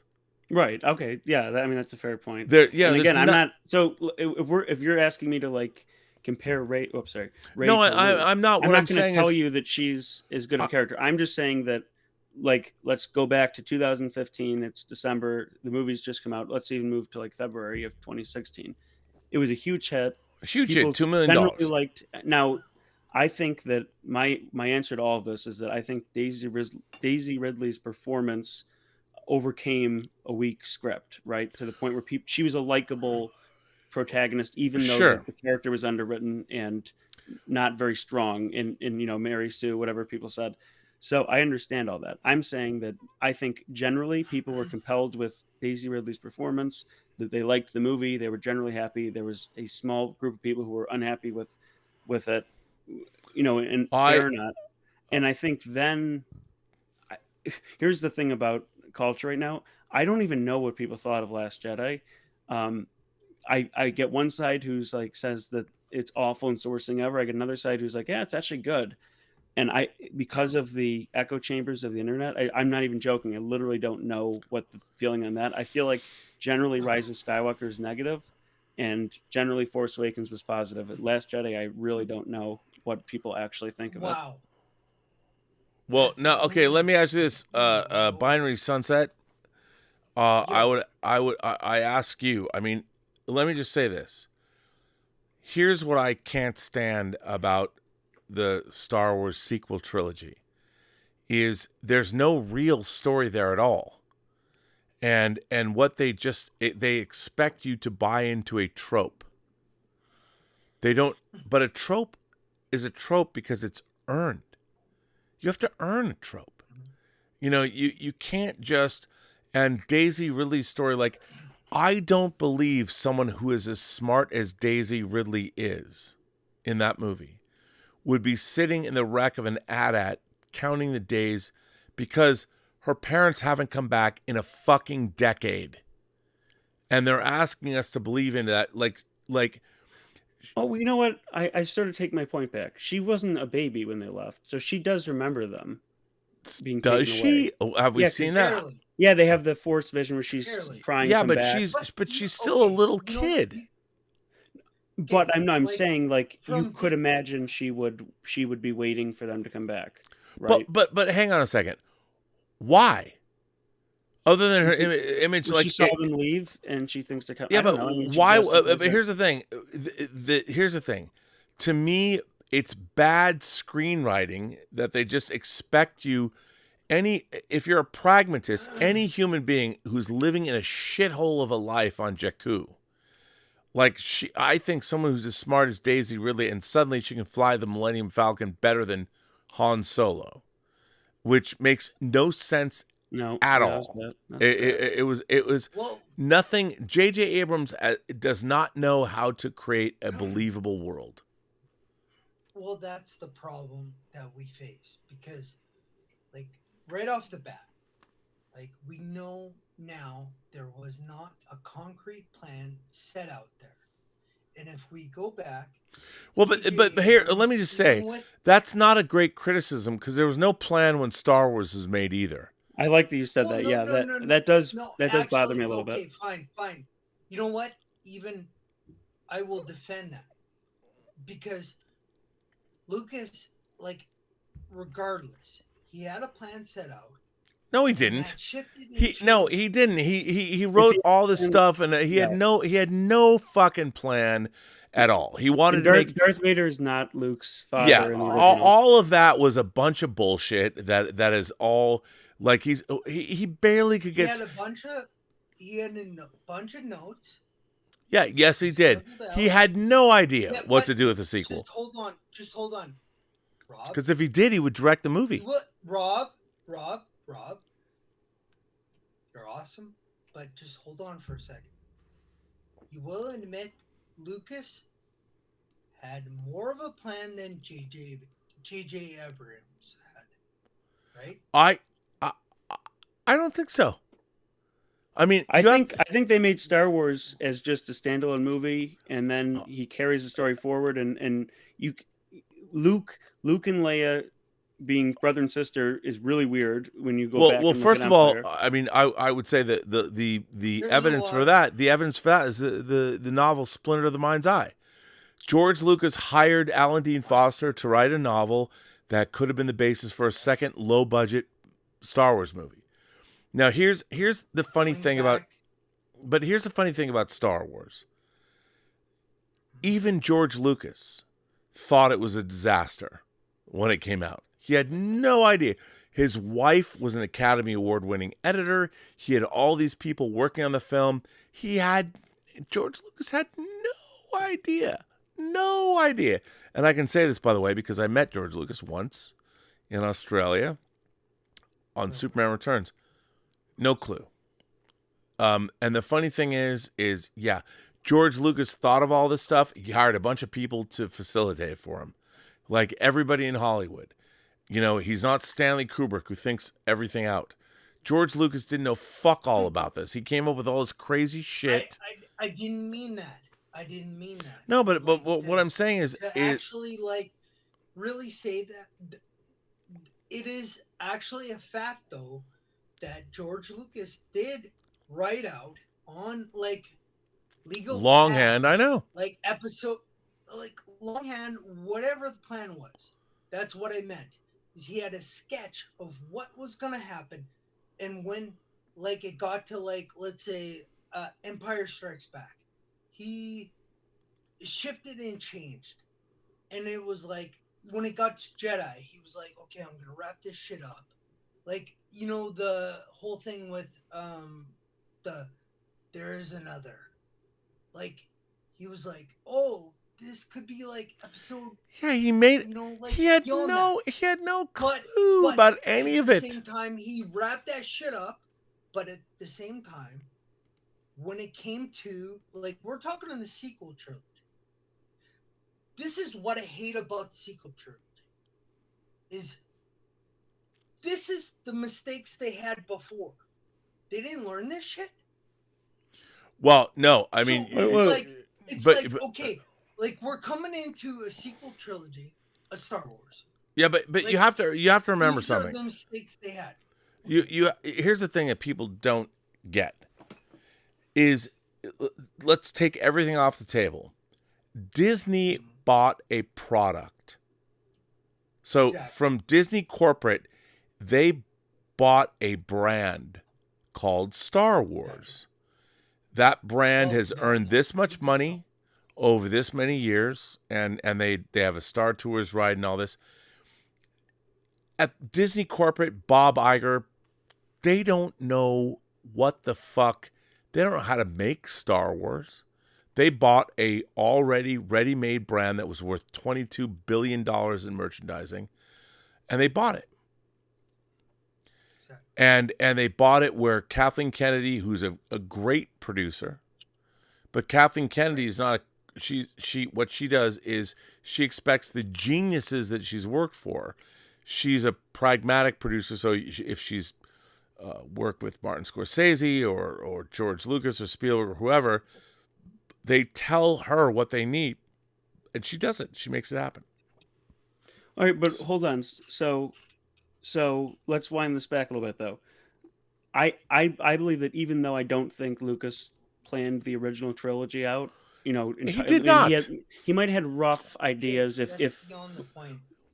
But sure, I still think it works. The trilogy still works. Now he did plan the prequels out, and I do think you could argue that if you buy Star Wars, you probably should have at least some idea of what you're going to do with the trilogy instead of like Lucas when he made the first movie. No, there was no precursor to it. You didn't know what was going to happen with it. It was expected to be a joke. So Disney should have had at least a idea of, okay, so here's roughly where the story's going to go. Lucas himself had an idea for that. No, but like if you have the sequel trilogy, you should. You guys, it is so difficult. It's hard to understand this. They don't know shit. You have to understand, they're not buying, they're buying a product. What they're looking at is, okay, Star Wars and by the way, this is an important thing for people to understand. When a studio buys an IP like Star Wars, there is nobody at Disney, at the high corporate level, that knows anything about Star Wars. There might be people that saw it. They don't know fuck all. They just know it made this much money over this many years, and it's a franchise. We've got Star Tours in Disneyland. Bob Iger, if you read that book, he would do nothing. He wanted Star Wars. If you were to ask Bob Iger, what made Star Wars so successful? He'll give you some canned response. He was not watching bootleg videotapes. All Bob Iger knows is that Star Wars is a proven brand in the marketplace, and it's worth this much money. And George Lucas sold it to them. So now you're asking, but you're asking a company that has, a company doesn't know what makes great stories.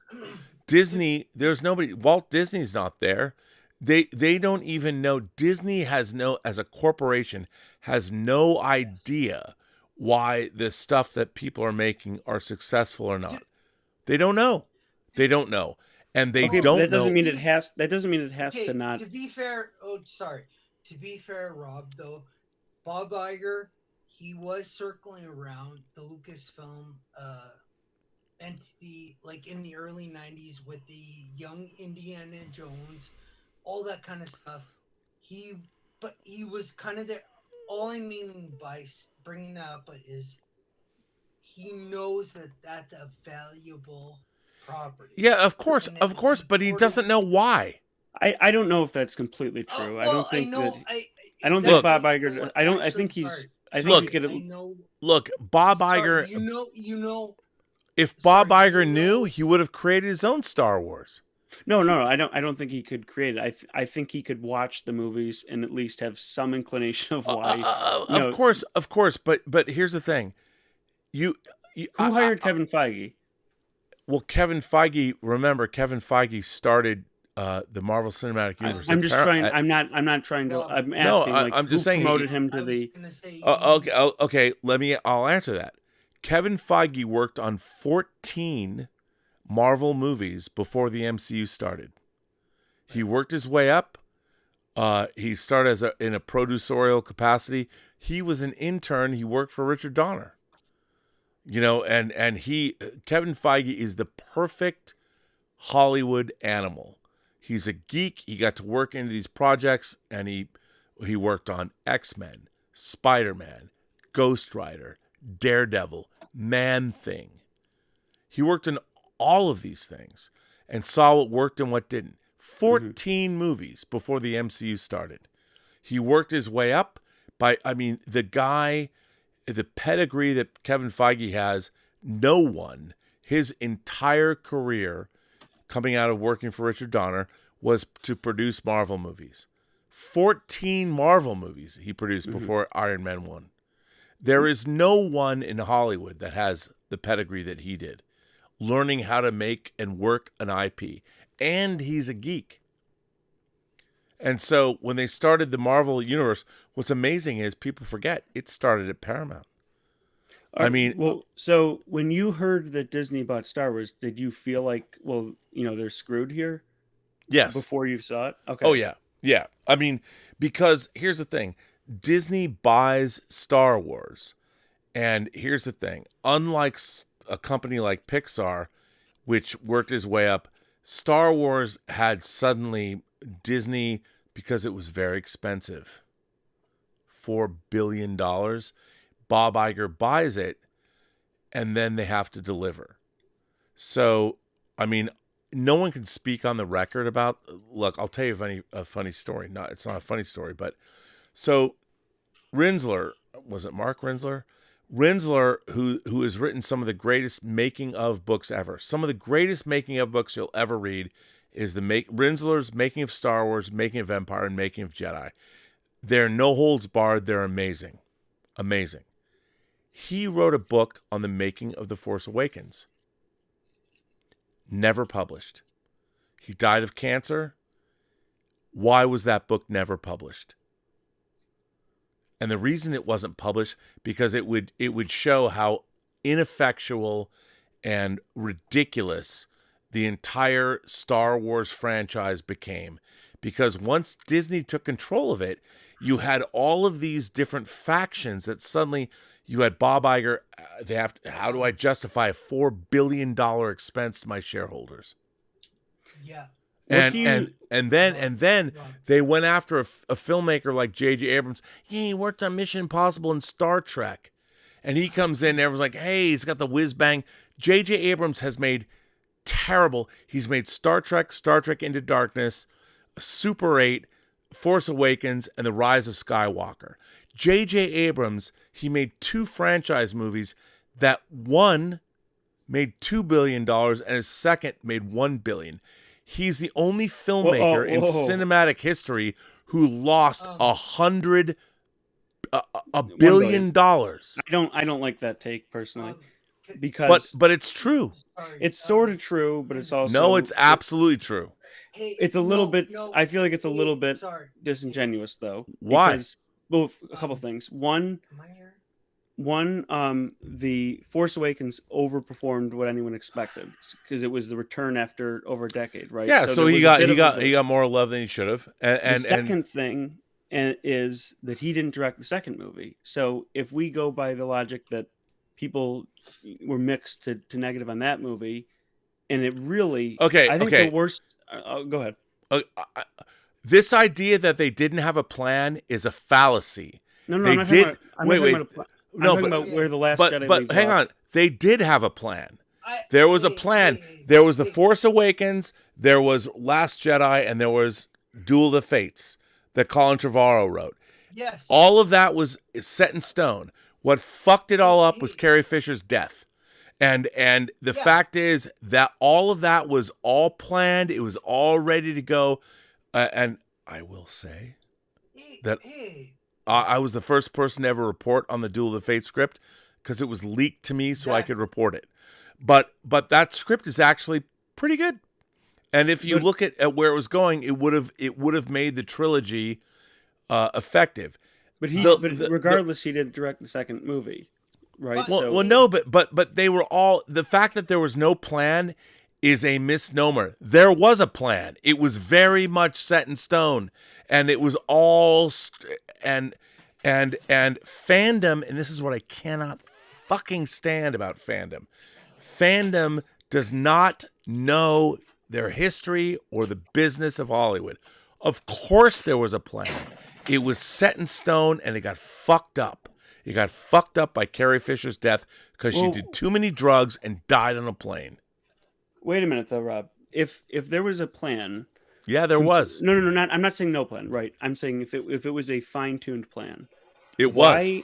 Why in the Force Awakens does JJ set up all these mystery questions, and then they immediately squash them in the Last Jedi, and then in the Rise of Skywalker? I understand it was retooled for Carrie Fisher's death. It felt like there was some animosity between JJ and Rian Johnson, as if he was like one-upping him, right? They were going back on the takesies backsies and that they did in The Last Jedi, where it was like, oh, Rey's parents don't matter. Yes, they do, actually. It's Palpatine. Luke throws away the lightsaber. Actually, now he catches it. Because there's a whole bunch of that going on. Because it didn't feel like a through line. It felt like we've got conflicting visions here with two filmmakers. Remember, The Force Awakens started with Lawrence Kasdan. He was the one writing. He was the one that wrote Raiders. He wrote Empire. He wrote Jedi. He wrote Solo. And he was the guy. And then they hired J.J. Abrams, who comes on after making Star Trek, a filmmaker who took over a franchise that said, I never liked Star Trek. I mean, here's the thing. In Hollywood, the real problem that people have to understand is the people in power, the people that make decisions. I know it seems strange. They don't know fuck all about the IPs they're working on. They have no idea. They expect the people they hire to know. And what they do is they're given their spreadsheet and they're like, okay, it means the fact that J.J. Abrams, Bad Robot, was given Star Trek, they even threw, they had a Star Trek video game based on their own movie. They threw the people that made the video game under the bus. J.J. Abrams and Bad Robot tried to get Paramount to stop selling any classic Star Trek merchandise. I mean, literally. It's insane how inept and stupid this business is when it comes to IP. A business that is living and dying based on IP, and somebody gets lucky if they get somebody who knows the IP that they're hired to do, like Prey. I'll tell you something.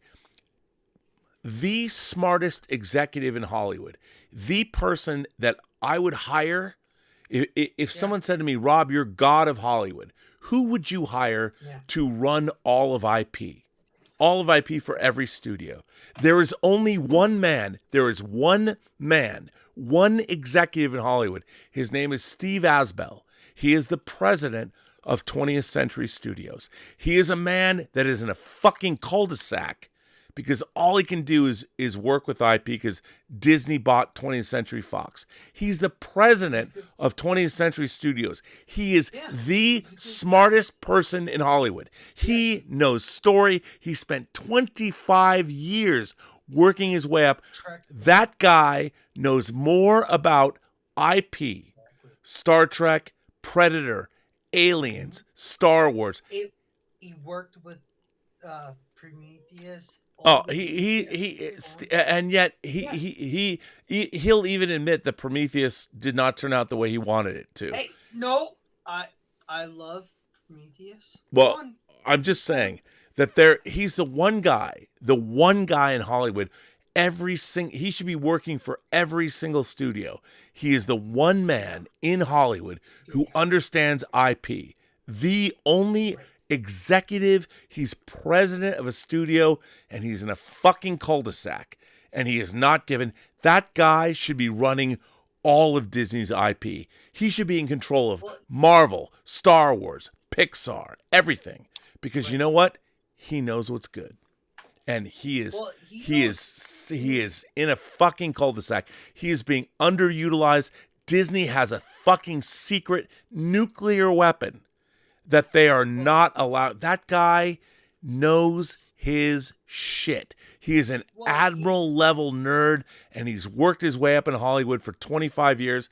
He is in a way, he's the studio executive that Kevin Feige's not, even though he's running Marvel. He and Kevin Feige should be running Hollywood, but that's just a thought. Just a thought. He also, one thing too is he also knows Trek. And he knows Trek. He doesn't just know Trek. He is the he's the uber admiral nerd of Trek. I'd like to think I know a little bit more than him, but I know him, and he does know. I mean, he knows everything. And I'll tell you, it's unfortunate that he's under the umbrella of Disney, and he is fucking stuck producing shit for Hulu. But you know what, though? It's good that he's at least there, though. I don't want him to not be there. Well, he's overseeing Fede Alvarez's Alien movie. Could be good. Prey, good. I fucking love Alien. Yeah, well, me too. But, we have to see what's going to happen. Now, I still think that with Indiana Jones, I think they're probably going to have a pretty good movie on their hands just by hiring, a good filmmaker. I will say this. I mean, I did see an extended sequence from Dial of Destiny at CinemaCon, and it looked great. I mean, it looked like an indie film, beautifully directed, beautifully shot. And the funny thing is, I am unlike a lot of my fellow YouTube pundits. You got to believe in the filmmaker. You've got to James Mangold is a filmmaker all the way back to Copland with Sylvester Stallone. He has never let me down, whether it's Identity, Ford versus Ferrari. Ford versus Ferrari, whether it's Night and Day, whether it's Logan. 310 to Yuma, Logan, even The Wolverine, aside from the last act, which he'll even admit. I mean, James Mangold is a powerhouse filmmaker. And I'll tell you, I mean, I saw a long sequence, and I mean, the guy even answers me on Twitter. I asked him about lenses and anamorphics, and he answers. I wish what I saw would stop doing that though. What's that?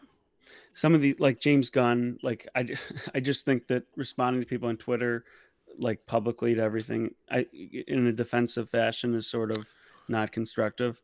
Yeah, well, it's tough. I mean, like, you know, Terry Matalas, one of the sweetest guys I've met in the business.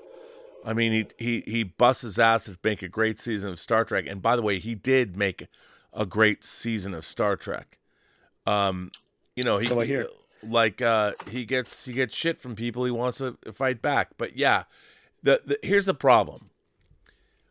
Everyone on Twitter thinks they're smarter than the people that are making the very things that they love.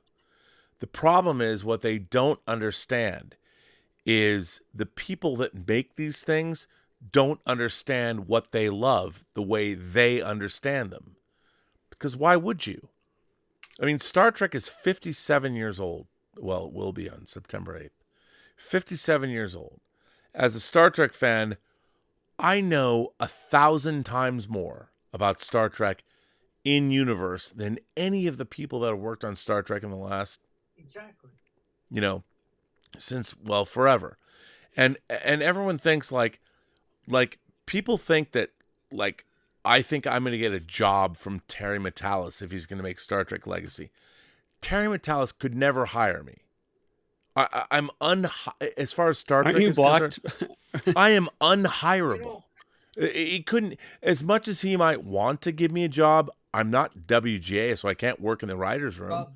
Yeah, I'm not a union editor, so I can't work there. What would I do? And so people are like, oh, you're sucking his dick to like get a job. He cannot hire me. Can't they make you the Viceroy of Verisimilitude? Oh, they should, but whatever. Make that an official title. Could be. Maybe. Yes, sir. I want to tell you this. This is like 100% true. You know, when you talk about Spock, like the season 2, what is it like? Okay, when it comes to like Spock with the learning disability, what sucks about that? Yeah, like seriously, what pissed me off about that is I got a learning disability, and I'm watching this and I'm like, what the fuck? Spock's supposed to be like the best of the best of the best of the best. Right, and he is. He's the uber Vulcan. He's more perfect than any Vulcan on Vulcan because he's a man of two worlds. And the people writing Spock now in Strange New Worlds don't get it. And they give him learning disability. That insults me. Seriously. Spock's... As it should. Like, look, 100%. Spock is the catch-all. He's the catch-all when it comes to, you know, like...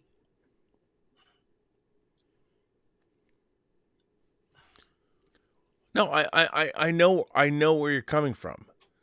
And what's interesting is that we now live in a culture where excellence and greatness is poo-pooed. The thing about Spock was he represented intellectual excellence, intellectual perfection, and nowadays we can't even aspire to that. Everybody, I mean, mediocrity and mid-level, that's what God forbid that we have elitism. Our schools now want to get rid of grades to make sure that people feel better about it. It's like, look, we are going on a downward path. Star Trek is a meritocracy about elitism. The best people, the most highly educated people, those are the only people that can be in the final frontier. What Star Trek Discovery did was it made a crew of mediocre people that were only kind of good at their jobs. And that's why I hate Discovery. Discovery is a show that is a bastardization of what Star Trek is. Star Trek is about the best of the best, the smartest of the smartest, the most moral, ethical people in the universe. They're the only people that can go out in the final frontier. And you know what? You have to work hard for your entire life to get on the Enterprise. And nowadays they're like, well, you know, we don't want to make people feel bad. Yes, we do. Because if you're a mediocre fucking person, work fucking harder. I don't care what your emotional problems are. If you're not the best of the best, fuck off. You cannot go into Starfleet Command. You cannot be on a starship. You cannot be in Star Trek. And do not tell me. I am so tired. We live in a world of mediocre people that we need to step up because we are not going to survive. If you're not great, if you're not the best you can be, if you're not smarter, faster, better, where are we going to be? Where do you think you're going to be? Don't take your mediocrity and expect to get somewhere. You need to be better, smarter, and faster than anyone else. And if you're not, you can't be on a starship. And I'll tell you something. We now live in a world where, well, we have to make sure that every kid is not great. It's not about equity. We need to believe in a meritocracy. We need to recognize greatness. If we don't, we will lose. Life is a competition. Life is someplace where, I'm telling you, if you're not great and you're not smart and you're not educated, you have to get off the fucking internet and you need to learn and make sure that you're smart, because we need smart, ethical, moral, principled people to carry us through the 21st century. And I'll tell you something. For me, when I was growing up, Star Trek was a we'll call it an IP. I aspired to be those people, and I knew I would never be as good as them. Never. But I could still aspire to try. And nowadays, everyone wants to be like, well, I mean, it's so hard. I mean, I need some help. No, you don't. Smarten up. Be better. I knew that I would never be as smart as Spock. I would never be as gifted as Kirk as a commander. But I aspired to be them. And I could learn as much as I could and try and be better. But you know what? I would never get to them because they're fictional characters and they're perfect. The fact is now, nobody is aspiring to greatness. Because that's elitist. That's privilege. Fuck all that. You know what? People who are talking about privilege are lazy. Work fucking harder and make yourself excellent, because there's more opportunity now than there's ever been. Grab excellence and make it happen. Make it happen, because you have the power to do it. Right, Joey? I'm still on Star Wars. This is all just... Let's go back to Star Wars. I'm sorry. I don't speak Star Trek. I'm sorry. I get it, though. No, I do get it. Okay. Here's my question. Do you think that after Force Awakens, again, take your personal feelings about this, which I like. You know, I think you make eloquent points on it, but I'm just saying, I was there as you were in 2016. I was there 2015 opening night. I feel like generally, culturally, the feelings about Force Awakens were positive. I think generally people liked Rey, generally people liked Kylo Ren, Finn, Poe. People were generally happy with it. I feel like it made a lot of money. The drop off of the opening weekend, the second weekend was very low. You know, through the Christmas holiday, it ended up doing very well. So I feel like there was a lot of anticipation going into The Last Jedi. Do you think that it was possible to salvage the trilogy in a way that we would see a box office that was closer to what the Avengers had, where it was like, you know, Infinity War Endgame and ends at a climax? It's increasing all the way to the end, rather than kind of ending on a sputter where it just, you know, barely crossed $1 billion. No. Because here's what happened with Star Wars. Disney bought Star Wars. And what Disney needed to do was make their own Star Wars. It was a product. They bought a franchise, an IP, whatever. And look at what Disney does as a company. You know, whether it's Disney princesses, whether it's their characters. And the thing is, what they bought was not theirs. And this is what I think people don't understand. Disney needed to make Star Wars their Star Wars. Not what George Lucas had made. But they were thinking about, how do we make our Star Wars to move into the 21st century? That's what they were looking to. That was their mandate. And so from a corporate standpoint, they're like, okay, we're talking hero's journey. We have to do, and Disney, let's face it, is all about you don't hear about Disney princes. You know, you hear about Disney princesses. So what they don't care what Star Wars is. They know it's an IP, and they're like, it's a storytelling IP. And okay, so Disney has bought Star Wars, or bought it. What do they want to do? And this is why it really bothers me the way people talk about Kathleen Kennedy or whatever. Disney itself, the company, the people, the powers that be, are like, okay, what we need is original Disney Star Wars IP. They don't give a fuck what happened before.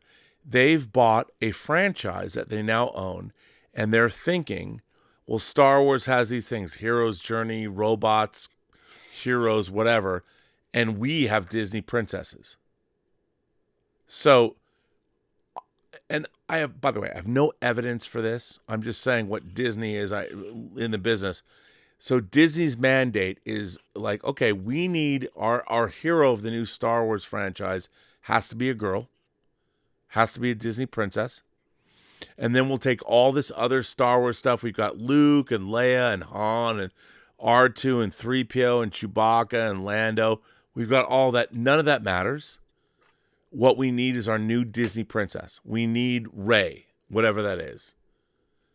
And so Lawrence Kasdan's like, but J.J. Abrams like, okay, I get it.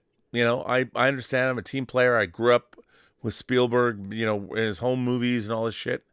So they have to make a character like Rey. They have to make the new Star Wars about a Disney princess. That's what they have to do. Because that's the mandate of the studio. And when everybody talks about, she wasn't a princess, though. You know. Well, no. But I mean, in terms of a character, they need to have a strong, they need Belle. They need Ariel. Call it what you want. I guess I can sort of follow, but it's not like Disney's only made, you know, princess movies. Like, okay, let me ask you this: who's a hero of a Disney who's a male hero of a Disney animated film? Peter Pan. Okay, but Peter Pan was based on a book. Well, yeah, there was Atlantis that in the early 2000s. And did that make did those movies make money? No, they were also, you know, a little more experimental. I mean, I know, but I'm just saying that. Also, they didn't. These are Disney proper. Like if you go to Pixar, you know, you've got plenty of male heroes. Sure. No, you do. But that's I understand. I do think that they intentionally were looking for a female protagonist. Yeah, they were. But here's the thing: they were looking for a female protagonist before they were looking for a great story. They don't even know what makes Star Wars great. What they knew was they had Star Wars. Now they have to give it a Disney princess protagonist. Because if you look at look at Mulan, Little Mermaid. I mean, you could say that, okay, the Lion King, those are animals. Those aren't people. Brave. If you look at it's still female protagonists. That's what Disney wants, because Disney princesses are their stock in trade. That's what they do. Mm-hmm. And that's fine. So they buy Star Wars. They don't give a fuck. They don't know if you talk about Grand Admiral Thrawn and the Dark Empire trilogy. They don't know anything about all that.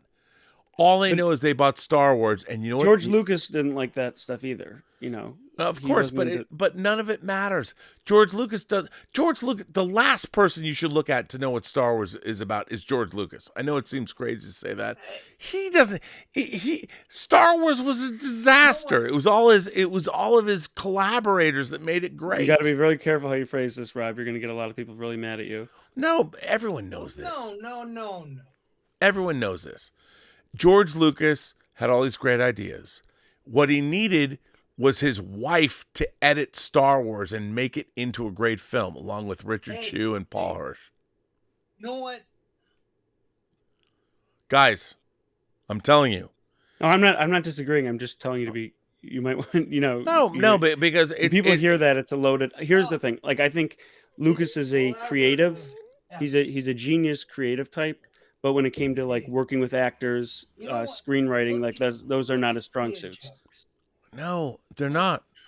I mean, all you have to read Renzo's book on Empire Strikes Back, arguably the greatest Star Wars film. Lucas hates Empire Strikes Back. I read that. You know what? Actually, I've been waiting to say this. You guys were talking about Rensler. The man died, and they suppressed his book on Force Awakens. Hey. No, he died, and they wouldn't let him publish that book. No, I want to say this. He was the mentor with me. He actually was a really good guy. Yeah, he was. And he wrote great making-of books. His Alien book, his Planet of the Apes book, fantastic. His Star Wars books are great. And you know what? J.J. Abrams made sure his book on Force Awakens never got published. Why? Exactly. Because it would have exposed the bullshit. Exactly. The man died of cancer, and J.J. Abrams suppressed his book. So did Disney. Exactly. Horrifying. Terrible. Exactly. Let's make this show a call like, hey, if you guys are so smart and you're richer than God, why wouldn't you let Renzo's book on The Force Awakens get published? Why not? I defy you. Hey, you all smart people. J.J. Abrams, who's made 2 Star Trek movies, who's angling to direct Star Trek 4, why don't you allow Renzo's book on the making of Force Awakens get published? Why? Because you guys are all emperors without clothes. It's so frustrating. So let me just take it back to. Go ahead. Sorry. Hey. No, please speak. Come on. I just want to say. Well, yes, that's true about Rensler, but I just want to talk about him. He was a really good guy. He was a good mentor. No, I'm saying personally. Yeah, no, he was. And he wrote great books. No, I contacted him personally. I said to him, I'm going to write these books. He mentored me personally. And it's just sad, I guess.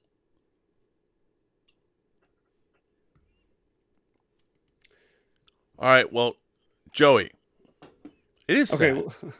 So tell me what you're thinking. Okay, so let me just take us back again. Okay, to the original idea here. So first of all, I do want to.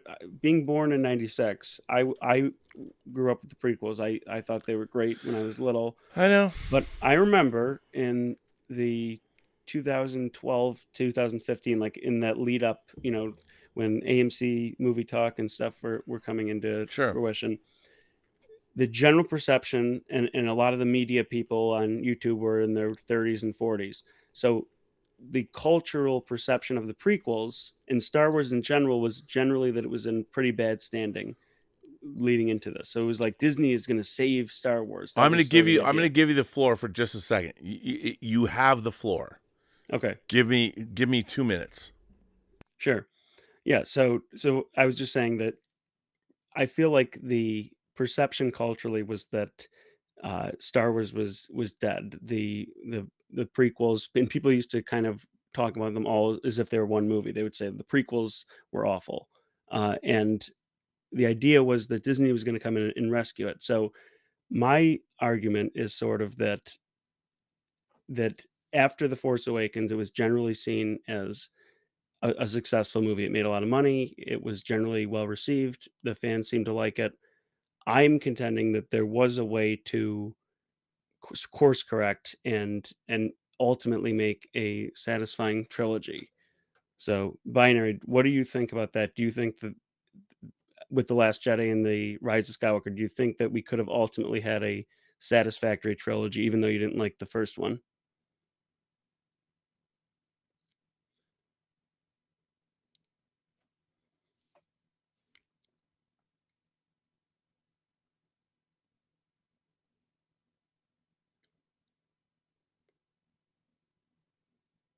Really, like into Last Jedi, like, do you think that do you think that could have been a movie that you liked, even though you didn't like Force Awakens?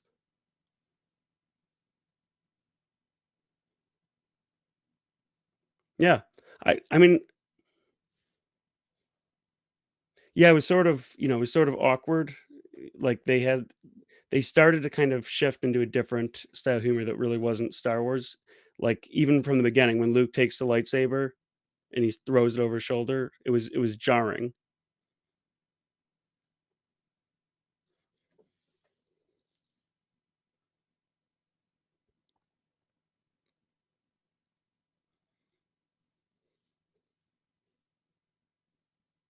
Right. I mean, he's got sort of like his own style that you see in Knives Out, and I think he kind of brought that like quippiness to yeah, yeah. So yeah, I mean, I don't know. I think looking back at that movie. So Rob, we're talking about The Last Jedi. Yep. So I guess what I was saying was I feel like there was a way to make two movies after The Force Awakens that they were well liked and that led us to a exciting third film. There was a way. I'm not saying that they did that, and I'm not saying that that the franchise wouldn't have fallen apart later. I'm just saying that we Oh, look at The Last Jedi. I think a few things in The Last Jedi, and we could have had a better situation leading to the third because regardless of what you think The Last Jedi, to me, the worst thing it does is it terribly sets up the third movie. Even people that liked it, look, there was nothing to really look forward to because just real quick here, Rey defeats Kylo Ren for the second time. Luke is dead. Han is dead. Leia is literally dead. The actress is dead. The Rey has reaffirmed that she's a good person, and Kylo has reaffirmed that he's a bad person. So that angle's kind of gone. Snoke is dead. I don't really know what I'm supposed to look forward to in the third movie. I'm with you 100%. And the reason being is that here's the thing about Star Wars. As much as Lucas talks about the Journal of the Wills and all that, it was one movie with a beginning, a middle, and an end. It was based on Kurosawa's tropes and all that stuff, and it worked like gangbusters. Even George Lucas didn't know how well it would work. That's why he lit off to Hawaii with Steven Spielberg thinking it was going to be a failure. And Star Wars became a great success. And what did Lucas do? He hired his film school professor, Irvin Kershner, to direct Empire. And if you read Renzo's book, the making of Empire was a shit show. It was a shit show. And Lucas was hardly involved. And Gary Kurtz, they couldn't even make payroll. They couldn't make payroll. And Gary Kurtz, Fox said, we'll pay for it, but give us the merchandising rights back. And he said, fuck no. Gary Kurtz went to the Bank of Boston, made a deal, was able to cover payroll, and they finished Empire. It was way over budget, but even Lucas, who loves the edit bay, he hated the fact that Irvin Kershner shot most of Empire in master shots. So for those of you who don't know, when you imagine this, when you shoot a scene, it's very easy to understand. A master shot is a big wide shot, then you go into a medium shot, and then you go into a close-up for coverage. And what that allows you to do is bump, go around and craft a performance or edit a film. But Irvin Kershner shot a lot of what he did in masters because that means you can only cut it one way. And so he did that so you didn't be able to. And Lucas is an editor. He's famous for his editorial. He loves to go in and mess with it. And he did that. No one has ever been able to mess with movies more than the prequel trilogy because it was all digital. He was literally taking one take and two takes and melding them together, which is why all the performances in the prequel trilogy are very robotic. Yes, sir. Let's talk about Picard. Okay. What do you want to talk about? Bullshit. No. I think he's just trying to put you in a good mood, Rob. No, I'm in a good mood, and I just like here because you know what? Because Rob was right. Picard. Oh, there's a lot of people who disagree with me, but they're the people that are not watching the show and understanding what it is. But okay, was awesome. It was awesome, and I think that's an example of salvaging something that that was. And I'm not. This is with the echo chambers. Like at least in this echo chamber, the first two seasons of Picard were terrible, and then they recovered it. So at least from your perception and from other people I've heard from, it seems that they were able to do that. So I guess that's kind of a good example. Like I think you could have done a similar thing with this trilogy. Joey, let me ask you something. Obviously, I have a great respect for your intellect. You've been coming on this channel for a long time. And every time I hear from you, even the cadence of your voice speaks thoughtfulness. And so I always find it to be a pleasure when you're here. But now let me ask you this. Obviously, you grew up with certain things. Yep. What do you look for? It doesn't matter what you're watching, whether it's science fiction, fantasy, horror, historical drama. When you watch something, what engages you? What makes you love something? If it rings true to me, if I'm believing it, if I'm engaged in the story. I mean, you don't necessarily you don't choose to be engaged, right? So there's sort of like a truthful engagement where you're actually buying it, and then there is when you're being manipulated, right? So like I would say that I think this is my opinion. I think that a lot of The Mandalorian is manipulative. I think Luke Skywalker's appearance, I'm really mixed about that whole thing, like how everyone is so excited and crying. And I just felt like, what is this, am I looking at a great story, or have they just brought back Luke Skywalker with CGI to get me emotionally, feeling like this is my childhood coming back? And that was why like Obi-Wan to me was nothing in Obi-Wan rung true to me. Like I didn't believe that I was looking at the character of Obi-Wan. I didn't believe that this story could have existed. Terrible. I didn't believe in any capacity that this was something that happened between episode, Revenge of the Sith and Star Wars. But still, like there is that. I'm seeing Ewan McGregor back. I'm seeing Hayden Christensen. Oh, he's got his lightsaber. Darth Vader's there. There is like that manipulative side where you can't help but have a little bit of a smile on your face seeing it.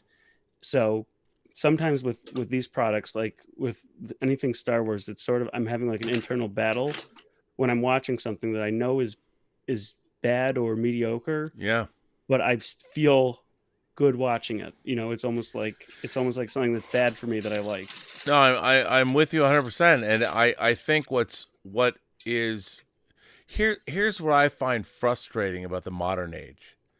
I look at HBO do a show like House of the Dragon, where the House of the Dragon show is co-created by the man who created the IP.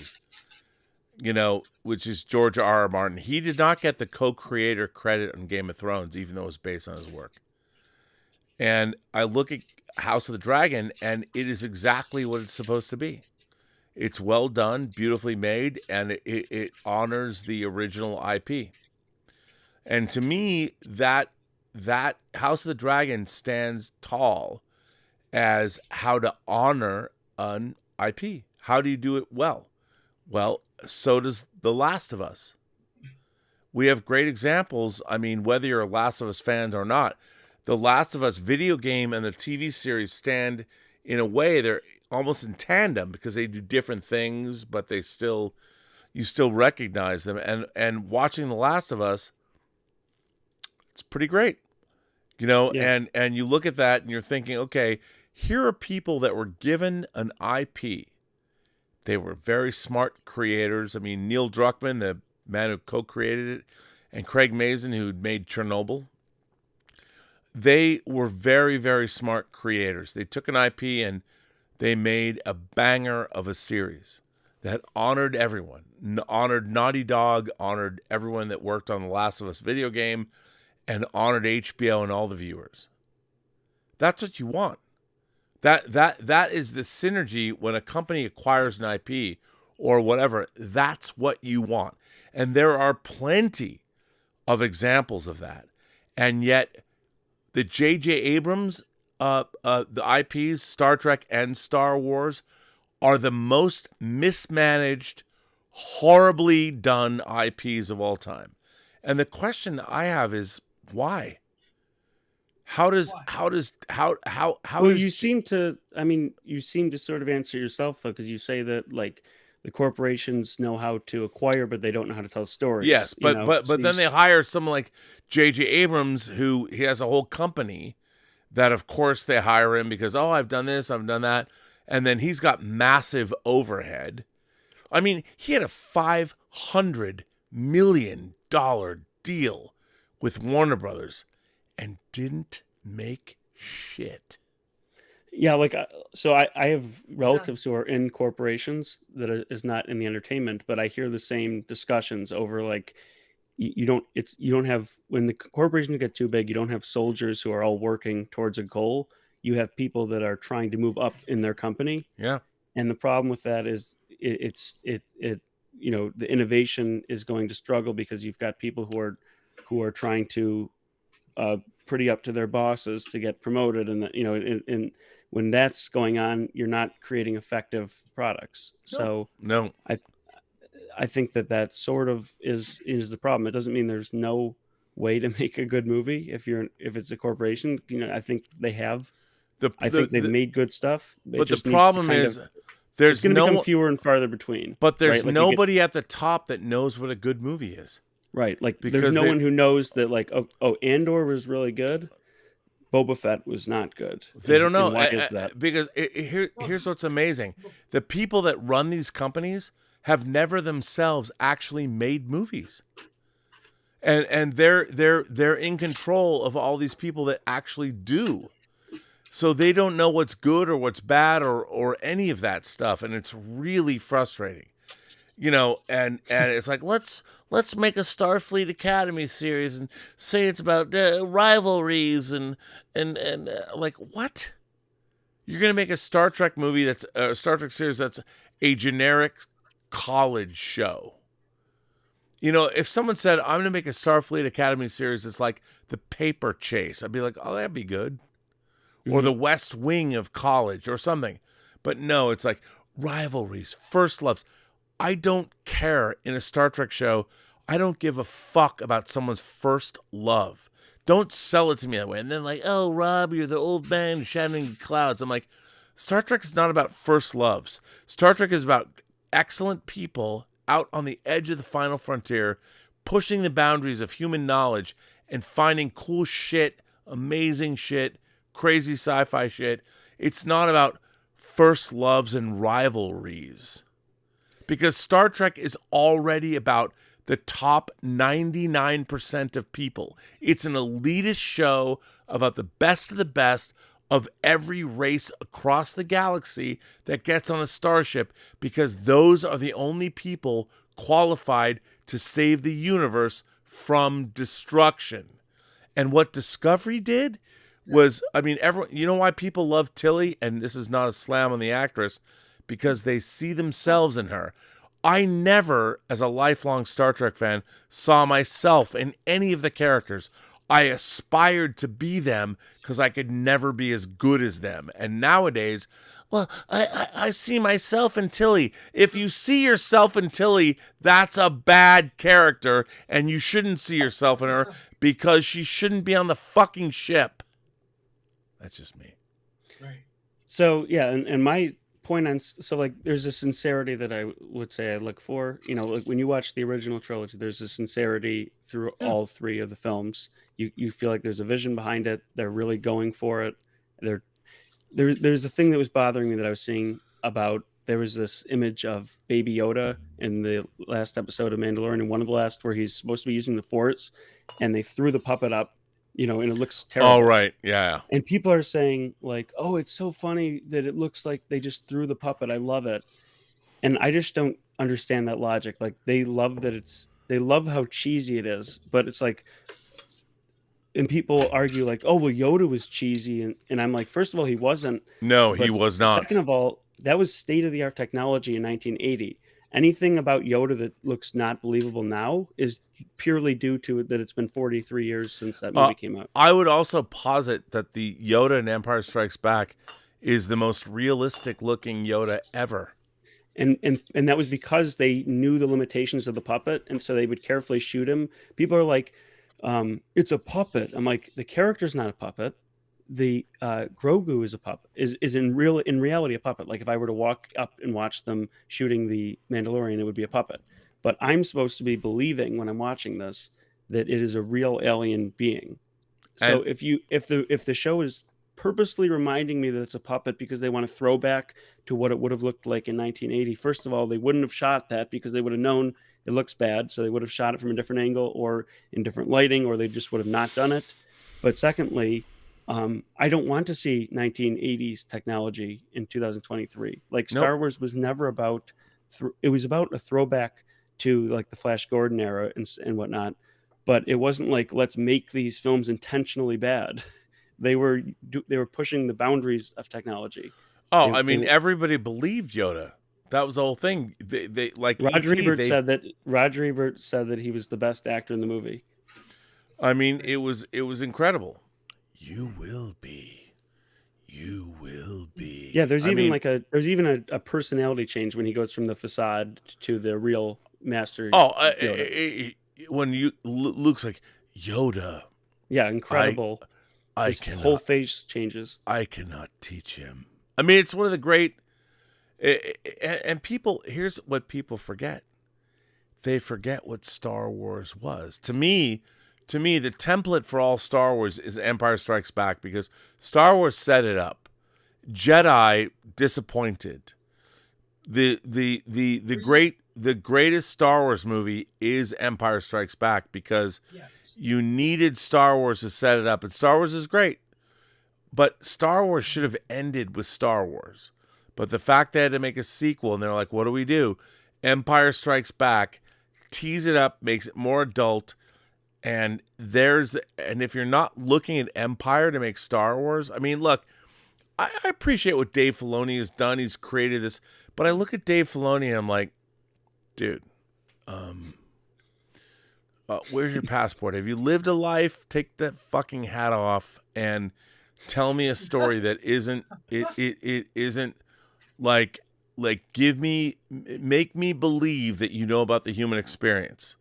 And I don't mean to be disrespectful, but I'm like, I look at Dave Filoni, I listen to him talk, I'm like, have you ever gone to a bar and hung out until closing time? I'm like, because I don't believe you have. You wouldn't have even gone to Mos Eisley. And it's hard. I look at these people that are, and Jon Favreau, I'm like, I love Jon Favreau as a filmmaker, but your scripts suck. The Mandalorian season 3 are terrible. I think by any stretch of the imagination are god-awful screenplays that like, please, just everybody who watches Star Wars or make Star Wars, just read Dune. Read Dune. Just read the goddamn book. It would help you so much. It's so frustrating. Yeah, I'm sick of like watching these shows and just feeling like embarrassed. Like when the whole thing with that, remember that there was like that monster that they're on this planet and they keep saying that this monster comes down and takes the children, like it always gets away. But they're showing the characters are still living there and they're just like waiting for the monster to come and take it. So then it takes one of their kids. Bo-Katan chases it. They all chase it. She follows it back to its nest, and then she comes back to tell them. And then we're supposed to believe that like a whole day passes and it doesn't eat the kid, like or feed the kid to its children. It's so god awful. I mean, but like you have to know that we're not dumb enough to buy this. I just don't. I just don't get it. This is the problem. We're getting excellently written genre television, whether it's Better Call Saul or Breaking Bad, or whether it's House of the Dragon or whatever. We're getting great television, and Star Wars should be the best. They have the money to pay for the greatest. We're getting the Star Wars is so fucking dumbed down. It's offensive. You watch like imagine if you were showing that episode of The Mandalorian to like a friend to get them interested. Like you'd be embarrassed by the end of it. They would be laughing at. They'd be laughing at it. It's fucking terrible. And what's amazing is where's the oversight? Where is someone at Disney and people are like, well, what's Kathleen Kennedy's? No, Kathleen Kennedy hires people to make stuff. She hired Jon Favreau and put him together with Dave Filoni. And as far as the Disney streaming services, they're making money. So it was a success. Kathleen Kennedy doesn't know or care. She's not a Star Wars fan, nor should she be, nor is any executive. But the fact is, we're being served up some swill, some god-awful, horribly written shows. And because it's got Star Wars iconography, we hold on to it till the very last. Yeah. I mean, it's terrible. The Mandalorian season 3 was terrible. But at the same time, that Picard season 3 was awesome. Yeah, it was because you hired that's sort of like a outlier though. Like Rob's already explained why that happened. Watching that shit. And it's funny because Rob was watching this before. He had the Yeah, but you know what's funny about it is there's a lot of people coming after me and talking about how bad it is, and I look at their nitpicks. I'm like, but they don't even understand why I thought the show was good. Okay, Rob. It's very frustrating. Bullshit. Okay, Rob, that's bullshit. Like, I'm a die-in-the-wool Trek fan since Team G. Like, I'm talking, like, you remember, like, when Team G was coming out? Like, when they said... Oh, I remember. No, I'm saying next time. Star Trek. Like, they'd be like, next time. The episode. Like, they would break in that shit. Like, I'm talking about, like, the old school episodes. Like, this Picard season 3 was awesome on so many levels. It was. Because, like, look, like, listen, like generations with Kirk and the Enterprise, like, left there, and we get this shit back. I know. Listen, Binary Sunset Media, I want to thank you for being here tonight. And we will see you again, sir. And thank you for sending me that figure. But where's the stand? Do you have that stand? Yeah. It's all good. I will see you soon. Everybody. I I'm going to end the show soon, but let me ask you this, sir, Joey. I'm going to give the floor to you before I end this show. What is it that what I will allow you to say whatever you want about the prequel sequel trilogy. Yeah. Oh no, I mean I wasn't. I was just sort of challenging. But I do think that you need to invite some of this, discussion, because I see so many people. They'll post things like everything in the sequels was garbage. I do like. Look, I love Attack of the Clones. Yeah, I'm not trying to fully defend the sequels. I just think that we should have a little bit of nuance with some of this, because what happens is if all of us are constantly saying how much we hate it, we sort of lose sight of the plot, and it becomes a little bit just like us all repeating how much we hate that movie. So yeah, like I wanted to see, it was sort of a thought experiment. Like, let's go back to Last Jedi. Can we salvage this trilogy? And are there things we could have done with that story that set up a finale that ultimately in years people look back on that trilogy with fondness and not like feeling like it sputtered out? Because I think ultimately the third movie sort of can define it a lot. If you have sort of you got two movies that lead up to it. If the third movie really disappoints, it really kind of leaves for the whole thing. So I feel like that sort of happened, that people were generally in agreement that Rise of Skywalker was not good. So that sort of helped kind of tell the story of the sequels. Well, listen, I know it's late. I was going to end this show. But you know what? I think only because I really appreciate him on our channel. He's a man. I think I'll tell you something. I bitch and moan about the modern age and how kids today, and I'm like shouting at clouds and all this. But then people are like, oh, you just hate young people. I'm like, no, I really don't. I have somebody on this channel that I give them a floor because I think they do great work. And I'm going to bring him on the channel before we end this day. And let's just call it what it is. It's King Tannic. King Tannic is on the show. The man who brings us the otaku experience. Can you hear me? Oh, yeah, we can hear you. Oh, we finally got it to work. Yes. Okay.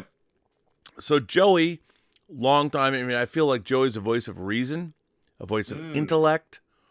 Yes. He always makes sure the discussion, he's a young man like you are, King Tannic.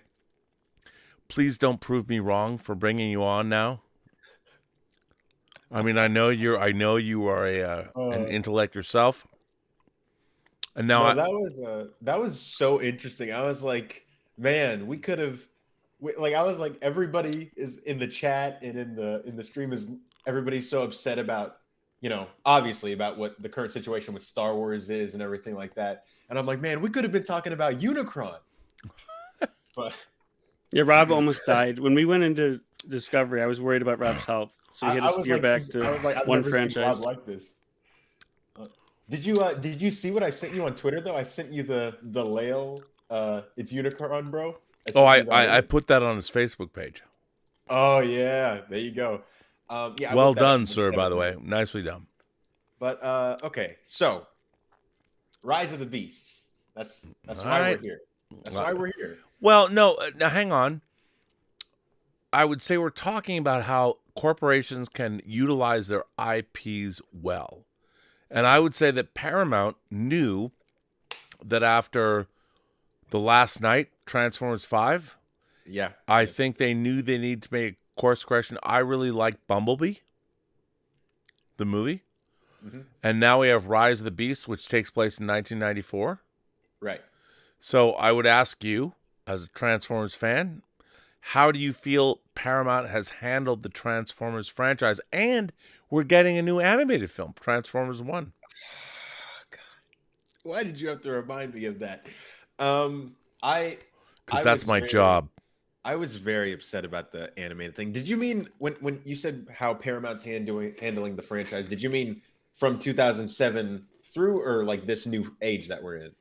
No, the entirety of what Paramount is done. And to be fair, they don't own the franchise. DreamWorks got the rights, but they're releasing the franchise. But how do you feel about it in general?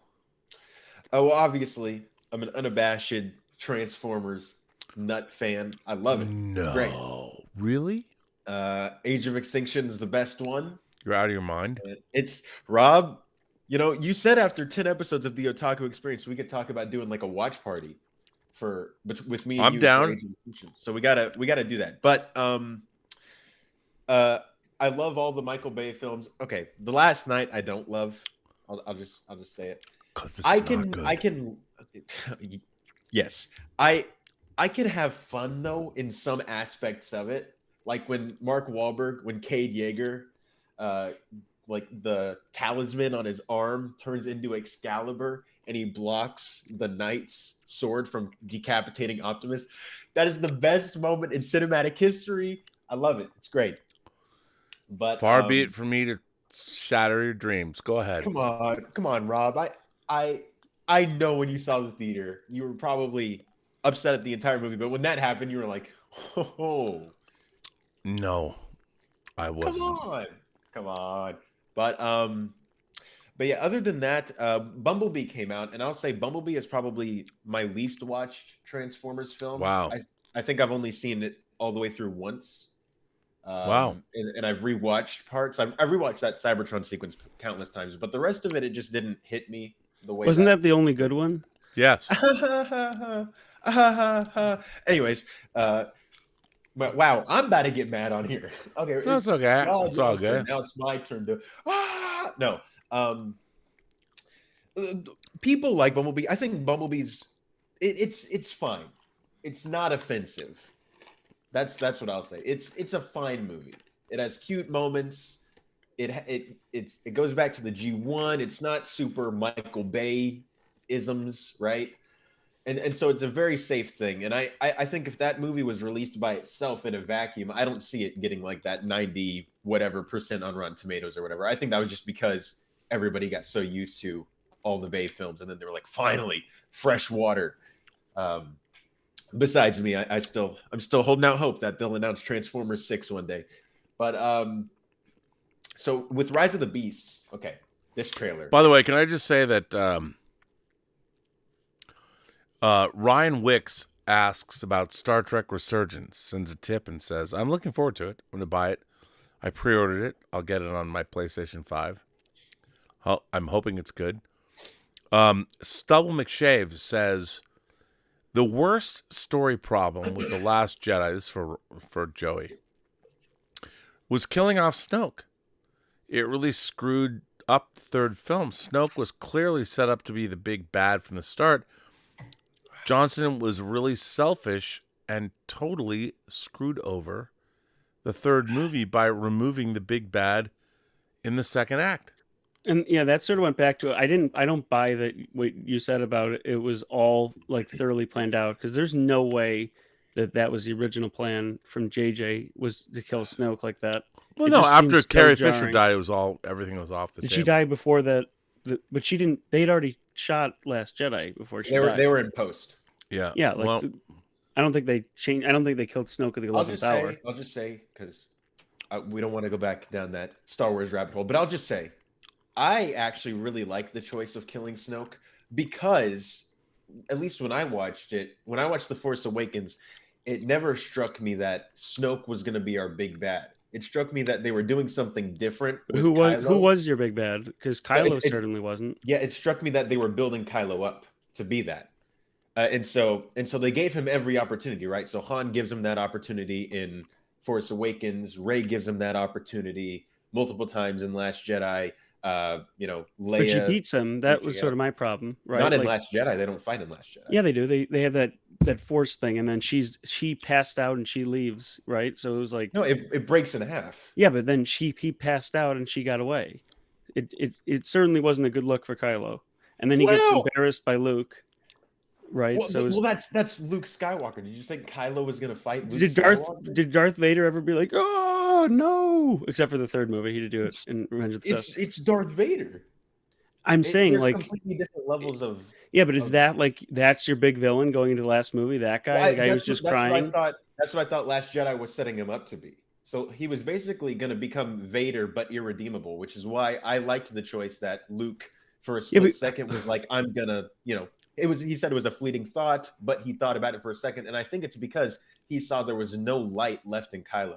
Obviously, they changed that in Episode 9, and they redeemed him. But he was a petulant child, though. He was a little baby. Well, sure, yeah. But I'm not saying he was a perfect character, was 100% as menacing as Darth Vader or whatever. But I'm saying that's what they were building him up to be, and so that's why it worked for me. I just love the fact that 297 people are watching us right now.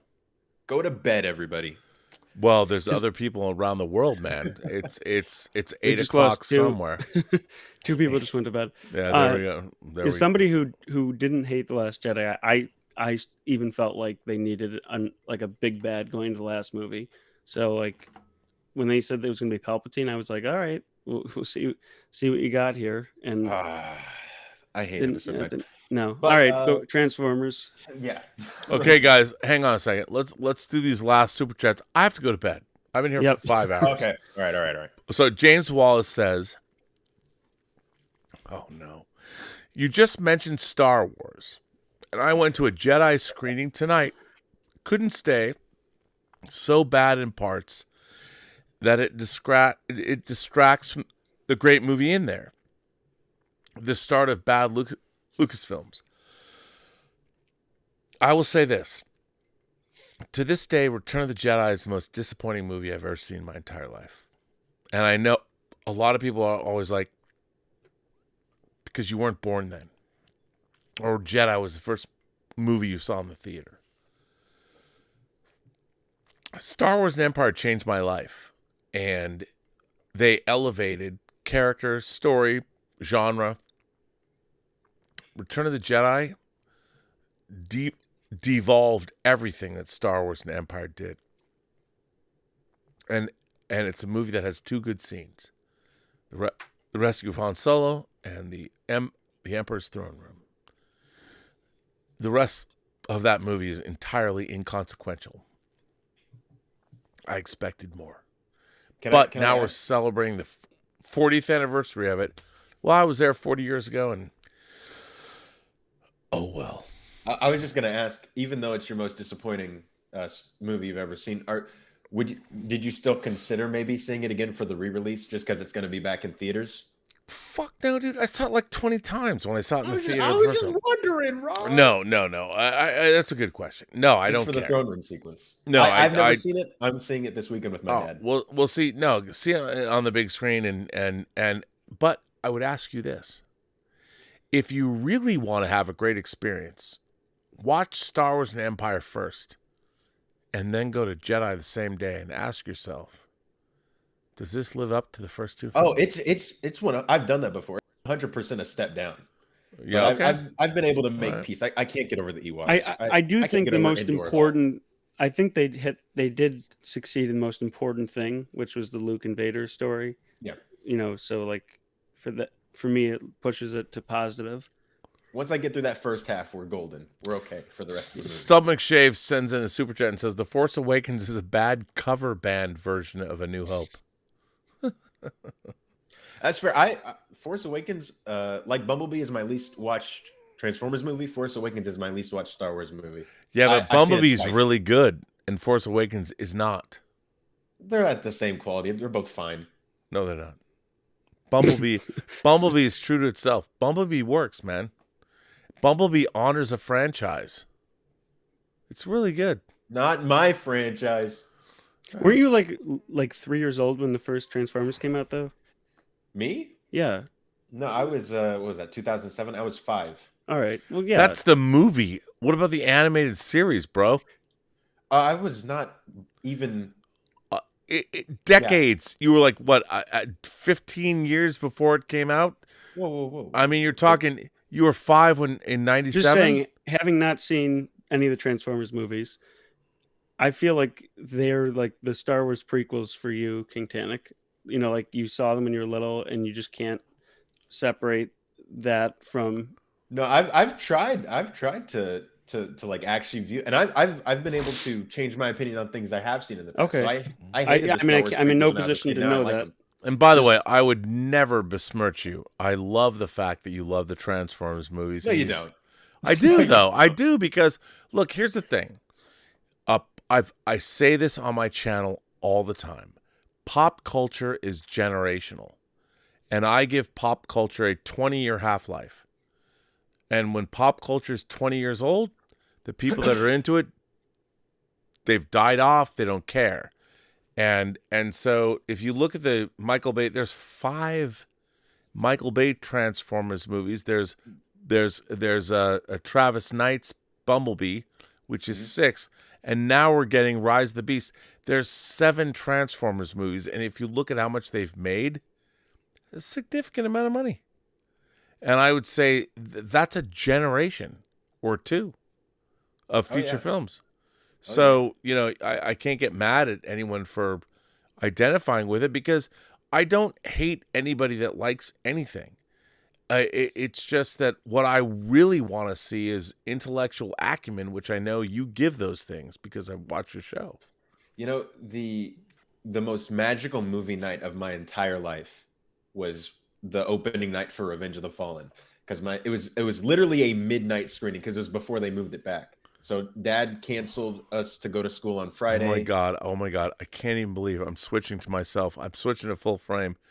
Are you kidding me? Revenge of the Fallen.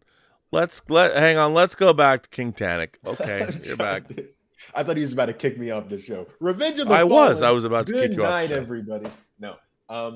But no, because the guy, and I've never seen this happen for anything else. Literally, the guy who was in charge of the movie theater came out with a microphone to the front of the thing. They lit up the lights, and he goes, "Guys, let's give it up for Transformers." And the audience applauded. It was before we saw the movie, but the audience was applauding, because you saw the Revenge of the Fallen trailers before it came out. They were awesome, dude.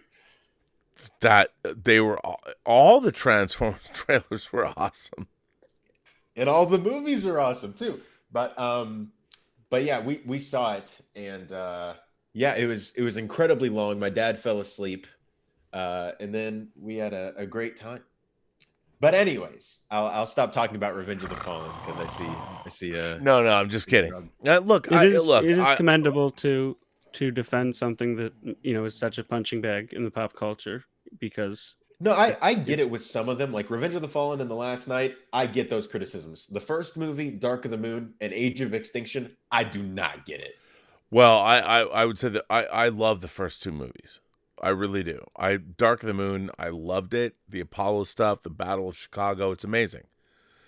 But I think, it's interesting that Michael Bay made this his signature franchise, because Michael Bay is not, the Transformers are inherently about a child's sense of wonder in finding a sentient robot.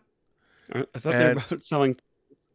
Well, yeah, of course, but I mean, but yeah, okay. But I mean, there's like the at the core of Transformers 1, when Shia LaBeouf finds Bumblebee, it's a boy in his car, and his car turns out to be a robot. It could have been a fast roadster, whatever. Mm-hmm. And there's something really unique and very inspirational. It's very Star Wars, when Luke is looking at the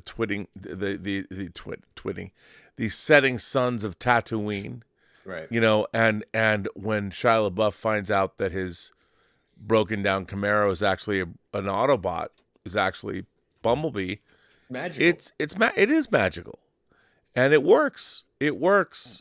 And I'd like to see more of that, because look, we're on the precipice of, and I don't mean to be a doomsayer, but we're on the precipice of the end of cinema. We are a few years away from animated AI, where you can use prompts and everyone's going to be making their own movies and calling themselves the next great director, and sharing their movies on social media. Like, look, last night I came with an idea. I made a feature that was directed in the style of Stanley Kubrick with actors by like Alfred Hitchcock. And here's my movie that was rendered overnight, and I directed it. we're on the cusp of that world. So the Transformers movies and the truth they told with their actors or whatever, they're just as important as any other movie, because we've got 5 years left at the outset, and movies will be gone. And for anyone watching, even if you don't like the movies, I think there's something objectively true about those movies, and that's that they are fundamentally important to the progress of visual effects in film. Agreed. Revolutionary. No, all those films have amazing. Michael Bay would have it no other way. They're amazing. Rob, why don't you boot me from this chat and let you guys finish up? All right, so Joey. No, I think I'm going to say goodnight to both of you. Let's take it out. King Tannic, Joey. Can people find you online? No, I don't have private social media, so nice. To plug. But you come here. It's great to see you. Plug your movie. There's Free Enterprise, but the Tango Shalom, which is, by the way, on UK's Sky Stream now. Is it still on Peacock? Sky Store. Yeah, it's on Peacock. It's on Amazon. So check that out if you can. And King Tannic, you're on this channel every Thursday, except last Thursday. But I got to say, 12 weeks in a row. Well done, sir. Yeah, we made it through the first core. In anime terms, a core is anime airs in a series of 12 episodes at a time, and those are what we call cores. You've done a great job. So You've done a great job. You can find me on YouTube at King Tannic. On social media, just search King Tannic, and I'll be there. You can watch my documentary, Voices of Central, on my YouTube channel as well. And you can find me Thursdays right here, except this past Thursday on the Burnettwork. Okay, you were sick. Joey, King Tannic, I want to thank you for being here. I will let you both go. And, I will see you later. So guys, thanks for being here. What a great show. I mean, I gotta say, I'm a fan of these late night sessions, to be honest. There's a few super chats I'd like to get to before we finish. Thomas Logan, my friend Thomas Logan, says, Uncle Plutt owns Ray. She's a slave. She can't leave. Very true. Does anyone want to delve into that? I don't know. 1001 Johnny says, waiting to join the stream if possible. I'm sure there's a long list. Well, I saw you briefly, but I couldn't hear you. But maybe next week. Norwegian Kryptonian says, the difference here must be George Lucas set out to make a movie while Disney set out to make a trilogy. Well, I think that's part of it. I also think they didn't know what they could do. Binary Sunset Media sends in a super chat. 1001 Johnny says, King, I imagine it's hard, but do you think you could see yourself talking about classic tokusatsu for us otaku that love more than anime? Love yourself. You know what? 101 Johnny, I would like to do that. Live action, man. Come on, like Kamen Rider and all that shit. I'm in. I'd love to do that. That's a great idea. Irene Jobson says, I'm sorry I missed your meltdown. My God, do I love Irene Jobson. XOXOXO. God bless you, Irene. Zachary Zervos says, just got back from Flappers. I saw Taylor. You guys need to do more drunk shows. Love you, Rob. Oh, we will, Zachary. I mean, Taylor. I love Taylor. It's great. You must have been there seeing Kristen's show. Amazing. And we'll do more. We're going to do more. There's going to be a panel show. The Burnettwork is going to be entirely transformed in March. We're going to have a panel show. Taylor and I are going to be doing shows. And Lana Ewan and her husband, Alan, we're going to start doing shows. Hopefully, if the paperwork gets signed tomorrow. God damn it. I was hoping it'd be done tonight, but somebody didn't get it to me.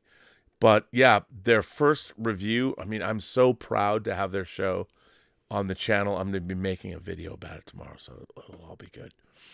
Galactic J says, MB Transformers films got me into filmmaking. Well, that's good. I'm glad that happened. Which ones? I'd love to know. Again, Transformers 1 and 3 are my jam. Tom Jr. Jackson gifted the Burnettwork one membership. Well, Tom, you're the best. You're moderating the show and you're gifting memberships. You're an amazing, amazing man. Well, listen, everybody. It's time. It is time.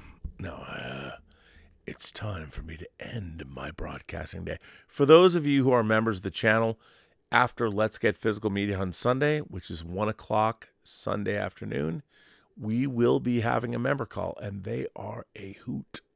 I'm telling you. If you're a member of the channel, they're a hoot. So Sunday at 1 p.m. Let's Get Physical Media is at 11 to 1 p.m. And tomorrow, I guarantee you, I'm going to do another Robservations. That would be Robservations episode 847, sponsored by the John Campea Show, in our race toward 850, which, is pretty cool. So right now, there's 297 people watching right now. If I haven't said it yet, smash that like button, hit that that indicator, whatever, or not. If you don't like the show, don't. But you should, because we need you. I'm on the march toward, look, I want to get 60,000 subscribers by the end of, well, maybe, if I could do it. I mean, I'm less than 1,000 there, so if you could help me out. But 60,000 subscribers, help me out, help a brother out. Just hit like, subscribe, whatever you want to do, or don't. If you think I'm a monumental douchebag, don't hit like and subscribe. But if you find me passable, why not? I mean, it's a good show. We got lots of good people coming on this channel. There's, I'm telling you, Lana and Alan, come on. It's great. You're going to love it. Their first piece is so good. Can't wait to show it with you or show it to you. Anyway, everybody, I'm going to end this stream. And remember, every person you meet has a story to tell that you have yet to hear. And all you have to do is listen. And with that, I say to every imagination connoisseur, every member of the Post-Geek Singularity,